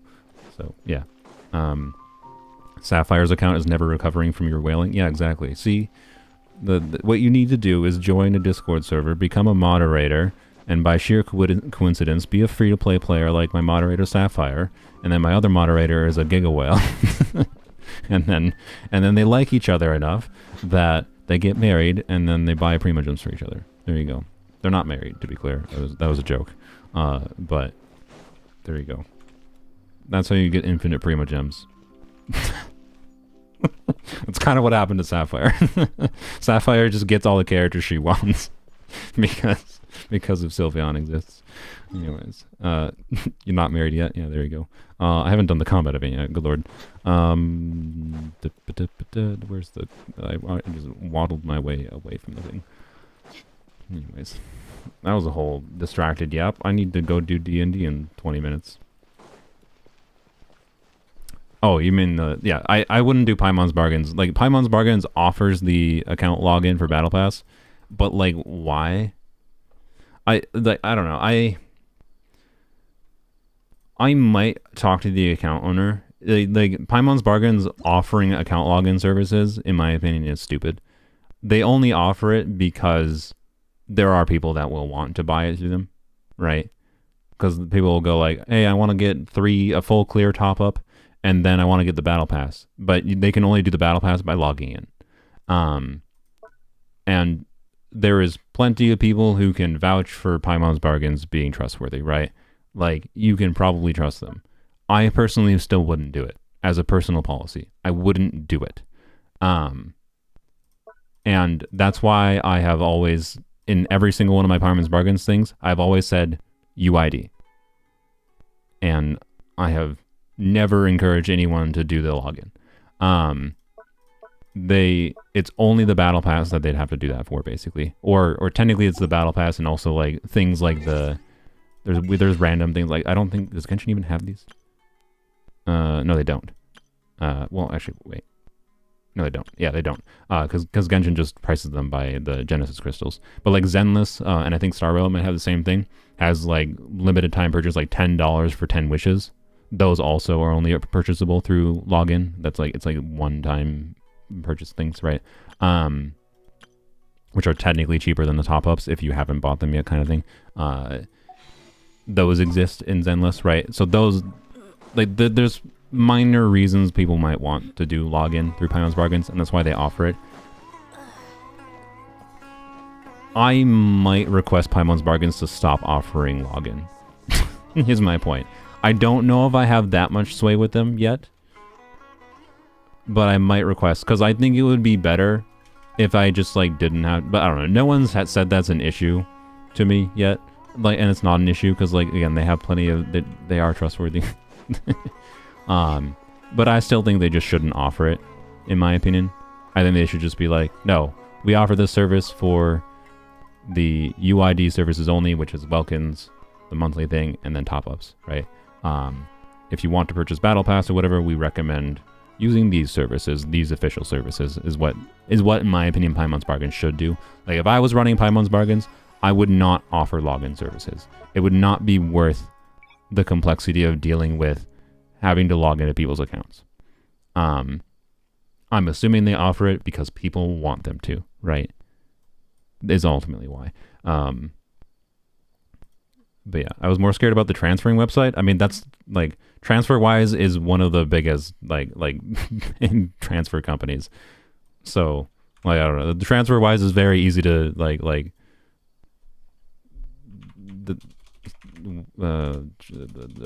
me TransferWise. I don't know what, man. We got freaking distracted. Like, here, let's go to Wikipedia. Turn off Dark Reader. It's broken a little bit with Dark Reader. Bam. Look, here's the validation that TransferWise is a real company.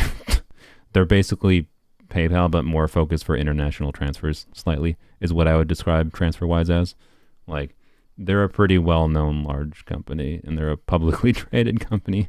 Like, yeah, they're using Wise because they're a big company. Yeah, anyway, a big company that operates as a money transferring company. So, anyways, man, like, you wouldn't believe like how complicated money transferring is, though. Like, God, yeah, whatever. But yeah, it's like I hadn't heard of it, by the way, to be clear, before Paimon's Bargains mentioned it. But after I looked into the company, I was like, oh, this is just a big money transferring company, and their service works well, and they don't have a shit ton of fees. Like, I'm glad I now know about Wise, because if I ever need to transfer money, particularly internationally, to anyone I know, I'm gonna be like, let's not use PayPal, let's use Wise. So, yeah. Anyways, what am I doing? I'm using characters. Should we use the characters they want us to use? Of course not. We'll use Dehya.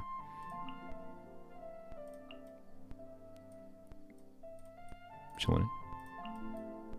And level 40 Mona. Should I ever level up Mona past level 40? She seems kind of functional at level 40. But yeah, I don't know exactly where Wise is used most often. If I had to guess, it probably is most commonly used in like the Southeast Asia. My brain was super derping in that area of the world. And the reason my guess is that's because that's where the the people that run Paimon's Bargains is based. So my intuition tells me that TransferWise is a more popular thing there. But they are a worldwide operating company, and yeah, anyways, they're fine.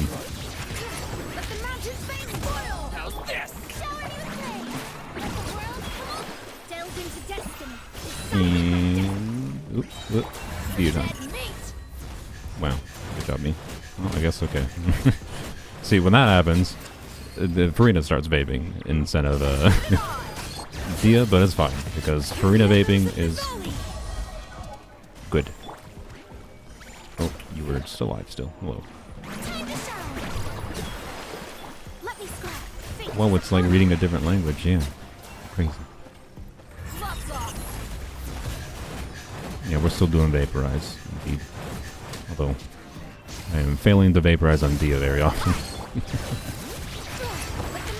Because things keep on dying. What happens, the wave keeps on dying, like, from Farina, like when I'm doing Mona.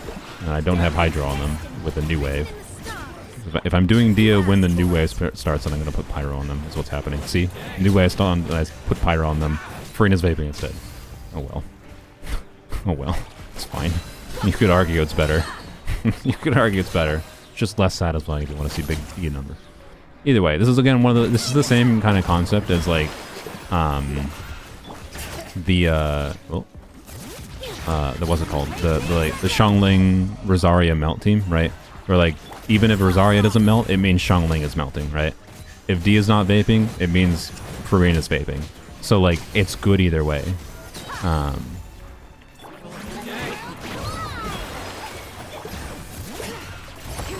What kind of vape is Farina taking? I don't know. Probably. Oops. Turns out sometimes a level 40 Mona does die. I let Mona die in this random event, but she didn't die against the Magu Kinkis. Probably a cherry apple blossom flavored vape. I don't know. It's probably a vape flavor. I don't know anything about vapes. I don't partake in recreational consumption of any addictive chemicals that are not sugar. So, yeah. Salute to my real name. No, not right now. My real name is the most boring possible. I have a boring Christian name, Matthew Bleck. I'm sorry, my mom. I know, I just talked to my mom earlier. Now I just technically did something that disrespects my mom. But quite frankly, look, if I had the ability to rewind time and change my name, I would not choose the name Matthew. Right? Like, I'm sorry. It's like a perfectly fine, boring, safe choice for where I live. It's fine. But it's not my preference. I would like the ability to, like, I wish it was like less annoying to change my name is probably what I would say. Like, I can't say I would 100% call myself Saluna on a legal level or anything, but like I haven't seriously considered it because it's too annoying of a thing to do, is ultimately all it is. So I don't know. I wish like the bureaucratic systems of the world allowed easier ability to change my name, right? Because technically, legally, my name is Matthew. It is Matt. And most people, in real life, I just tell me, call me Matt. But also, if people call me Saluna, that feels like, Saluna feels more like my name than Matthew because I chose my name, right? But on a cultural level, I can absolutely understand why you might have the reverse perspective, whereas like your name is a symbolic representation of like community and family, and therefore like your chosen name from your parents is your real name. You know, it's not necessarily just like a uniqueness thing. It's like the reason I like the username Saluna, for example, is because of the fact that it represents an intersection of my personal interests. It is a representation to some degree of who I am as a person. It is not me. My name is not me. It is not everything about me. But it is a representation of who I am in a way that I shouldn't have double E'd there. I'm going to let them run over here. It's more of a representation of who I am as a person than my legal birth name, right? So, anyways, I don't think I'm ever going to legally change my name because it's just like, why bother? It doesn't really matter. I can just tell, if I really, really want to, I can just tell people to call me a different name, right?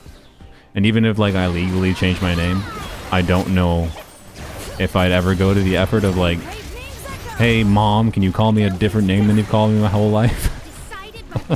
Right? So yeah, Saluna is my ancient name, exactly.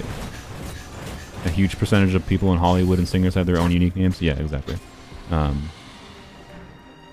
People just like you can just, if you want to call yourself something different, you can call yourself something different without having it be your legal name, and like just tell people that's your name,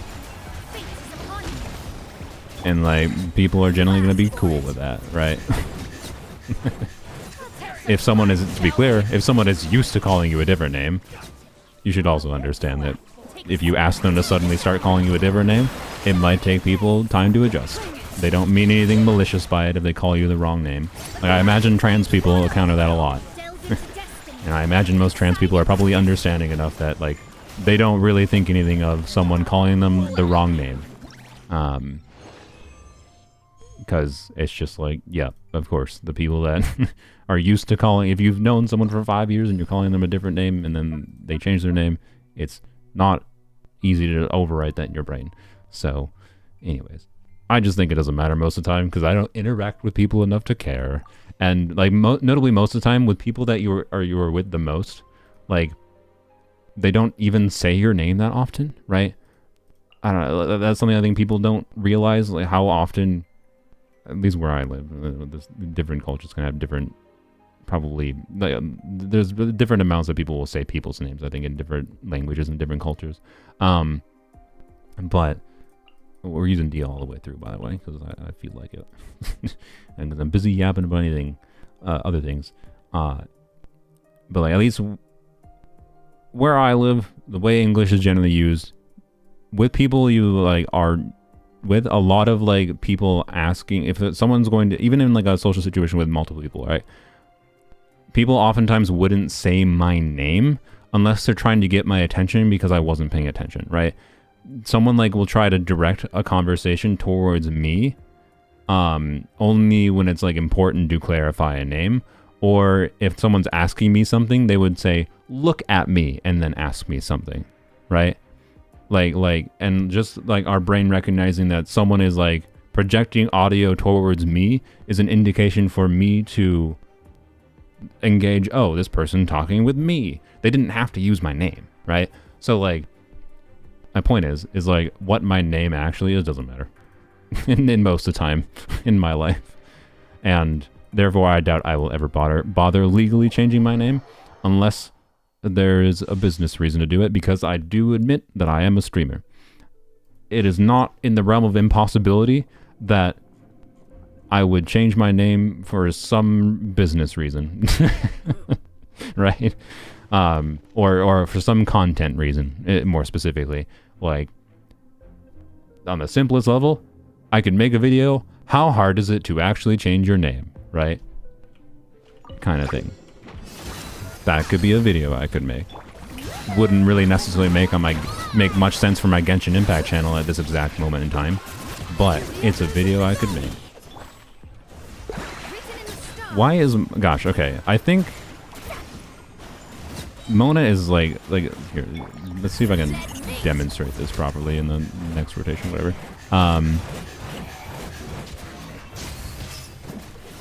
Mona's skill takes too long to activate.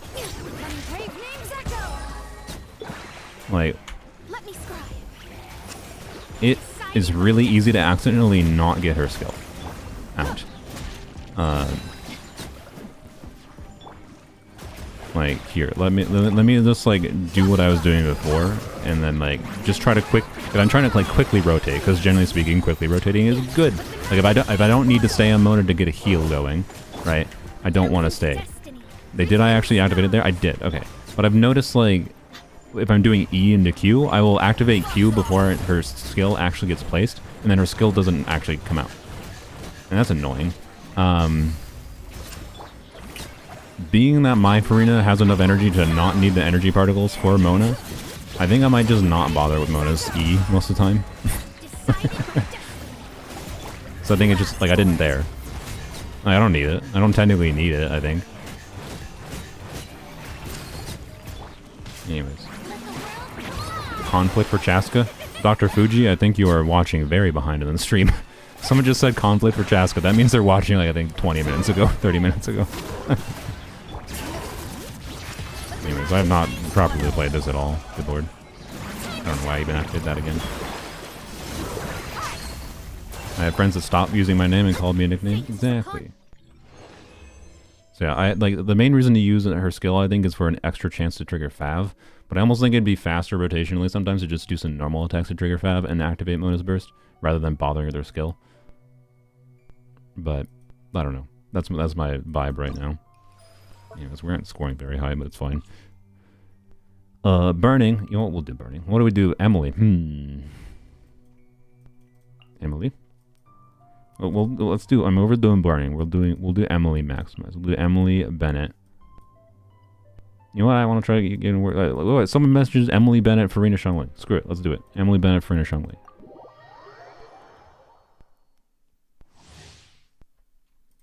What's the conflict for Chaska? They were saying conflict for Chaska is in the conflict talent materials.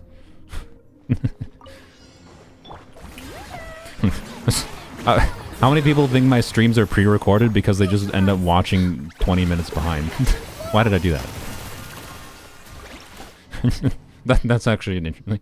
How many people are currently watching? I have 170 current viewers. Are there like 40 people that are watching like 20 minutes behind and then feel like my streams are pre-recorded because they're watching 20 minutes behind? Yeah. In 20 minutes they'll realize, but I might be done streaming in 20. No, I should be done streaming in 20 minutes because I have D&D. Good lord, I've yapped for too long today. Anyway, whatever. Try again so I can do this properly. Gotta get big damage for Emily. To be clear, I think normally I would actually prefer like doing something like Kozula Bennett for Emily if I'm trying to maximize Emily's burst damage, at least in an AoE scenario, because like that's really satisfying. But I think this is a mostly single target scenario, right? Yeah, this is the single target thing. Do that. Do this. I have not played this game before, to be honest, so, you know. Okay, well, we're gonna do this. Nice 60k burst hits. Oh, yeah. Emily has meaningfully higher burst value in single target, or, sorry, in AoE scenarios, not single target scenarios, right?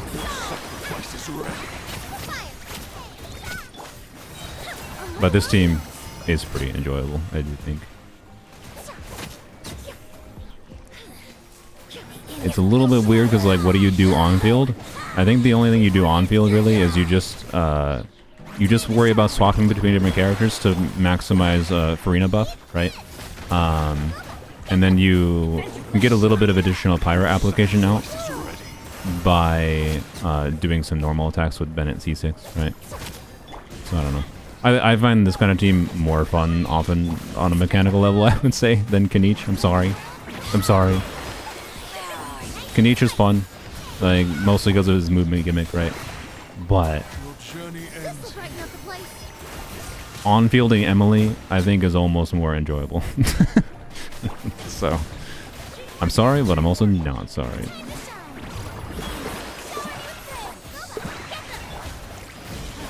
This situation is slightly annoying in that I have to run back into Bennett's circle on occasion. I'm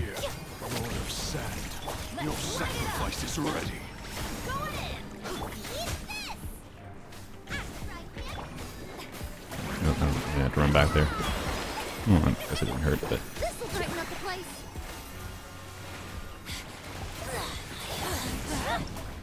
Oh, almost killed her.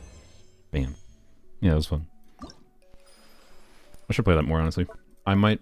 And Xiangling feels really good there, because Xiangling gets good damage. Crazy, I know, right?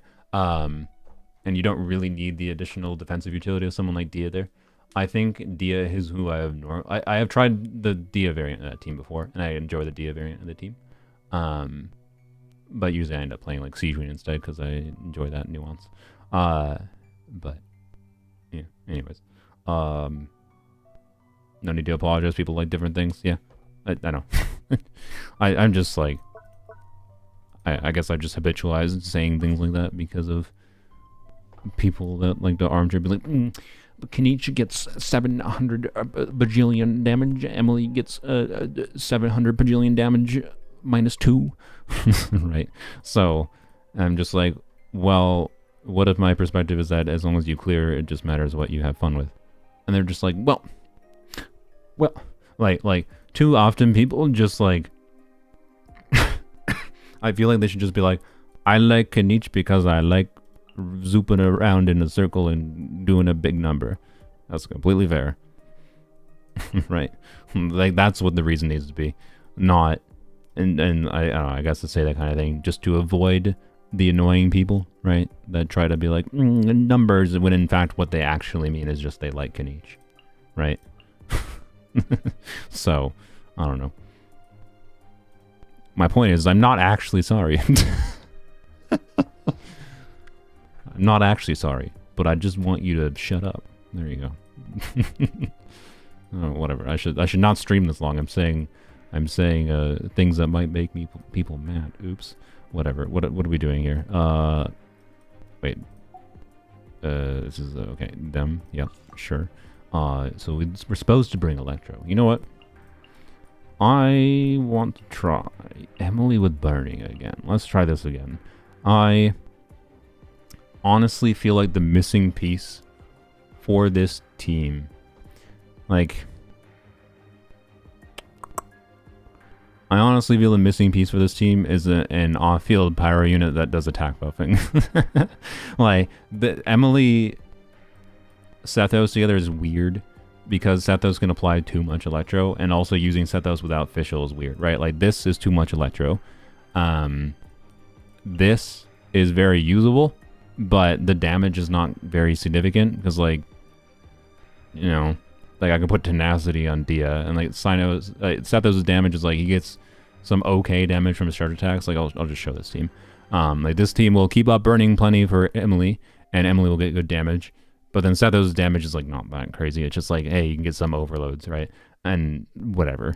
But, like, it's not that good. And I think the missing component, though, is if there's an off-field pyro applier that does an attack buff, hopefully Moik or Pyro Traveler soon, maybe, we'll see. I think this could actually work really well, but I want to show it. It'll work for this event, obviously. Well,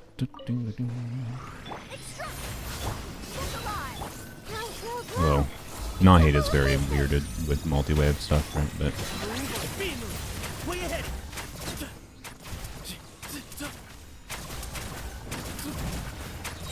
Excuse me. right, you can see the damage is not terrible, right?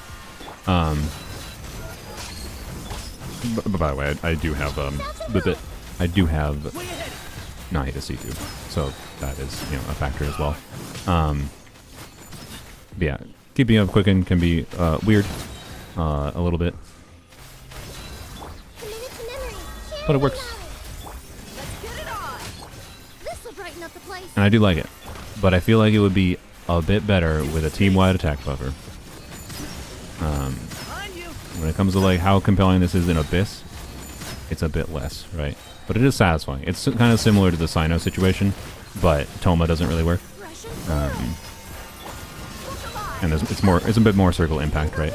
So I very much suspect there might be a unit or two coming out soon that could make this more compelling. I don't know. I look forward to it. That's all I can say.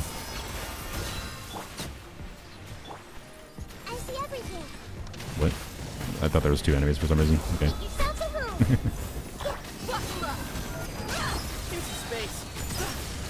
You can see oftentimes we didn't trigger quicken until the first charge attack, I think, but it's fine.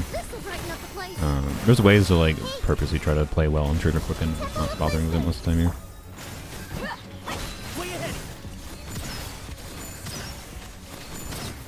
Alright, I mean, we're still getting 50k charge attacks, right? It's not bad at all.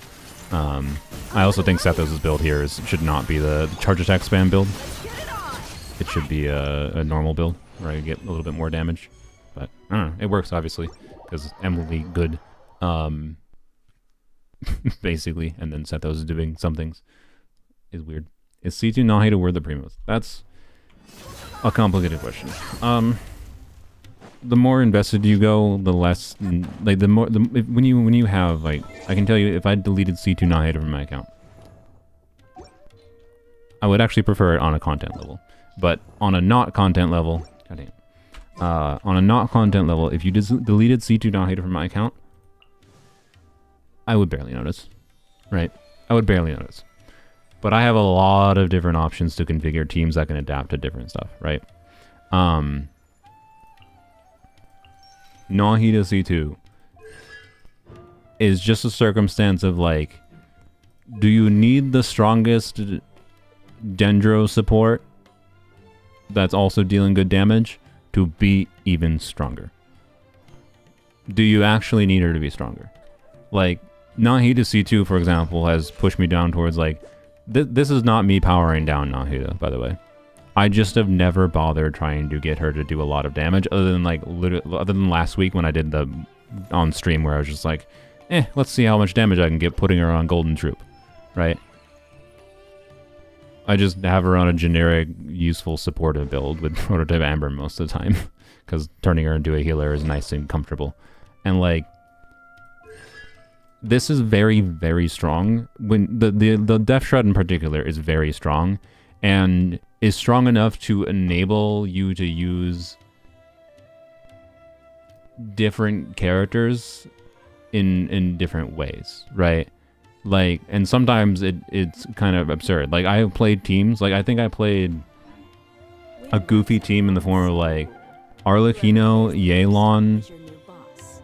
I don't remember what Electro. It was probably like, it was either, I think it was Fischl. And actually, no, it was, oh, I remember what it was. This is a team I never included in my Arlecchino video, when I did like weird ways to play Arlecchino.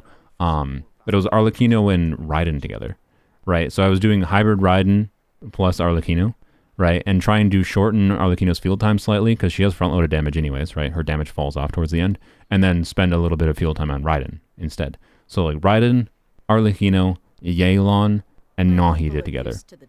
Nahida C2 is giving 30% Death Shred for all 4 units in that team.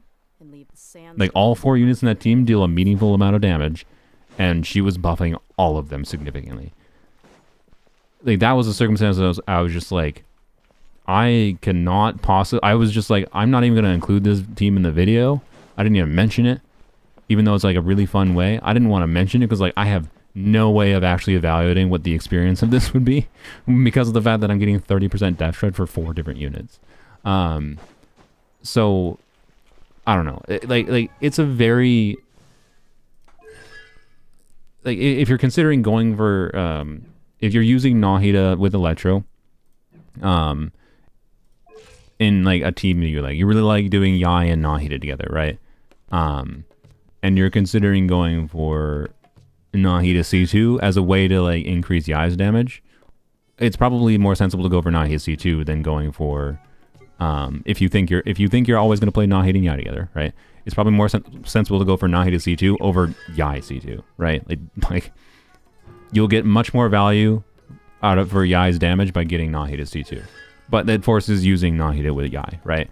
Like, the Death Shred is not just an Electro-Dend reaction. No, the Death Shred is within 8 seconds of being affected by Quicken, Aggravate, Spread, defense is decreased. This is a debuff to an opponent, right? Opponents that are marked by her skill have these effects. So as long as you have an opponent marked with her skill and then you trigger an Electro reaction on them, one of the Electro-related Dend reactions, so Quicken, Aggravate, or Spread, they have def decreased.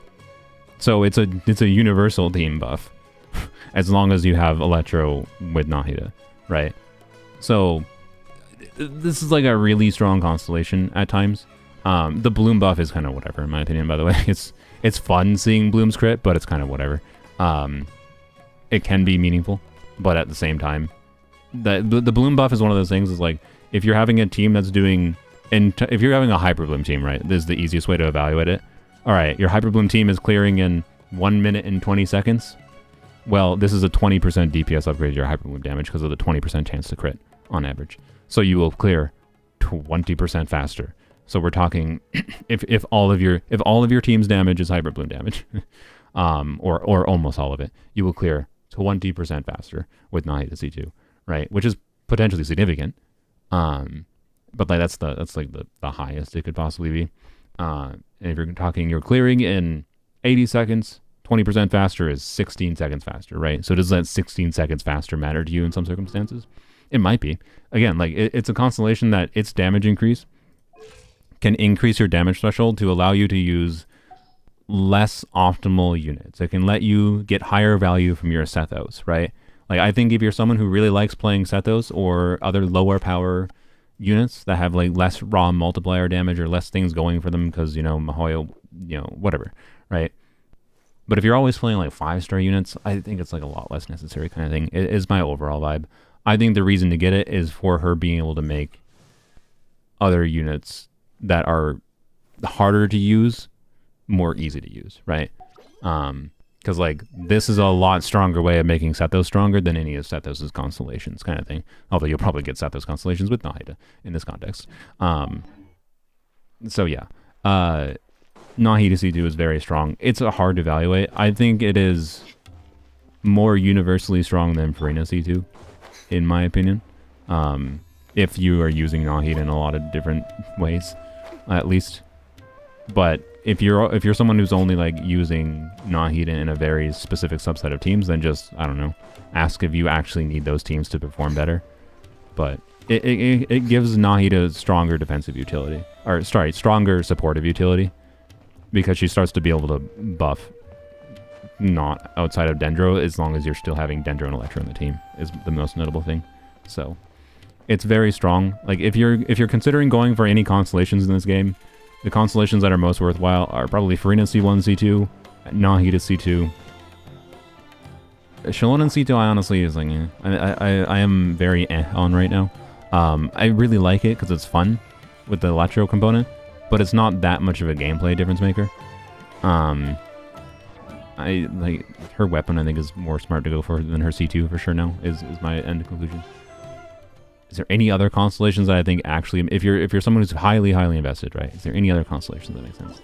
Oh, by the way, I'm supposed to be doing D&D right now. Jesus Christ. Oops. Oh wait, I think D&D got canceled. Oh no, it's starting 10 minutes late. Sick. I'm not late because it's starting late. I didn't see that. Yeah, Nahida C2 buffing Mualani. Well, you have to have that's a little bit weird because you have to have Electro in the team for Mulan, but that's still not wrong, right? You can like use Nahi to C2, put Raiden in the team or something, right? Put some low Electro player in the team, and Nahi to C2 will buff Mulani's damage, right? So it's weird. It is a very, very strong constellation. My number one problem with it and why I would be fine without it is because I have so many other characters and different ways of buffing that I just don't think I would need it. I would really like a way to turn it off because of how much difference it makes sometimes. And the other question you have to ask, I think, is like, Nahida is already like the premier Dendro unit to use in a lot of Dendro teams, right? Like, she is oftentimes a very significant difference maker for that team being a lot better than like other versions of that team. It's just having Nahida or not in place of whatever other Dendro unit options, because not only because she applies so much Dendro, but also has a good damage output off field on top of that, and some buffing inbuilt with her EM buff in her kit, right? So if she's already like very ahead of most other Dendro off-fielders in the game, basically. In that context, do you need to make her even farther ahead, right?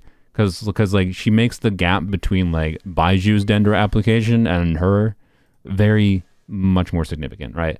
Like technically Baiju's a basically useless character on my account because I have C2 Farina and C2 Nahida, right? Because I can just like do Nahida Prototype Amber with C2 Farina. Why the hell do I ever need Baiju, right? Except for the context where, like, I guess Nahida's Dendro application screws my ability to swirl or something, right? Like, that is a factor. But, like, do you really need to, like there's already a big gap between Nahida's potential and other off-field Dendro's potential. Like, the gap between Nahida and Dendro Traveler, right? Do you need that gap to widen even further, right? That's up to you. I think most players would probably like having Nahida C2, but it's also definitely unnecessary.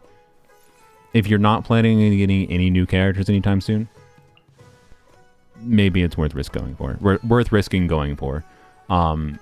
Particularly if you're already at Nahida. If you're already at Nahida C1 because you winded up with an accidental C1 trying to get a kooky C2 or a single copy of Sethos or something, and now you're only one constellation away, right?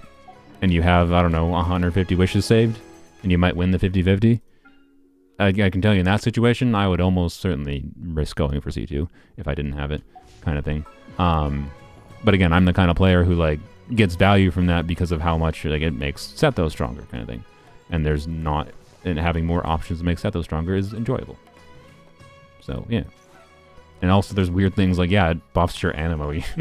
Like yeah, you do the Shaolin teams, or you do Shao with official Nahida. What the frick else? I don't know, right? Technically Nahida C2 buff Shao, because it's, again, Death Shred on the enemy. So, yeah. Anyways, yes, it's worth it, but at the same time, I could remove it from my account and I would be fine, right? But it can be a pretty big difference. And it has more obvious utility universally than I would say Farina C2 does. Because Farina C2 is weird in its level of utility, since sometimes it's like enables you to get a lot more damage bonus faster, and sometimes it lets you get more damage just on Farina. And if it's just more damage on Farina, I don't think it's as relevant. And if you're getting damage bonus faster, then the team is also probably still relatively fragile. Like if you're doing Prototype Amber, Nahida, and Farina, yes, that gives you the max damage bonus just with Nahida as the healer, but it's also still a fragile team, potentially, and many people might not like that. So Farina C2 I think is better designed because it's not just wow insane, but Nahida C2 is like just universally stronger, is my vibe. But I'd also delete Nahida C2 before I would delete Farina C2. So, because I like Farina more. And there's situational value of like, I really want to have this constellation for certain circumstances, whereas like, I think I'd be perfectly fine not having the Death Shred from this. So, yeah. Anyways. Yep. That's my vibe. So, I don't know, if you're going for Nahida C2, tread lightly. as always, I think it's best to get constantly. If you just got Nahida C0, use Nahida. Wait for. Hi cat, you're being cute. Wait for like the next banner. Quite frankly, like because either like maybe you'll find out that you just don't end up using Nahida that often, right? Because like after you've actually used Nahida for a while is the time in which like you understand how her kit works and the teams you use with her, that you can understand the value of like actually getting her constellations. That's it, right? So anyways, that's my end yap. Thanks for listening. Boy, has this been a yappy stream. I'm surprised I yap so much considering I started this stream being tired. Thanks for waking me up, I guess. And now I'm gonna not, and I'm probably gonna be tired for D&D now because my brain's just gonna like, I'm gonna be done with streaming and I'm just gonna like be like, brain not functioning. Oops. Oh well. Thanks for watching. I'll probably stream on Tuesday. Probably Unit stream because I haven't done one for a couple weeks. And I'm like doing those every couple weeks for you guys. Also because I make a little bit of money from them, but yeah. Anyways, bye-bye.